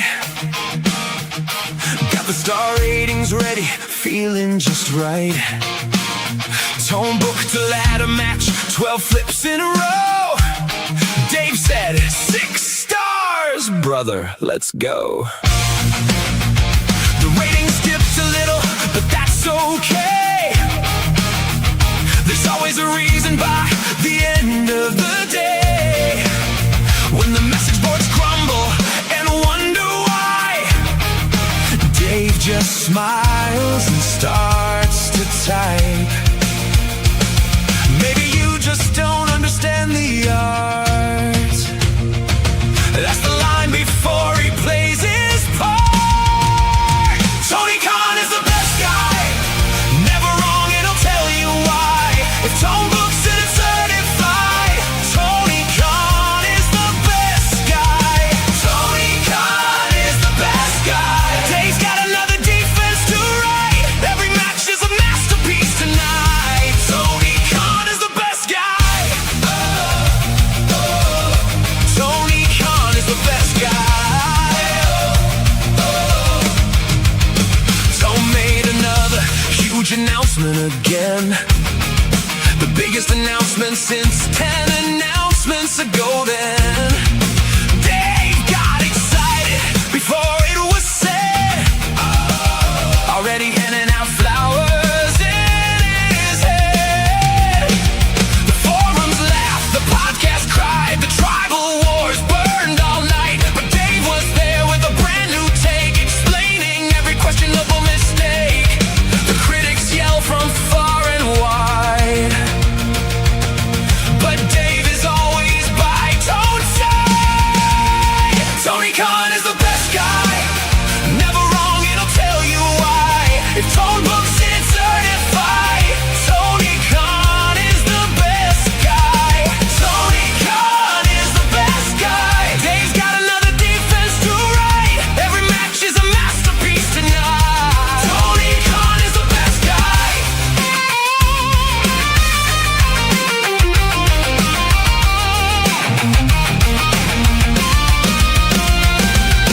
Tone on the phone at 2:45. Dave, what'd you think of the show? Dave said, Tone, that was wrestling history. That's exactly what I hoped you'd say, bro. The fans keep arguing year after year, but Dave's got 5 more stars to give right here. Tony Khan is the best guy. The stars keep climbing to the sky. 7 stars, Dave might just try. Tony Khan is the best guy. Tony Khan is the best guy. Tone can do no wrong tonight. Dave's already got the headline tight. Tony Khan is the best guy. Tone booked the match. Dave loved the match. Tone booked the show.